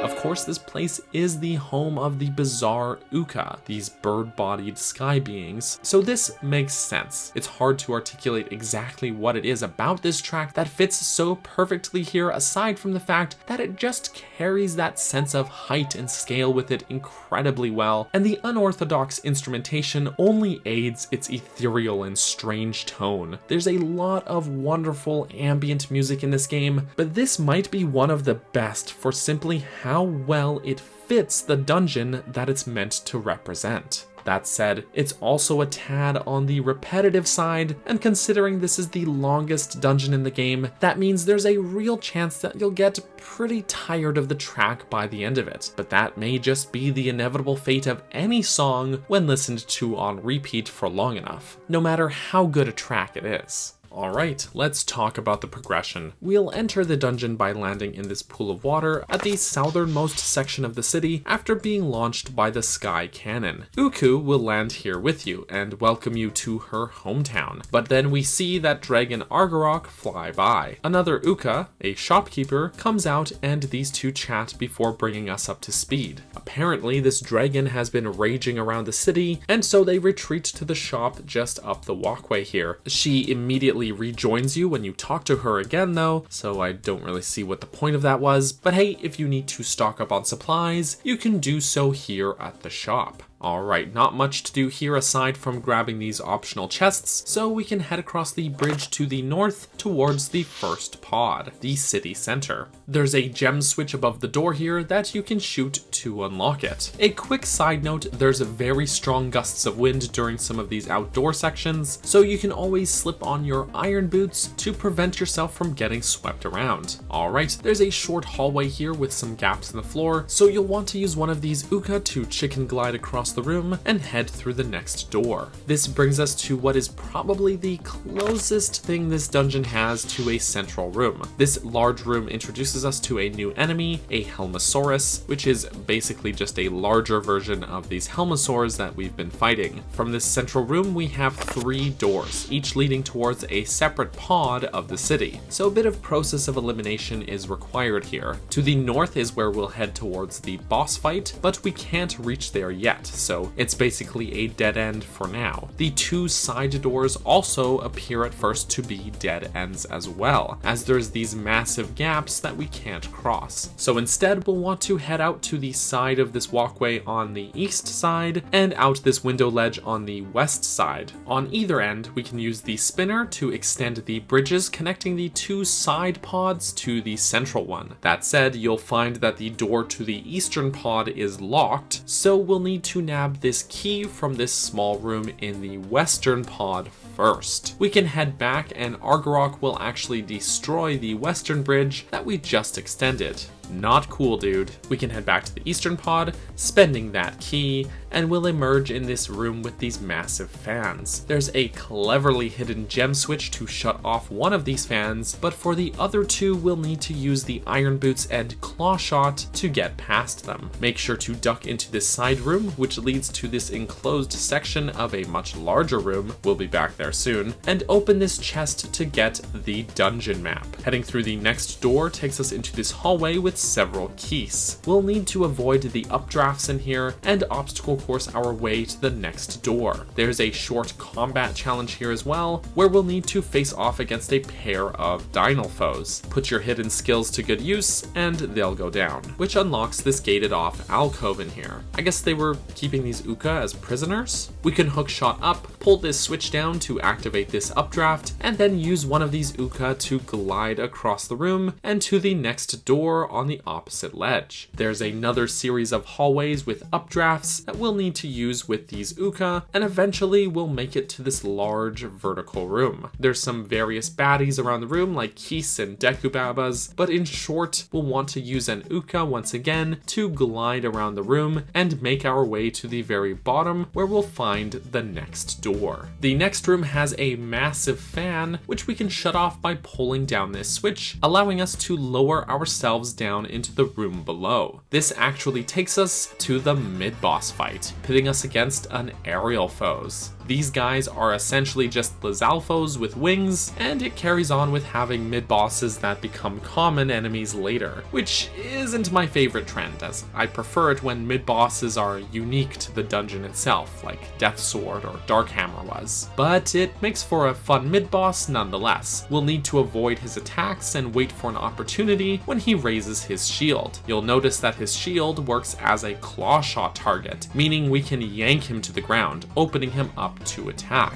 Seize the moment when he's vulnerable and deal some damage. He'll mix up his attacks and zoom around the room to throw us off, but keep at him with this tactic and he'll go down.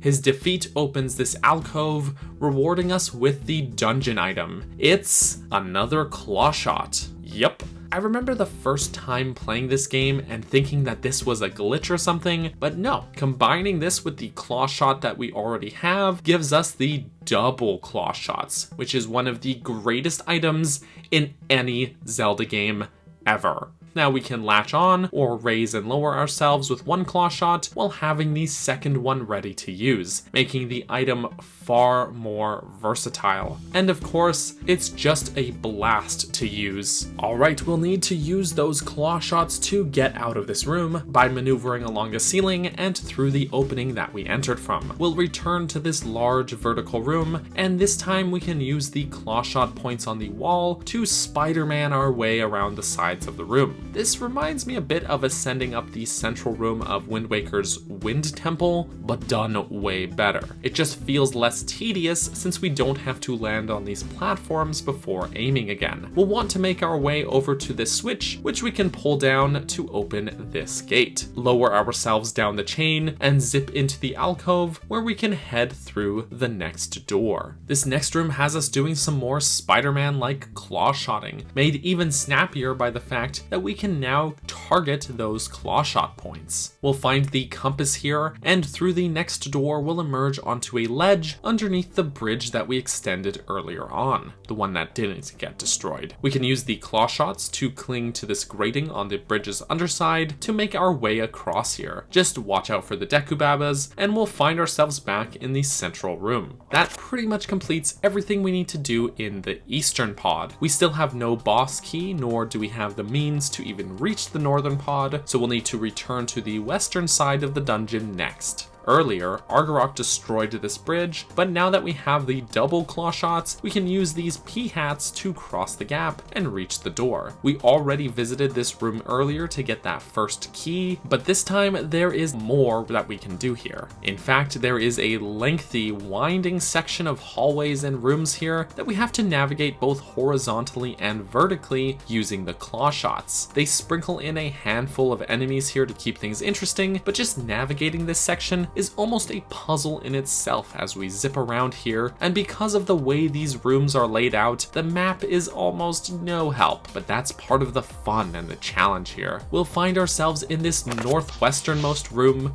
where we'll have to battle this big Baba and Deku-like, just like the one that we faced way back in the Forest Temple. Once that's dealt with, we can make our way up and around the room here. There's an alcove with an optional chest in here containing a piece of heart, and when we make it to the top of the room, we'll drop onto this walkway where we'll face another Dinophos. We'll next emerge onto these courtyards on the roof of the pod. We can use the claw shots to hang on these P-hats and make our way around these sections and over these walls. You can take a slight detour to this small isolated pod with this lone tree where you'll find a Poe and a stamp if you'd like. But otherwise, we'll want to make our way over to this door on the eastern side of the room. We'll find ourselves on this upper balcony overlooking the gap between the western and central pods. You can take yet another slight detour to this second balcony and head through the door to nab this piece of heart. And then we'll cross over to the balcony of the central pod. We'll find ourselves at this top courtyard here with this large tower in the middle. There's a door we can use to head inside the tower, but there's not much to do in here just yet. Instead, we'll need to climb up to this ledge and tightrope walk around these different platforms. Optionally, we can fight another Poe as well as grab yet another stamp, but our main objective will be to climb to the second floor door of this central tower. Inside here, we'll battle another Helmosaurus, and we'll find this chest containing the boss key. Great. There's a switch to pull down, which disables the fan that's blowing in the room below. So let's head down there, then lower ourselves down into the room below, which is actually the central room from earlier on. Don't drop straight down though, because we'll need to reach this switch on the ceiling, which actually turns on the fan built into the northern wall. This causes these propellers to turn, giving us a way to finally reach that northern pod using the claw shots. We're almost there. We just need to ascend up this final pod. But first, there's a quick battle with a pair of aerial foes. They can be defeated by using the same tactic as before, yank them down by the shield, and deal some damage once they're grounded. Alright, while hanging on this first propeller, we can activate this gem switch to get these moving, and make our way up this large vertical room, at the top of which we'll finally reach the boss door.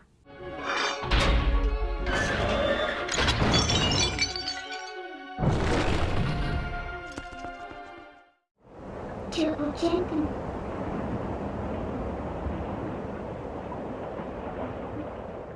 we'll emerge onto this balcony near the top of the pod, but the walkway up to the roof has crumbled away, so instead we'll need to bypass it with the claw shots and climb up. At the top of the pod circles the boss, who wastes no time in initiating the battle. This is Argarok, and I love him. Known as the Twilight Dragon, Argarok has a pretty intimidating and, to put it plainly, just an awesome design. He maintains that impressive sense of scale that this game's boss battles have embraced. Besides, dragons are always fun, and having this massive flying beast be the bane of this floating metropolis really makes a lot of sense. There's not many other baddies that could make their way up here. Maybe I'm biased though, because I just think this heavily armored dragon just looks freaking cool. As a side note about the music here, Argarok shares his boss battle theme with Morpheal. While it could be a case of recycling or laziness even, considering the scope of this game's score, in which every other boss has gotten their own unique song, I think it may have been intentional. These are the two bosses in the game in which we need to use the claw shots. The method for defeating them is also very similar. It makes sense to thematically tie them together, in my opinion. I feel like there's no harm done there. As I mentioned in the Lakebed Temple video, I really think this is a good piece of boss battle music. It's thrilling and dramatic, and just fits the bill. The first phase of this battle will see us cling to these grated towers, and then use the claw shot to grab his tail. While hanging off of him, use the extra weight of the iron boots to weigh him down, effectively smashing him into the ground. This will knock off pieces of his armor. Repeat this until we've fully disassembled that protective shell and exposed his weak point on his back.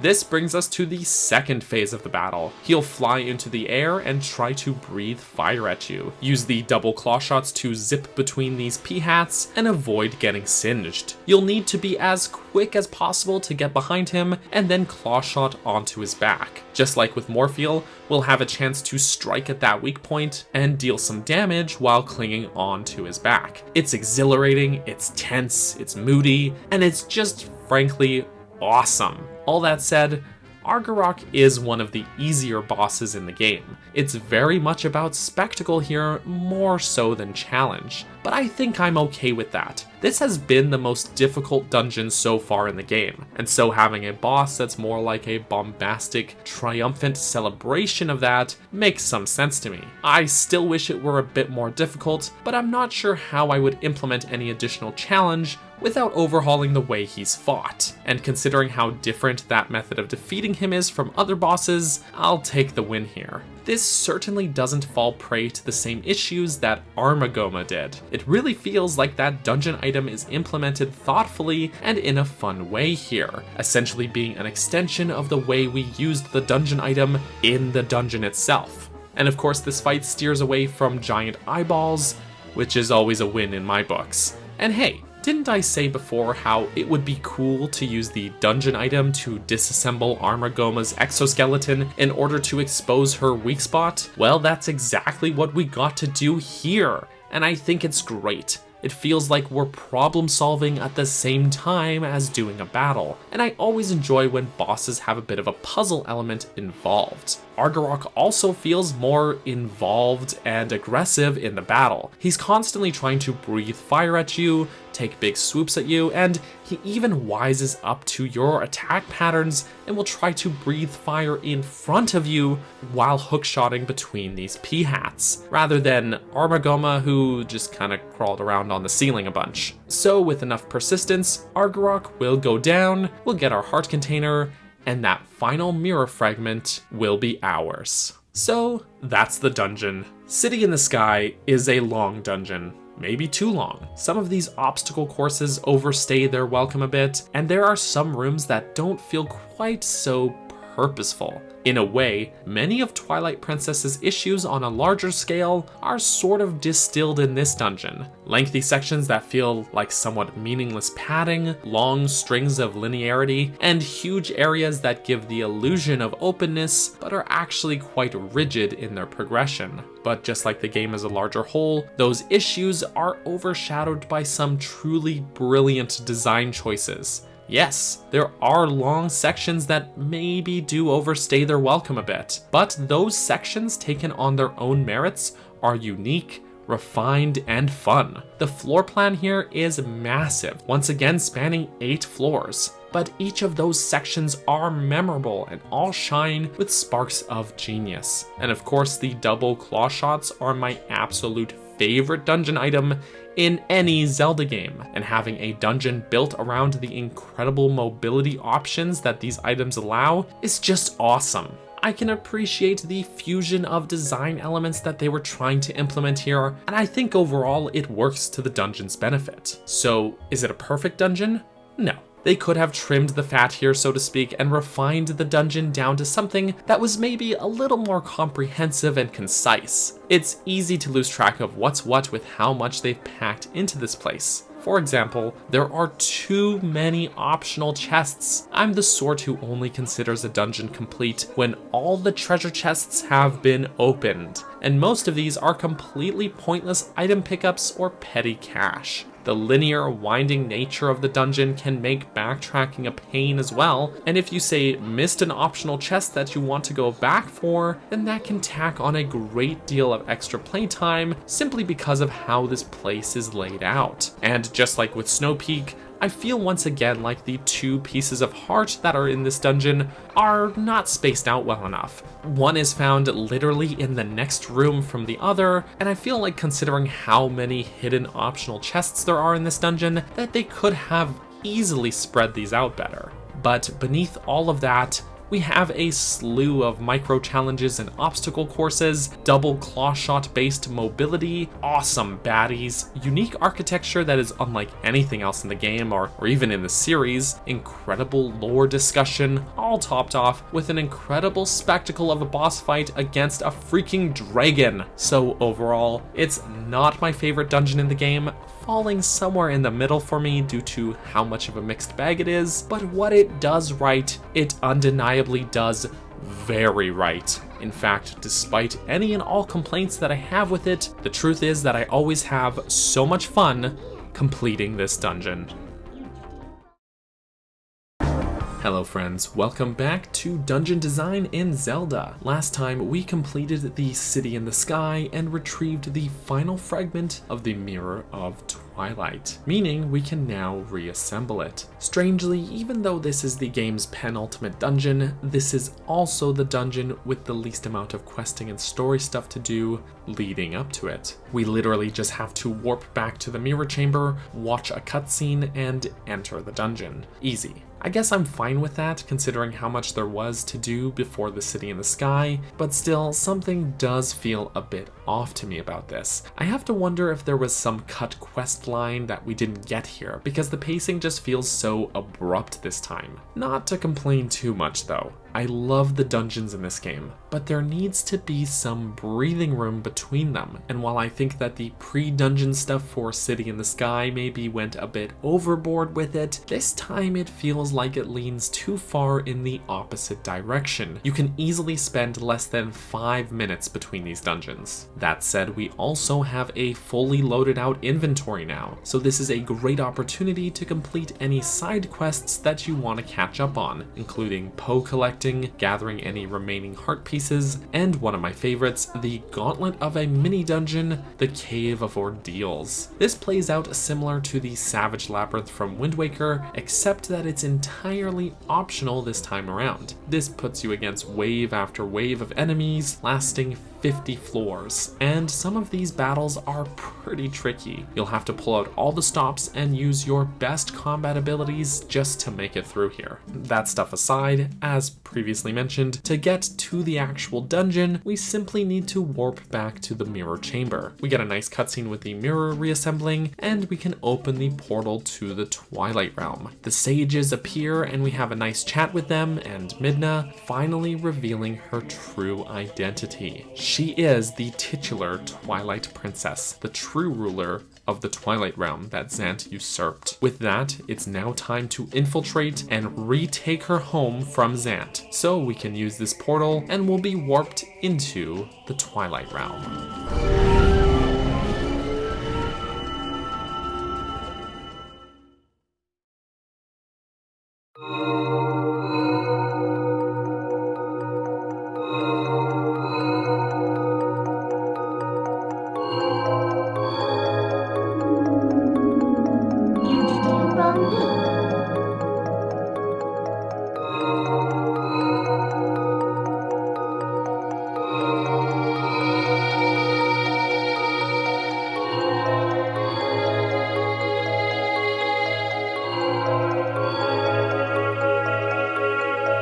Welcome to the Palace of Twilight. This is an interesting dungeon. Coming off the heels of City in the Sky, which was the game's longest dungeon, this is ironically the shortest and most straightforward dungeon in the game. But that doesn't mean that there's nothing to talk about here. Where it lacks in navigational difficulty, it makes up for in terms of ambience, lore, and individual challenges. Similar to City in the Sky, the palace is actually divided into a handful of segmented pods or buildings that are basically all isolated from each other. So in terms of interconnectivity, this dungeon is lacking. It compensates by having hordes and hordes of enemies, obstacle course-like platforming, and some clear objectives that, while being understandable, will test your skills under pressure. The dungeon rarely will put a key in a room outside of where it's used, and so finding those keys to the various locked doors isn't so much a matter of exploration, so much as it is about completing whatever challenge is in that room in order to get that chest with said key to appear. That challenge usually boiling down to just defeating all the enemies. On paper, that doesn't really sound like a dungeon that I'd enjoy. I've criticized other dungeons for exactly that, but the Palace of Twilight has such an interesting, palpable sense of tension, ambience, and danger that an otherwise dull concept ends up being a challenging and interesting dungeon, like infiltrating an enemy fortress. There are some moments here that genuinely get the adrenaline running. The whole structure of this dungeon can be boiled down to 3 objectives. The 2 side buildings will see us completing these gauntlets of challenges and retrieving these orbs called souls. We then have to complete the gauntlet in reverse while carrying these souls back. Not unlike the Temple of Time dungeon earlier with our statue buddy, except it's twice and on a much smaller scale. Our return trips will see this giant creepy stone hand pursuing us and attempting to reclaim the orbs. While we have to retread the same rooms over again while taking these paths in reverse, each room has to be approached differently the second time around, using these souls to interact with various mechanisms and solving different puzzles to be able to safely transport it. Having to do this under the pressure of this slow pursuit makes for that aforementioned palpable sense of tension, and that music cue that plays when the hand gets close just makes my heart race.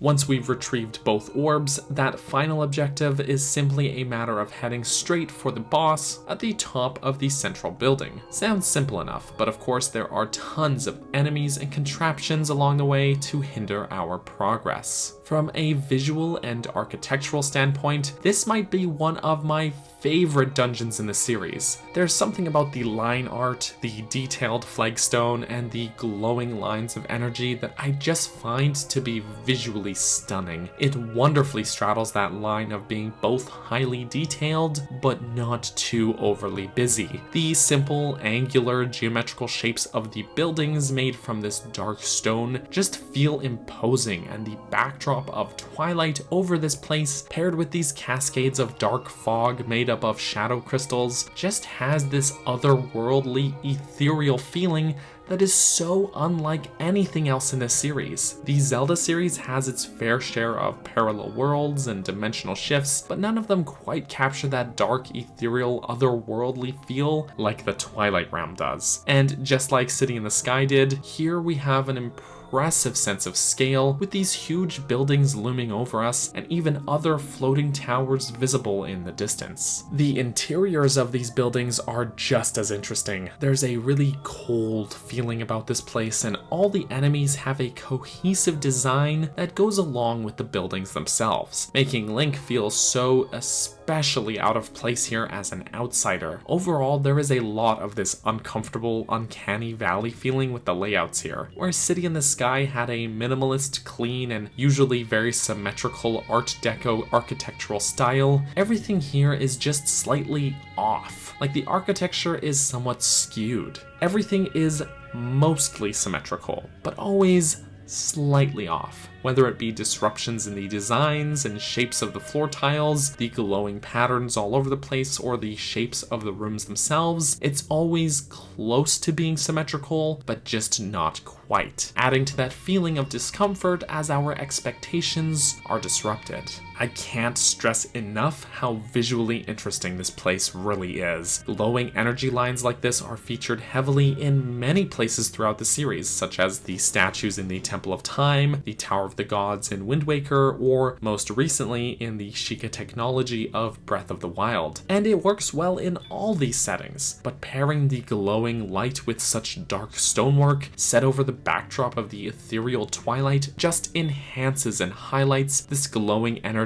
even more. One of the most fascinating aspects of the dungeon is the symbolism and iconography, which often stands out due to that glowing energy. The symbol on the map screen, as well as on all of the doors, seems to be a modified and rotated version of the symbol for the Dominion Rod, which we saw back in both the Temple of Time and City in the Sky. This huge stylized emblem, which is all over the place, also seems to have a version of this symbol, but stylized to fit with the look of the Twilight magic. And strangely, the squared off swirling patterns that we saw present in the City in the Sky, as well as Minish Cap's Palace of Winds, shows up prominently here as well. They're also present on the portal that sends us here. What this means in terms of lore is a bit vague. We learned earlier in the game from the Light Spirit Lanayru, as well as from Midna herself, that the Twilight people were considered dark interlopers who were banished to the Twilight Realm after some ancient conflict over the Triforce, meaning this tribe of people that Midna is descended from once dwelled in the light of Hyrule in ancient times. There are a lot of theories surrounding the origins of these people, so I might as well take a stab at it too. First thing to note, the appearance of the Twilight people is likely a side effect of exposure. These people once dwelled in the Light World originally before being banished to the Twilight Realm. After generations of exposure to the atmosphere here, they must have transformed into what we see now, which is a race that can only exist as shadows in the Light World. But that wasn't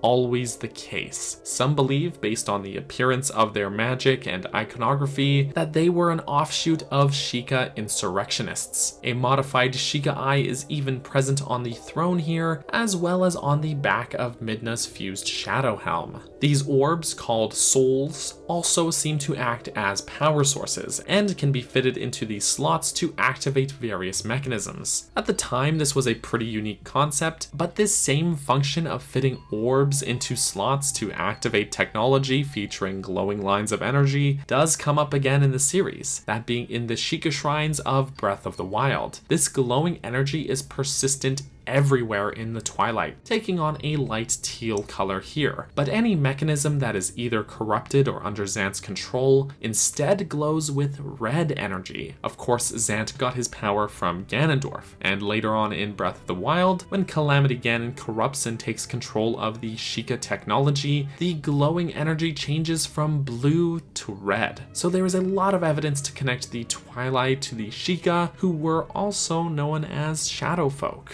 However, the speculation doesn't end there. Some believe the Twilight to be a banished sect of Gerudo people, since the site of their banishment and location of the Mirror of Twilight is found in the Gerudo Desert at the top of a former Gerudo building, the Arbiter's grounds. And given the absence of the Gerudo people in this game, this theory holds some weight as well, especially considering some of the symbols found in Arbiter's grounds are somewhat similar to these found in the Palace of Twilight. These swirling flagstone patterns on the floors and walkways also remind me of the floor pattern at the top of Ganon's tower in Wind Waker, which also sat in the desert. Of course, the pattern isn't identical, but there is some clear similarity in my opinion. Zant even has a heavily stylized Gerudo symbol on his robes, which sort of reminds me of the stylized symbol that Ganondorf wore in the Wind Waker. Now, some might dismiss this since Zant is a follower of Ganondorf, sure, but even in this cutscene taking place before Zant ever encountered the King of Gerudo, he already wore this robe with this symbol on it. It's also worth pointing out that a lot of the architecture and iconography here shares similarities with the mysterious Zonai tribe of Breath of the Wild.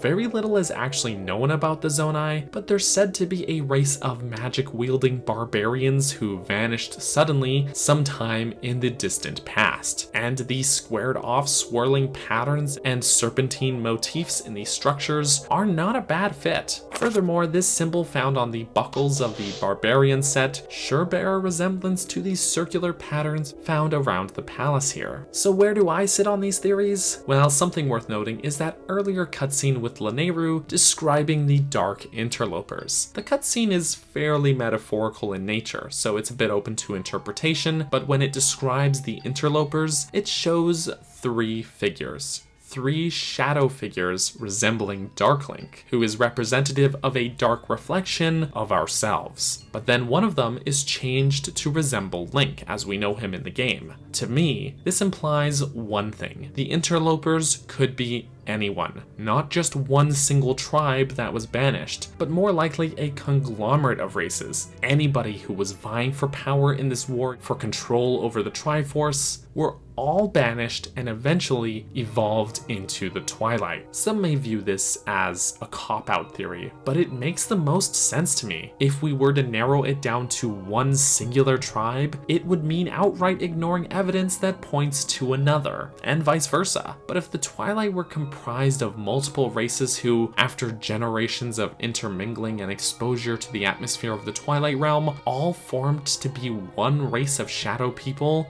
this would be the cleanest and simplest explanation. It's worth noting as well that when Twilight covers the land of Hyrule, creatures like Dekubabas, Kargaroks, Keese, and Bulblins are all transformed into shadow versions of their species, all sharing a cohesive look. So there's nothing to say that living in this realm for long enough wouldn't transform any and all humanoid races like Sheikah, Gerudo, or even Hylians who took part in this conflict into one singular race, the Twilight people. A counterpoint to this might be that when Twilight covers Hyrule, its denizens are transformed into spirits, not shadow versions of Hylians, Gorons, or Zoras. But there may be an explanation for this as well. Consider this. Midna states earlier that the magic curse that bound Link to his wolf form, manifested as a shadow crystal, is different from her tribe's normal magic. During the first act of the game, whenever entering this Twilight, Link is transformed into a wolf, and then again when cursed by Zant directly. But when entering the Twilight Realm, this transformation is not triggered unless Link comes into contact with this dark fog, which Midna states is composed of tiny floating shadow crystals. What this implies to me is that the veil of Twilight covering Hyrule earlier in the game is not the same as the Twilight that is ever persistent in the Twilight Realm, but rather a dark, twisted variation of it. The latter would allow creatures to dwell here without becoming a spirit, whereas the former is Zant's magic being bolstered by Ganondorf. So that's my belief. The Interloper War is one that we know very little about, but the tribe of shadow magic users may have only become one singular tribe after finding themselves sharing a home in exile here in the Twilight Realm. These interlopers could have been anyone, not just from one race, but rather appearing among all the denizens of Hyrule, only to be banished.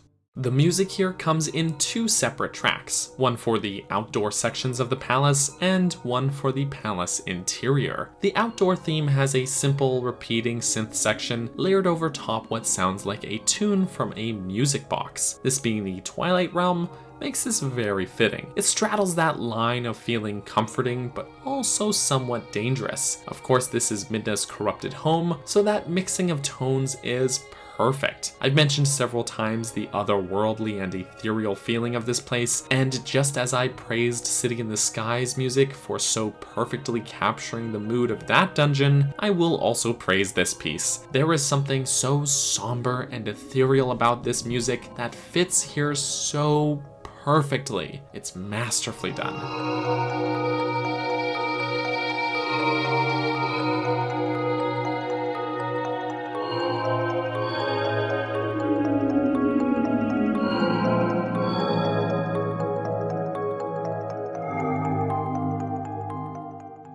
The interior section is a bit more low-key, but amps up the tension more. There's more bell and chime sounds rather than the music box melody, and something of a sinister undertone, especially when you get to these sections where it sounds like someone dramatically banging on a harpsichord.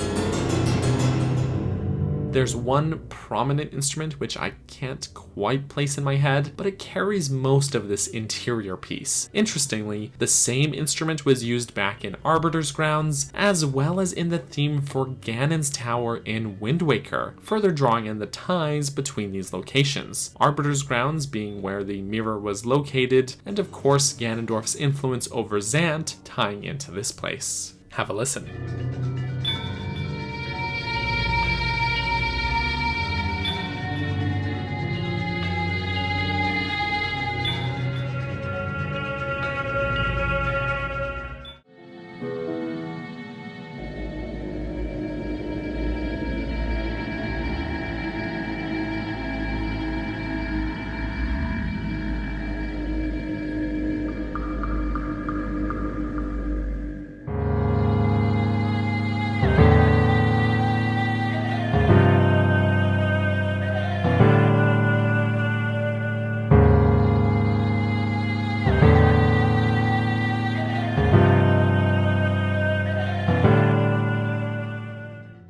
It's worth noting that the music here shares a lot of its instrumentation with the music when the Twilight is covering Hyrule, but that track in comparison feels broken, fragmented, and incomplete, whereas here the track feels more whole and rounded out, which makes sense to me, as the Twilight covering Hyrule was like a veil layered over the land, rather than here where it's ever persistent and at home. This is where the Twilight belongs, and the music reflects that.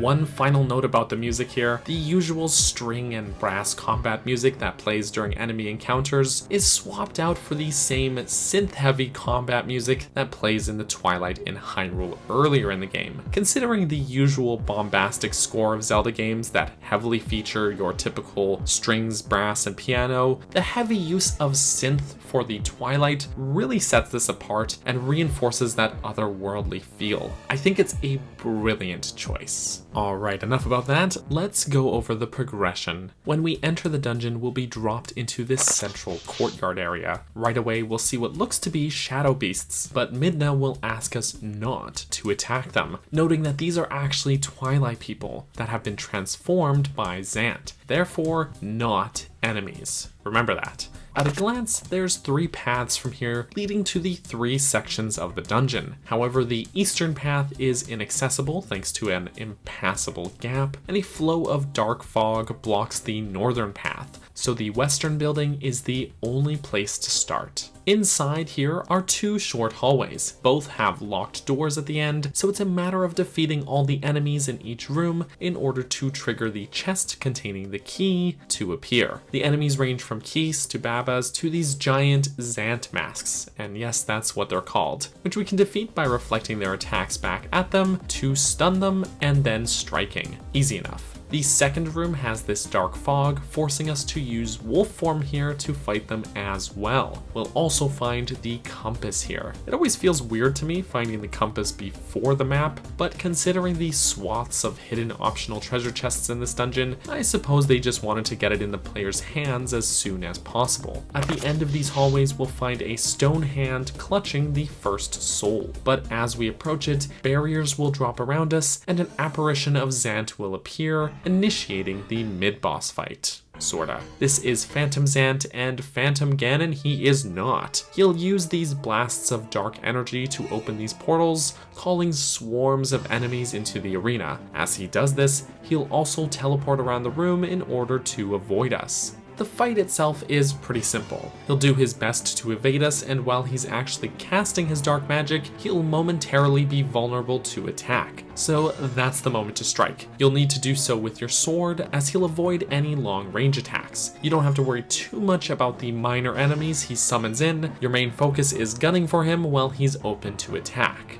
Easy enough. Keep at him enough and he'll explode into a cloud of that dark fog, ending the battle. Now we can strike that stone hand and retrieve the soul. The light of the soul will dissipate the fog, revealing a slot in the floor that the orb can fit into. This activates the stairs in the floor so that we can reach the door again. However, the hand, which is called a Zant's hand, real creative with the naming scheme here, will also awaken and start to pursue you right away. If at any point the hand catches up to you, it will try to grab the soul. You can always strike it to stun it or get it to drop the orb, so keep that in mind so that he doesn't get away and set you back. Anyways, you can use the claw shots to pull the soul over to you at the top of the stairs and head into the previous room.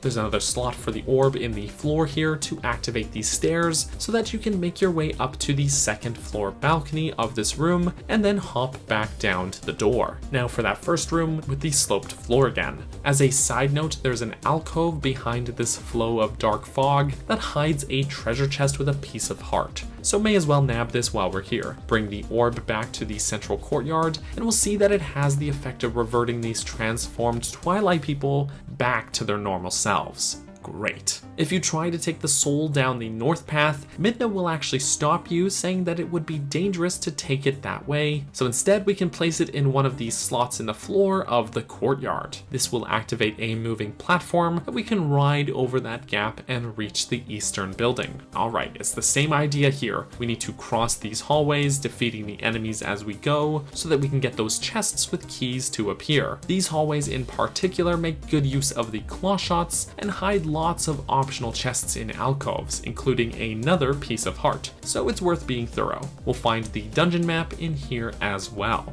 We'll reach another room with one of these hands clutching a soul, and we'll have a rematch with Phantom Zant. So you can look at this as either a second mid-boss fight, or even just as the mid-boss being fought halfway in each section. The method of defeating him is the same here, so we won't dwell on it. Alright, so once again we'll nab the soul, use it to raise some stairs, and take it with us back to the central courtyard. These rooms in the eastern building are a little more tricky than their western counterparts, as there's some tougher enemies and trickier platforming involved, but as long as you remember that you can snatch the soul with the claw shots, or use arrows to stun the Zant's hand, then you should be able to make it through here just fine. Okay, with the two orbs now placed in their slots here, the power of those souls will actually transfer over to the Master Sword, allowing it to cut through and dissipate the dark fog, just like the light from the souls could. I guess you could look at this power-up as being the dungeon item in a way. Shiny. This will give us access to the northern building as we can cut through the waterfall of dark fog blocking the path. Inside this first room, we'll need to make our way upstairs. We can cut through the fog to find these two slots, which we can toss these two orbs into, raising these stairs. Then activate these orbs using the light from our sword to manifest some floating platforms, and don't forget to kill the baddies and get the key we need along the way. Spending that key takes us onto this large balcony. Again, we'll need to kill all the baddies out here, including some that are tucked off on another ledge, to get that chest containing a small key to appear. Behind this dark waterfall, there's also some platforms we can make our way to using the claw shots, where we'll also nab ourselves the boss key. Alright, spending that small key takes us back inside. There's a series of floating platforms here that we can ride to ascend up this large vertical room. Along the way, there's another treasure chest with a small key, which as usual will appear after defeating all the enemies. And once we've reached the top, we can spend that small key, taking us into this hallway with the boss door. But first, there's a short combat challenge, which will pit us against several waves of shadow beasts, which I guess Midna no longer has issue with us killing. A well-timed spin attack will dispatch them with ease, so even though there are well over a dozen of these guys in total, they should be a piece of cake. Alright, with that out of the way, we can finally head into the boss room.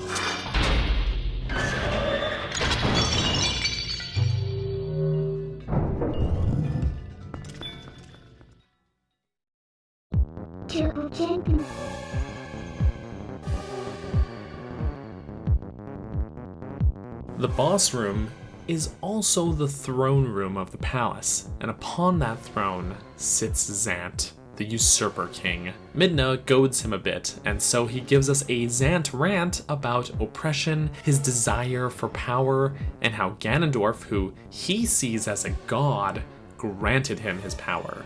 That's all well and good, but as it turns out, Zant here is a bit of a lunatic, so it's time to whoop his butt. The battle plays out as a bit of a boss rush, or as a review of previous battles. He'll warp us into areas of past bosses and mid-bosses, and the method of fighting him will reflect how we fought that previous boss. Of all boss battles in this game, this has got to be the one with the most phases to one single battle, and it's kind of awesome, as Zant, who believes himself to be truly powerful, will get noticeably more flustered and frustrated as the fight goes on, and his facade of being this stoic, calculated powerhouse slowly falls apart. Just a quick mention about the music, as I usually do. As we transition between arenas, the music will also evolve. There's one consistent underlying theme at all times throughout the fight, but there's these little accents sampled from those previous battle themes sprinkled into the music at the appropriate times. Additionally, a single note plays as Zant opens the portal and changes the arena, which is the first note in the Twilight over Hyrule theme.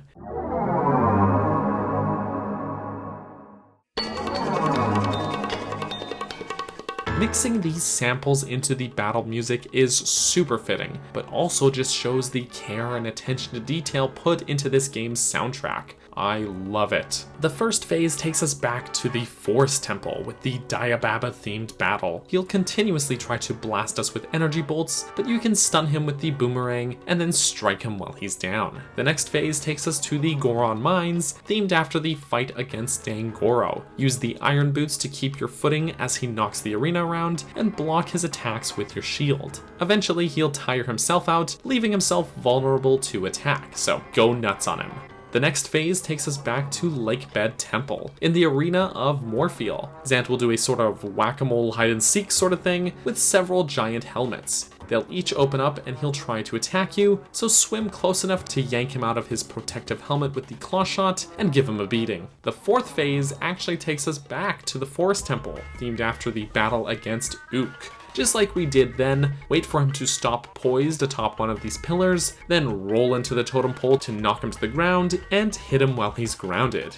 Easy. The penultimate phase here is themed after the Blizzetta fight from Snowpeak Ruins. Zant will grow to an enormous size, but you can use the ball and chain to just whack his foot, causing him to shrink back down to normal size, leaving him open to attack. I love this animation as he hops around clutching his foot like this. It genuinely makes me chuckle. But also really feeds into this idea of his facade of power unraveling. Alright, the final phase of the battle drops us into central Hyrule Field. Rather than a battle modeled after a previous fight, this time it's a one-on-one sword duel with Zant. And it's personal. Zant wields a pair of scimitars and employs some rather unorthodox combat techniques. Be persistent, use your shield often, and you should be able to break through his defenses to deal some damage. This is probably my favorite phase of the battle, as he just tries to go absolutely ham on you. But Link has grown so strong at this point that Zant, who previously threw us around like a ragdoll, is kind of a pushover, and it almost feels like Zant's frustration has grown to a boiling point,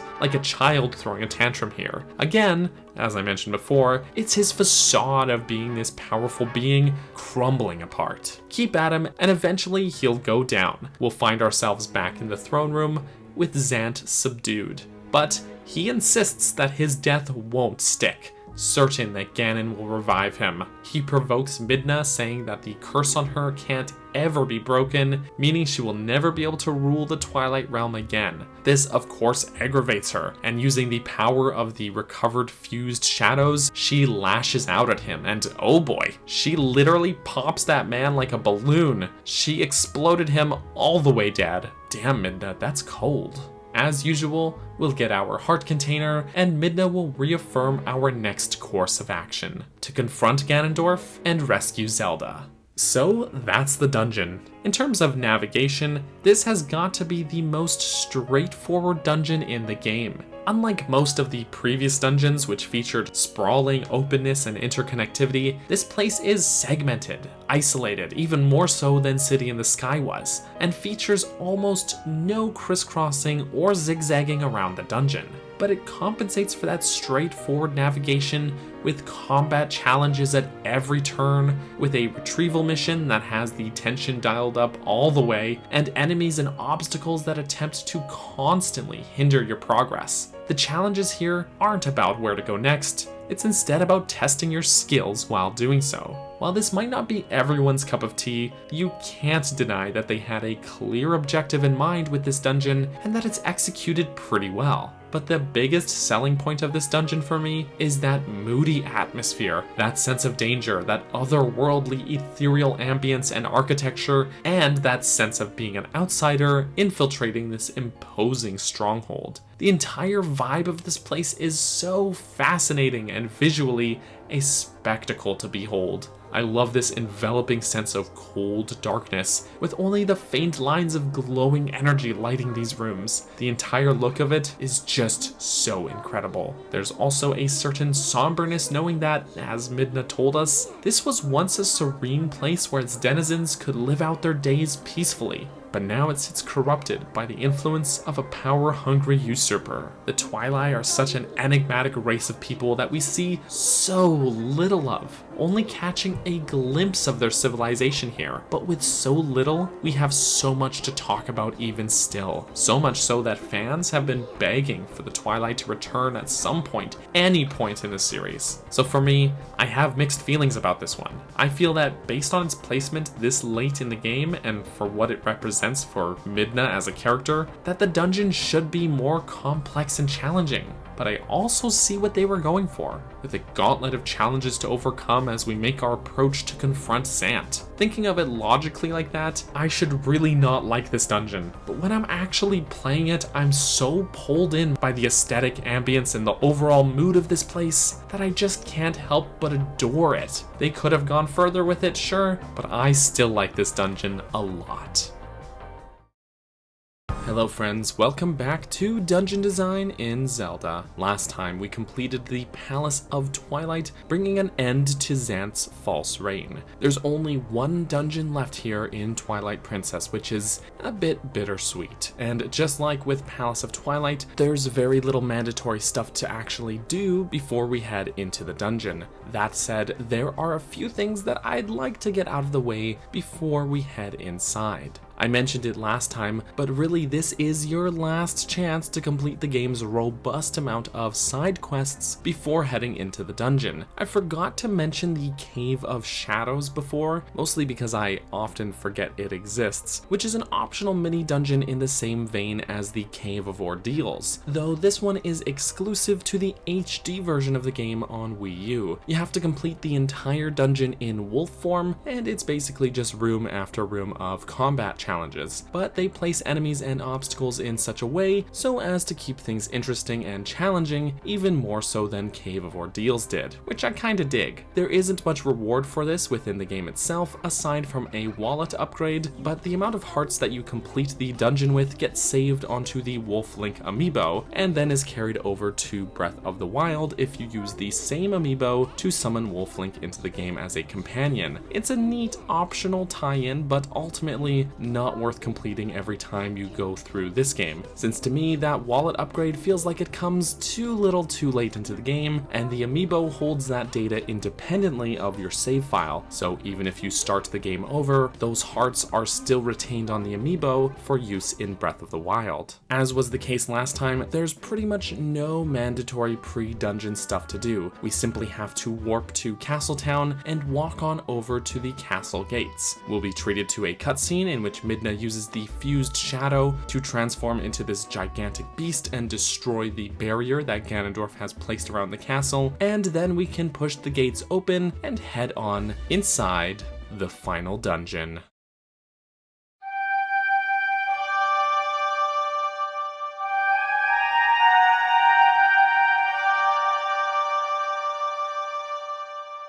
Enjoyyyy.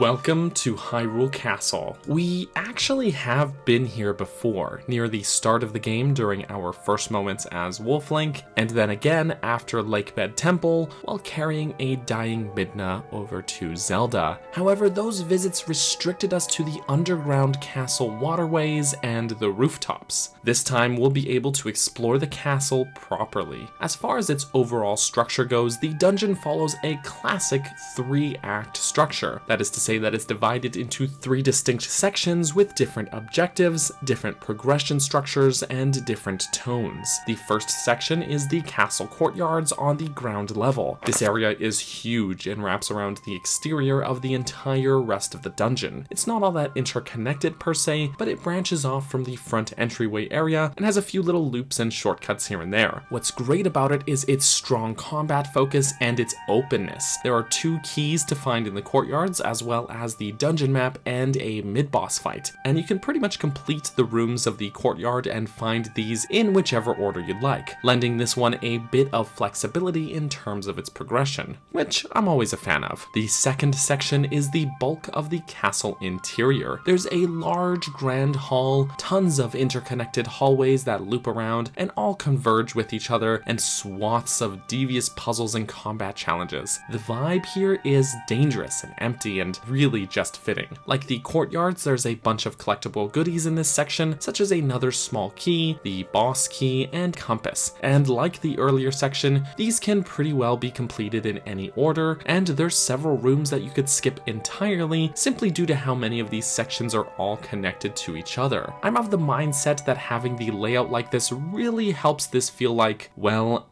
a proper castle more so than a dungeon, as if they designed the layout of the castle first and then built the progression structure around that, as opposed to the other way around. The third and final act or section of the dungeon is the castle tower, which is pretty much a straight ascent up these broken winding staircases leading up to and including the boss fight at the top in the throne room. It's the most straightforward section of the dungeon, but also the most climactic feeling. There's a real rising tension throughout the entire dungeon, which starts to reach a tipping point in this final section right before the boss. I have to say that after reviewing the other 3D Zelda games before this, that it feels like they were constantly refining the tone and structure of what a Ganon-controlled final dungeon should feel like, and that tone is at its best here. At the same time, some of the puzzles here feel a bit rudimentary and generic, like they could be slapped into any Zelda game without requiring any key items that are unique to Twilight Princess, such as these torch lighting puzzles and hidden gem switch puzzles. Between that, the strong combat focus, and some other details that I'll come back to in a moment, I can't help but wonder if this was one of the first dungeons that they designed for this game, before they had quite figured out the entire scope of Twilight Princess and were looking to see how far they could push their ambitions for scale. That doesn't necessarily mean it's bad, by the way. In Ocarina of Time, Ganon's Tower was also one of the first things they designed, and it's an iconic and awesome final dungeon. But as far as Hyrule Castle goes here, it does make me somewhat wish that Link's entire inventory were better integrated into the dungeon's various puzzles. There's a few moments where they do work your items in well, like this part in the courtyard where you use the Dominion Rod, and the spinner of all things getting put to use in the tower upstairs, but for each of these unique puzzles is another one where you simply have to light torches or activate switches. Not bad overall, just an interesting thing to note.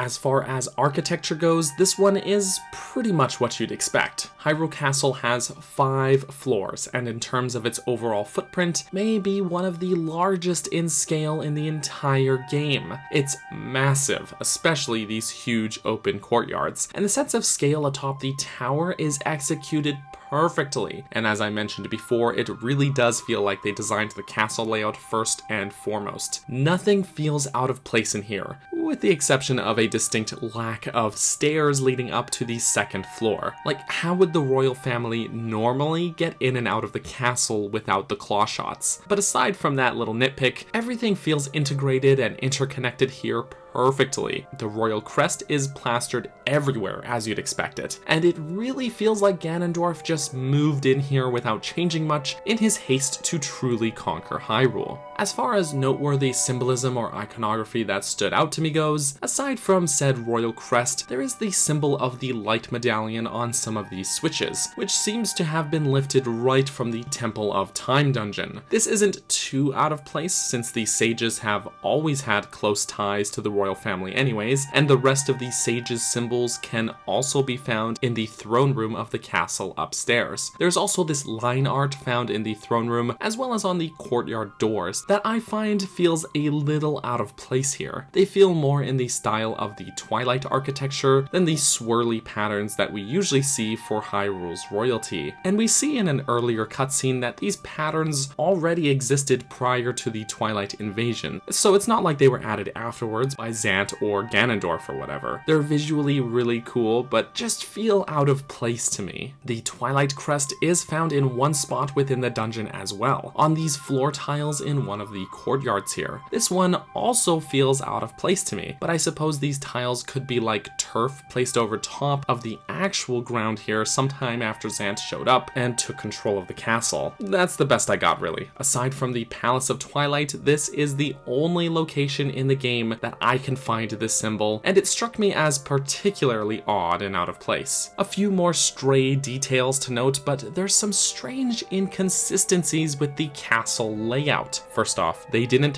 have to add this, but I've always been glad that they did. You can see the rooftop sections that you played on as Wolflink earlier in the game from down here in the courtyards, and Zelda's tower is visible here at the north end of the castle, isolated from the structure, just like how we found it earlier in the game, and not unlike how it is later on in Breath of the Wild as well. But as I was looking at these rooftop sections from different angles, comparing the footage for these two sequences and trying to get a sense of the space here compared to those scenarios from earlier, I just couldn't wrap my brain around it. Something wasn't adding up for me. So I went to the website NoClip, which basically lets you take a free camera around a collection of game environments, and tried to get a bird's eye view of this same location when loading in the two different scenario maps, once for the Wolflink escape sequence and then for the Hyrule Castle dungeon. And using a free camera like this, we can see that they don't actually line up properly. Not just a minor inconsistency, it's completely wrong. There is an additional tower here earlier that is missing now, the L shape of the rooftop near Zelda's tower is flipped, and these stone walls are laid out incorrectly. The one with this central platform seems right, but the stone wall that should connect to the missing tower is on the east side instead of the west side of the wall. Oh, and these weird columns connecting the spires to the castle are missing too, despite that you can see the ones on the other side of the castle. That is particularly strange to me, but maybe they would have gotten in the way of the platforming. And that missing tower, ugh. This bugs me probably more than it should. I'm sure most people would never compare these closely or even notice to begin with, but I love consistency, at least within the game itself, and this was sort of a letdown for me. The castle also feels a lot bigger in these Wolflink sections, and the height of these stone walls seems to extend up higher than they do here. But oh well, it's such a minor thing to get hung up on overall. But then strangely, while out on one of these balconies, I noticed a familiar silhouette in the distance that caught my eye. It's the gateway for the Bridge of Eldin, but completely in the wrong spot. So again, I went to NoClip to check, bring the camera out, and yeah, it's definitely Eldin Bridge, and not the Castletown gateway that should be there. Albeit this is a lower poly model of the bridge gateway, but it's unmistakably Eldin. So why these discrepancies? What's going on here? Well, this may tie into my thoughts from earlier, that this might be one of the first dungeons that they designed for the game. Early screenshots and trailers of Twilight Princess, back before the game even had a title, showed that Eldin Bridge used to connect directly to either Hyrule Castle or at least to Castletown before ultimately it was moved to the other side of Hyrule Field. If this was placed here during an earlier build of the game as a background element and then they simply forgot to remove it, then that would explain its presence here. We also see in those same trailers that the role of the castle waterways may have been different, with more spirits and Link's wolf senses showing a scent to follow through here, as well as a scene with Link in Hylian form fighting a Skulltula down here. A lot of the early game story stuff for Twilight Princess was also changed pretty late in development, so it's entirely possible in my eyes that maybe in an earlier build of this game that the waterways and rooftop sequences could have played out very differently and actually been more accurate to what we see in the Hyrule Castle dungeon layout. So I think the developers had a plan that got shuffled around, and the castle dungeon layout remained unchanged, but the rooftop and waterway scenes got huge overhauls alongside the overworld map being constantly tweaked and changed. When looking back at these old trailers and comparing these sequences to the final game, that's just what makes the most sense to me. This trailer showing Wolflink on the rooftops shows a slightly different layout than what we got in the final game. So ultimately, in my eyes, there's no winning with these inconsistencies. Despite how much it bothers me, I have to force myself to move on. Most of the dungeon, while feeling quite cohesive with its setting, doesn't have much in terms of lore to discuss, but there is one particular detail to note in the outdoor sections. Around the back of the castle on the north end is a small secluded courtyard that Zelda's tower overlooks. There's a small graveyard here and a series of puzzles. Among the graves are various hints to solving said puzzle, including this one which reads, "The cursed swordsman sleeps before the sacred tree." In the context of the puzzle, this refers to a hidden switch that we can find under the tree, but given that this is a graveyard, this spot under the tree, which is surrounded by specters, could be the grave and final resting place for a specific swordsman.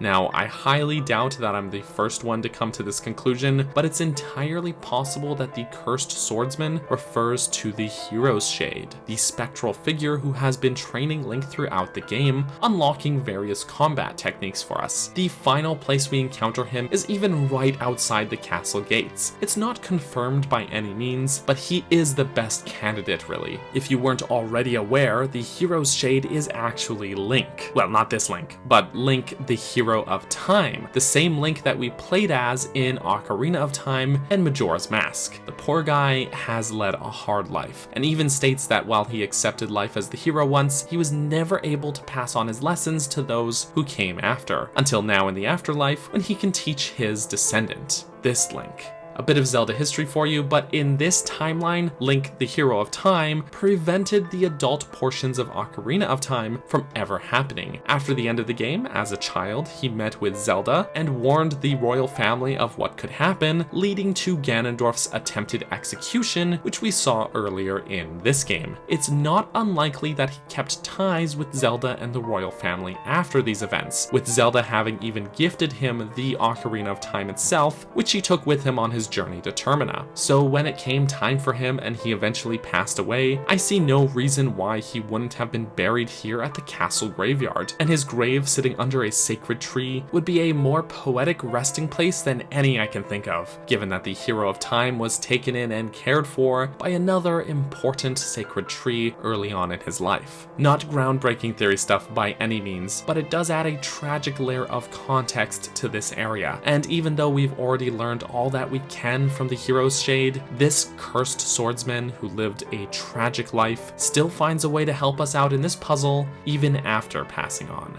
Alright, on another note, let's look at the music. As mentioned earlier, the castle itself is divided into 3 distinct acts, or sections, and the music changes between these sections as well. Sort of, that is. The first section in the outdoor courtyards actually has no music whatsoever. Instead, there is just the sound of the falling rain. Truth be told, while many may not agree with this choice, I stand by it. Music in Zelda is great, but when building a tense atmosphere or anticipation, sometimes the absence of music can hit just as hard, and I think that's the case here. This game has had a wonderful and bombastic score up until now, and that score will continue during the later portion of the dungeon and boss fight. But here, in this moment, there's nothing but eerie silence and the sound of rain, and that is something that has always stood out to me. That silence embodies anticipation. Once we make our way inside the castle, the music fades in with a slow, hollow-sounding variation of the Hyrule Castle theme, which returns from A Link to the Past and Wind Waker.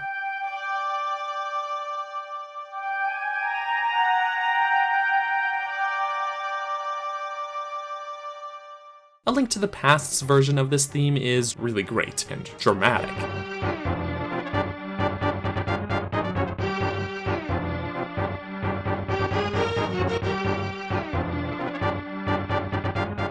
Wind Waker's take on it was a slower version that felt more melancholic and thoughtful.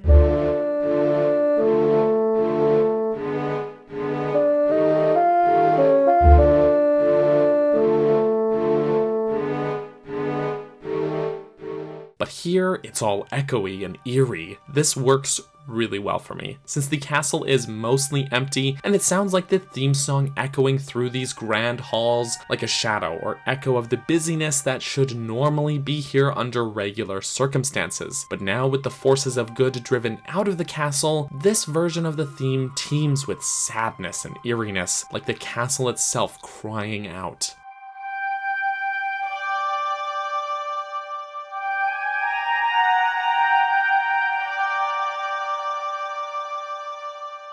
It's beautifully done. Mixed into the track is actually a building phrase from Ganondorf's theme, which plays out for a bar or two before reverting back to the castle theme.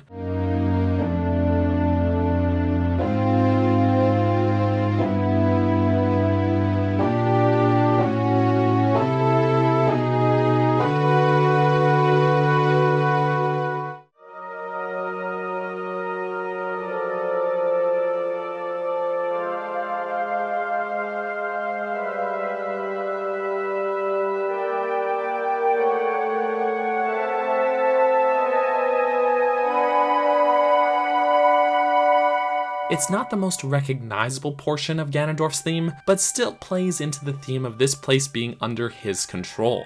Once we make it to the top of the castle and begin our ascent up towards the boss fight, the music changes one final time, now more heavily mixing Ganon's theme into the track with this bassy progression. It's not an entirely unique track, more so just building off what the other one did, but it mixes the theme songs of the castle and Ganon himself masterfully. And a neat little trick is that the farther up you go, the closer to that boss door you get, the more Ganon's theme overshadows the castle theme, until you're at the top floor and it's almost completely drowning the previous music out.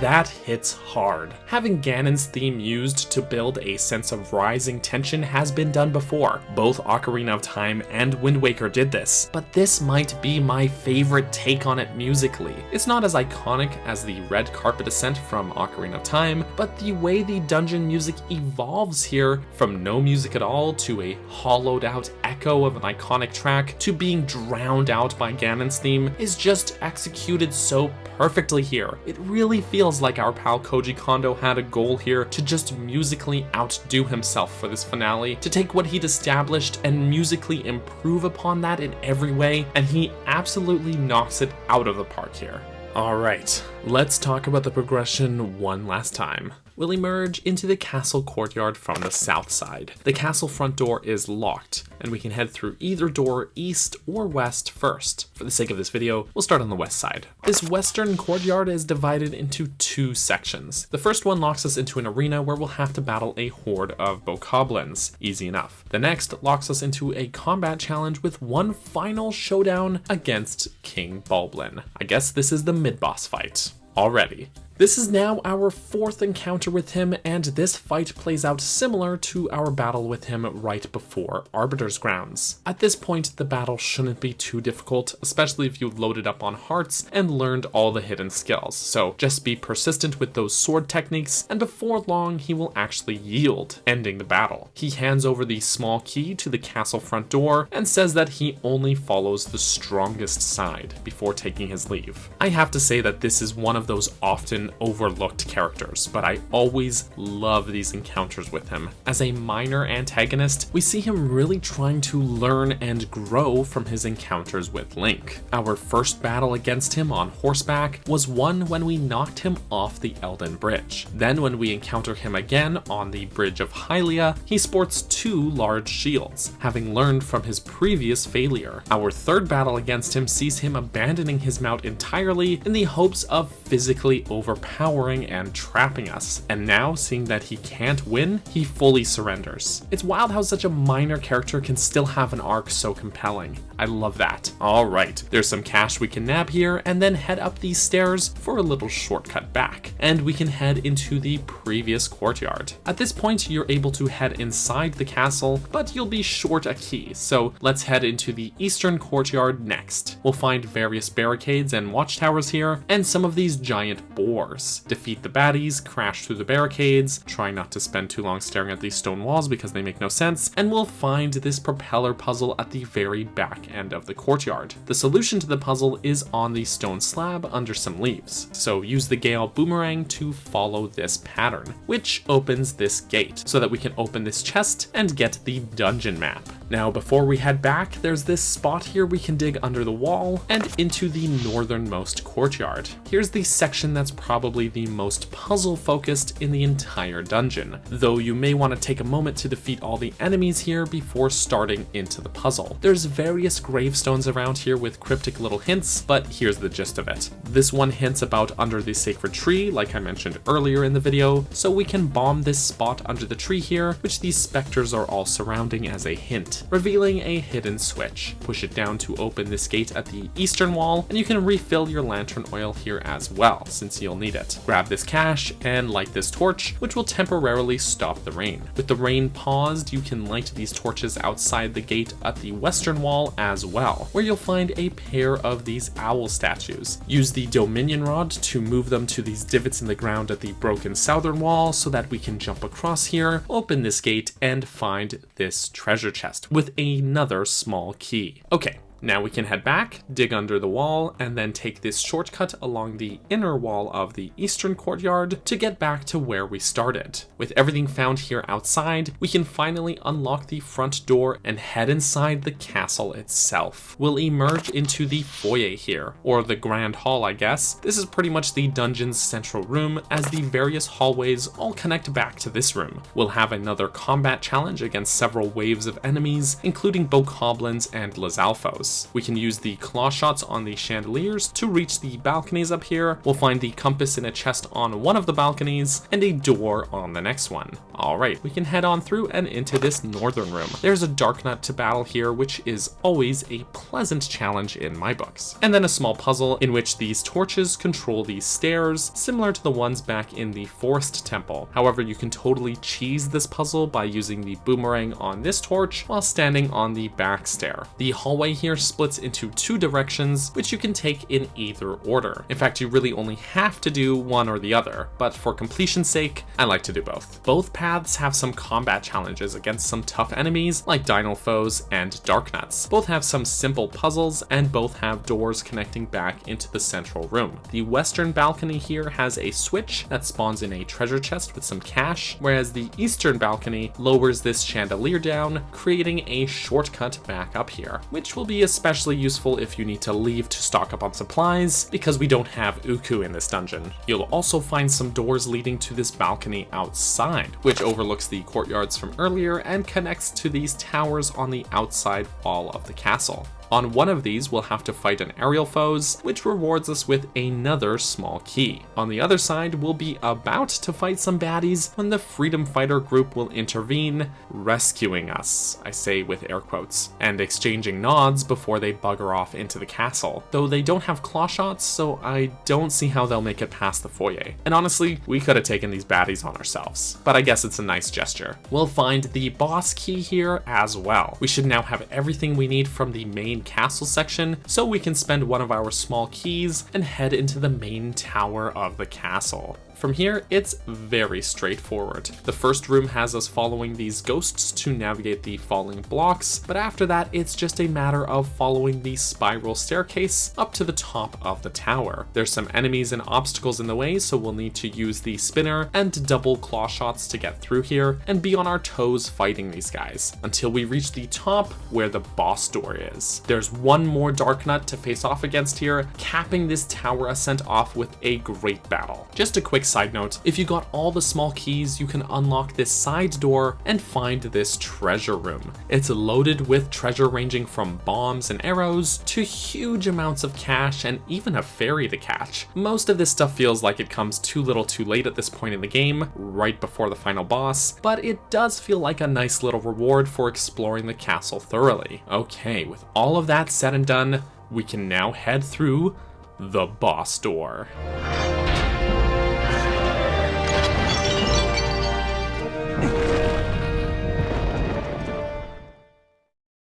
Triple champion.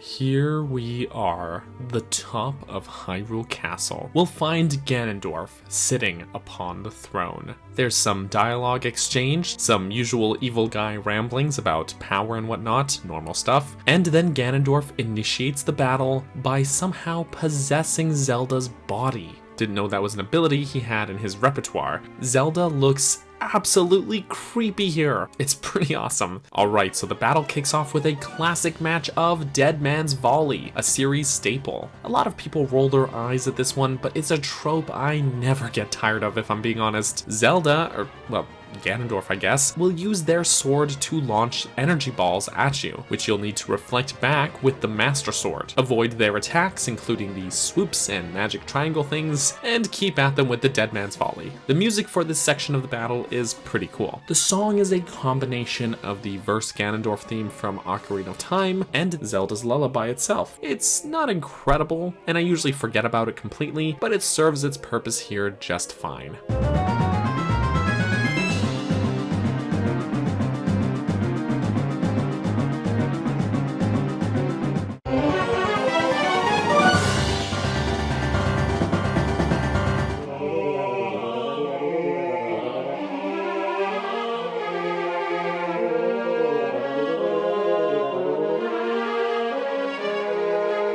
And like the battle itself, if this were it for the finale, it would be a bit of a letdown. But both this track and this battle are one small part of a larger whole, so it's pretty forgivable. With enough attacks directed back at them, it'll leave them stunned and vulnerable, so Midna will actually intervene here, using the power of the fused shadow to purge Ganondorf from Zelda's body.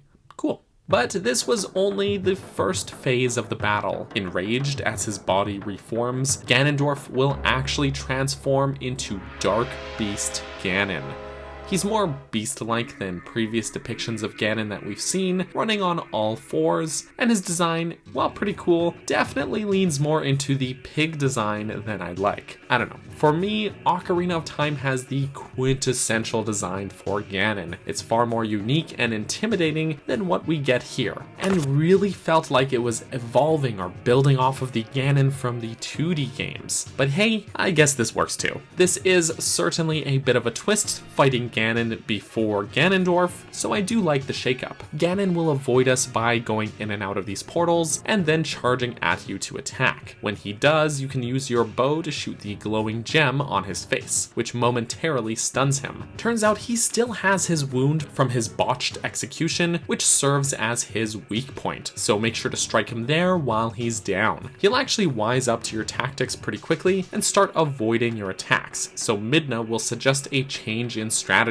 Beast against beast. Transform into wolf form and line yourself up so that he charges straight at you. You'll get a button prompt, and Midna will actually be able to catch him and throw him onto his side, exposing his weak point. I won't lie, I love that they managed to work Wolf Link into the fight, and being able to use Midna to toss him like this is awesome. You can really feel the weight behind this, it's great. The music for this phase is on the weaker side. It's less dramatic than the previous and next phases, and heavily features these weird Gregorian chants.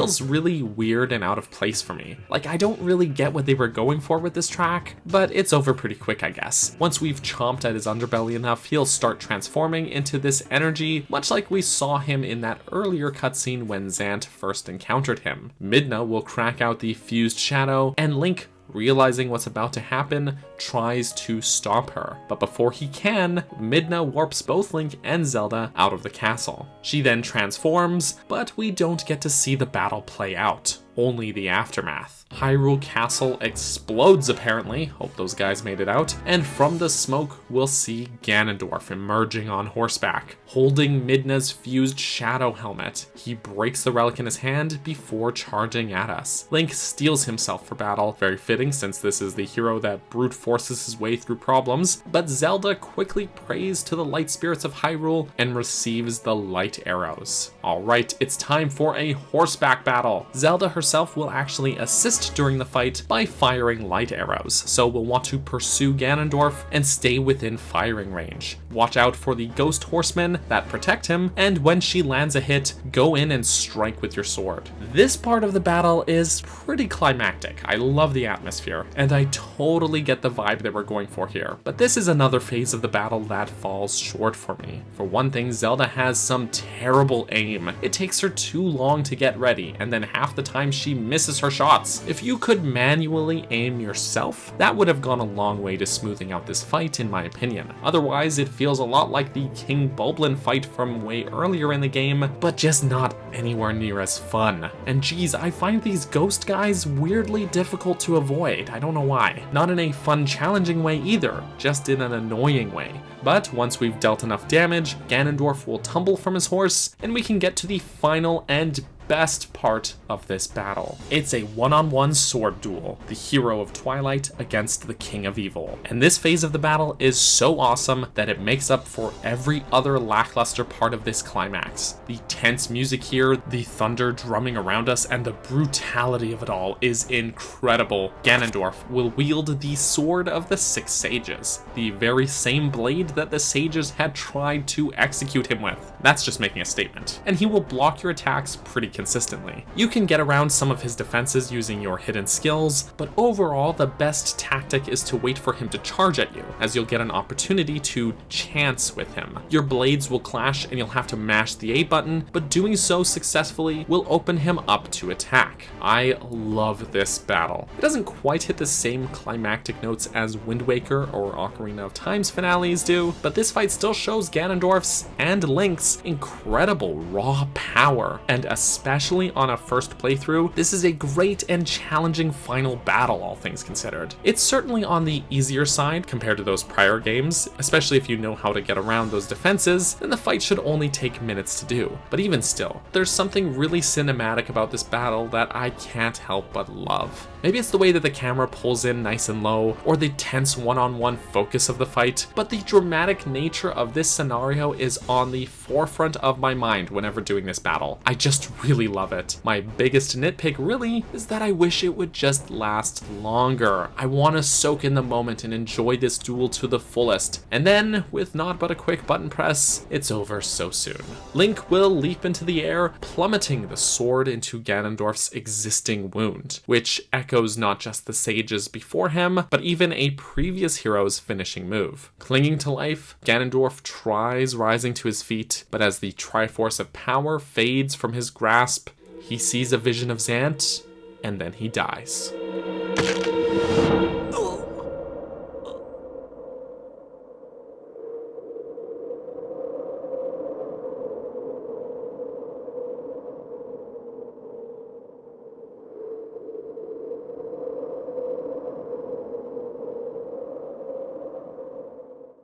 So, that's the end. The end of Twilight Princess. Ganondorf is defeated. Thanks to the light spirits, Midna is actually alive and returned to her true form, and credits roll. The children return to Ordon, the freedom fighter friends are not dead, phew, and Link and Zelda bid farewell to Midna, who uses her power as the true ruler of the Twilight Realm to destroy the Mirror of Twilight as she leaves. Goodbye, Midna.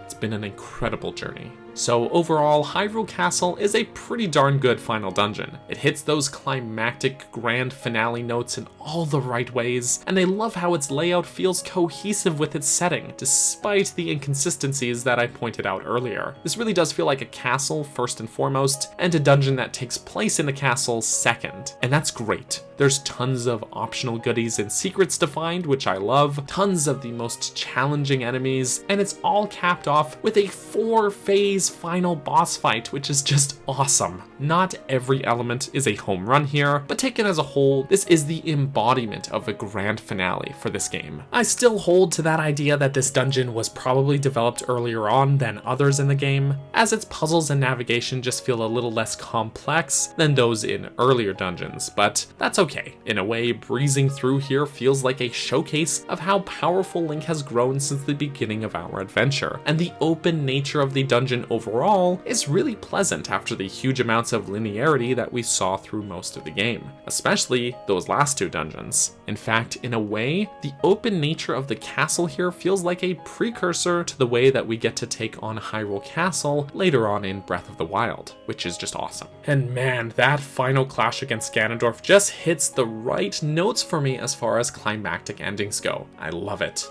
Even if Zelda is not at all useful in that final boss fight. Zelda, you're great and all, but sorry, Tetra did it better. So, we're all done with the dungeon design of Twilight Princess. Overall, I have to say that while examining the dungeons of this game, I've come to a realization that I myself have somewhat underappreciated just how great of a game this really is. I've always loved it, but looking at the time I've spent with it for this series, I have to say it really is among the best in my eyes. Its pacing gets a little weird at times, sure, but it's got some of the most consistently high quality dungeons in this series. There isn't a single one that I dislike. Wind Waker, Skyward Sword, and Majora's Mask had fewer dungeons, and some of those were a mixed bag. And while Ocarina of Time matches Twilight Princess with 9 main dungeons, the first 3 in that game are significantly shorter than any of the dungeons here. And then there's the story stuff. I don't think there is a Zelda game with a story that I dislike, but Twilight Princess is one of the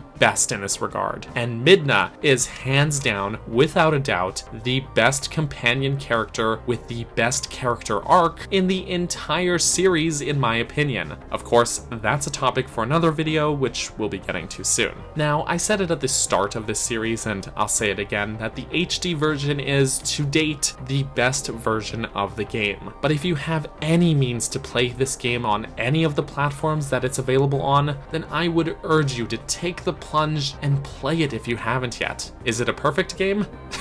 No.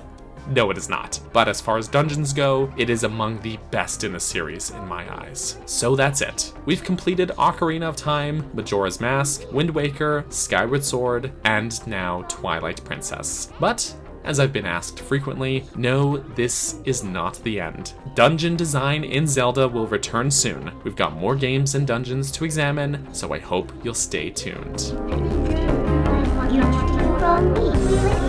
And special thanks goes out to my channel members here on YouTube, as well as my supporters on Patreon. You guys make this all possible. Thank you to Greymage, Brenda, Tetra, Justin, Midnight Naomi, Bunny, Stefan, as well as all of the folks whose names you're seeing on screen right now. You guys are awesome. Thank you all so much for watching, and I hope you have a lovely rest of your day. Bye-bye.